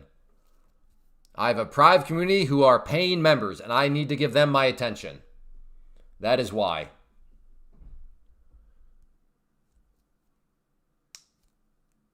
Sounds good, Trad Empire. Well, good to have you here, and congrats on your trade. Nice way to end the week and the month. Yeah, right. This is the last day of the month. There's not. When is the first? Oh yeah. Okay. The first is literally Monday. So today is also the last day of the. Dang, you kind of nailed that, didn't you? He moved it down as 170. Let me check this. Okay, not quite nailed it. It did go down to like 68, but very close to nailing the bottom on the 170 right before it popped back up. So good trade. Good trade. And we are done. The market is closed. And that wraps up the month of November. That wraps up the day. I hope you are aware. I hope you're not. Now, if you're with Take Profit Trader and you still had a trade open, that account is now cooked. That is the same with, I think, a lot. I can't say all other prop firms, but a lot of prop firms do have that rule. Nobody here nobody just got trapped in a trade, did they? I hope not, because we've been preaching time and time again throughout the course of this that it closes early. But yes, if you're with Take Profit Trader or a lot of other prop firms and you had a trade and you're like, what just happened? Yeah, that account is probably cooked. You just violated a rule. The rule being you need to be out of all your positions by the end of the market. So I hope that does not pertain to any of you here. But, well, this was a good week. We talked a lot about prop firms. So on that note, if you're kind of convinced now, yeah, I see the power of prop firms. I love how they help you manage risk, keep your personal capital very, very minimized in terms of what's at risk. And so in that category, if you're just kind of being convinced, then I would consider you a beginner. So for you, King of the Mountain, prop firms out there is Take Profit Trader. The reason for the beginner is the very clean set of rules. These other prop firms, they're fine, but they have a little bit more rules. So for the beginner to the prop firm space, you're gonna get overwhelmed. But Take Profit Trader, due to their very clean set of rules, they make a whole lot of sense for the beginner. Now, if you are somebody that you are a battle-hardened veteran, you get it. You're experienced in the world of prop firms, but you have not yet at least given Take Profit Trader a try. I argue they're certainly worth at least a try. I've yet to meet anybody that's used these other prop firms that tries Take Profit Trader, gets to the pro phase and gets to the payout, and then they start to complaining about being able to request money on a daily basis in whatever amount you make. So if you're making $3,000 a day, you can request money or $3,000 every single day within the Take Profit account. There's no consistency rules. There's no scaling rule. There's no scalping rules. So there's also a very, very clean set of rules that some of you experienced traders are like, wait, did you just say no consistency rule? Wait, I liked no scale. Yes, very, very clean cut rule. So like I said, those are my sneaky suspicions on why I've never heard somebody that's, used some of these other prop firms and then gives Take Profit a try and then complain about them. Like they're like, oh, this is actually really, really nice. And then back to the beginner side of things, as a beginner prop firm trader, you'll eventually turn yourself into an experienced prop firm trader. And at that point, after you get Take Profit Trader, turn into a well-oiled machine. If you want to expand out the empire and get more accounts with other prop firms, then yeah, here are some other choices that you can use. And then just for the people out there that you enjoy the live stream and you're saying, hey, Clay, I like the live stream. I'd like to support it. Do you have a code with such and such? Because that's who I used, and I will use your code because I know it helps support the live stream. So for those of you that fall into that category, first off, thank you very much. That's very kind of you. But there are the other prop firms that I do have codes with. And at the end of the day, this is where I get very offensive to people that are offended when others try to monetize their time. I do have 6 kids. And as much as I enjoy this, as we're going on over 4 hours, I would argue it would make me a bad husband and father if I'm taking 4 hours out of my schedule to do something with no monetary value. If you notice, there was no YouTube ads. I had ads turned off because I wanted you to have a fresh, uninterrupted viewing experience. So I've made $0.00 from YouTube ads. So in order for the live stream to continue, it does have to be worth my time because I got a real life and people I need to be smart with my time. So if that offends you, I'm sorry. But if you're like, no, Clay, I totally get it. Well, then the way you can help support and keep it moving is by using code Clay, which gives you good deals anyways. So you're saving money, you're helping to support the live stream, therefore the live stream can continue. So it's a true win-win for everybody. And again, if that offends you, if my bluntness there offends you, if you expect me to be here purely and give my time away for free purely screw the 6 kids, then I guess, yeah, we just look at life a little bit differently. But for those of you that are not offended and you want to, like I said, support the live stream, code Clay for that. Are there any prop firms you hold overnight? No, not that I'm aware of. Prop firms are for day traders. Not what you just described is a swing trade. And I'm not aware of any prop firms that are for swing traders. But yes, if you are a day trader, then yes, day trading futures through a prop firm, by far the best way to go. So that wraps it up. Thank you, everybody, for being here. On your way out, if you have not yet hit that like button, please do so. If you're not yet a subscriber, make sure you subscribe and turn on notifications. I will be quick. Okay, I might have a quick answer depending on how quick you can ask this. But like I said, make sure you subscribe. I'll be back tomorrow, or not tomorrow. I'll be back Monday, regularly scheduled time, 11 a.m. Eastern. Does the stocks go higher on Monday? That's Judith. That's not how the market works. Nobody knows if the stocks are going to go higher on Monday. Nobody knows that. And anybody that leads you to believe that they know where stocks are going to go on Monday is lying to you. Nobody knows where stocks are going on Monday. Not a single soul. But yes, I don't know would be the answer to that question. So, all right, everybody. Thank you for, yes and no. Thank you for being here. Again, hit that like button and yes, use code Clay. I'll see everybody back on Monday.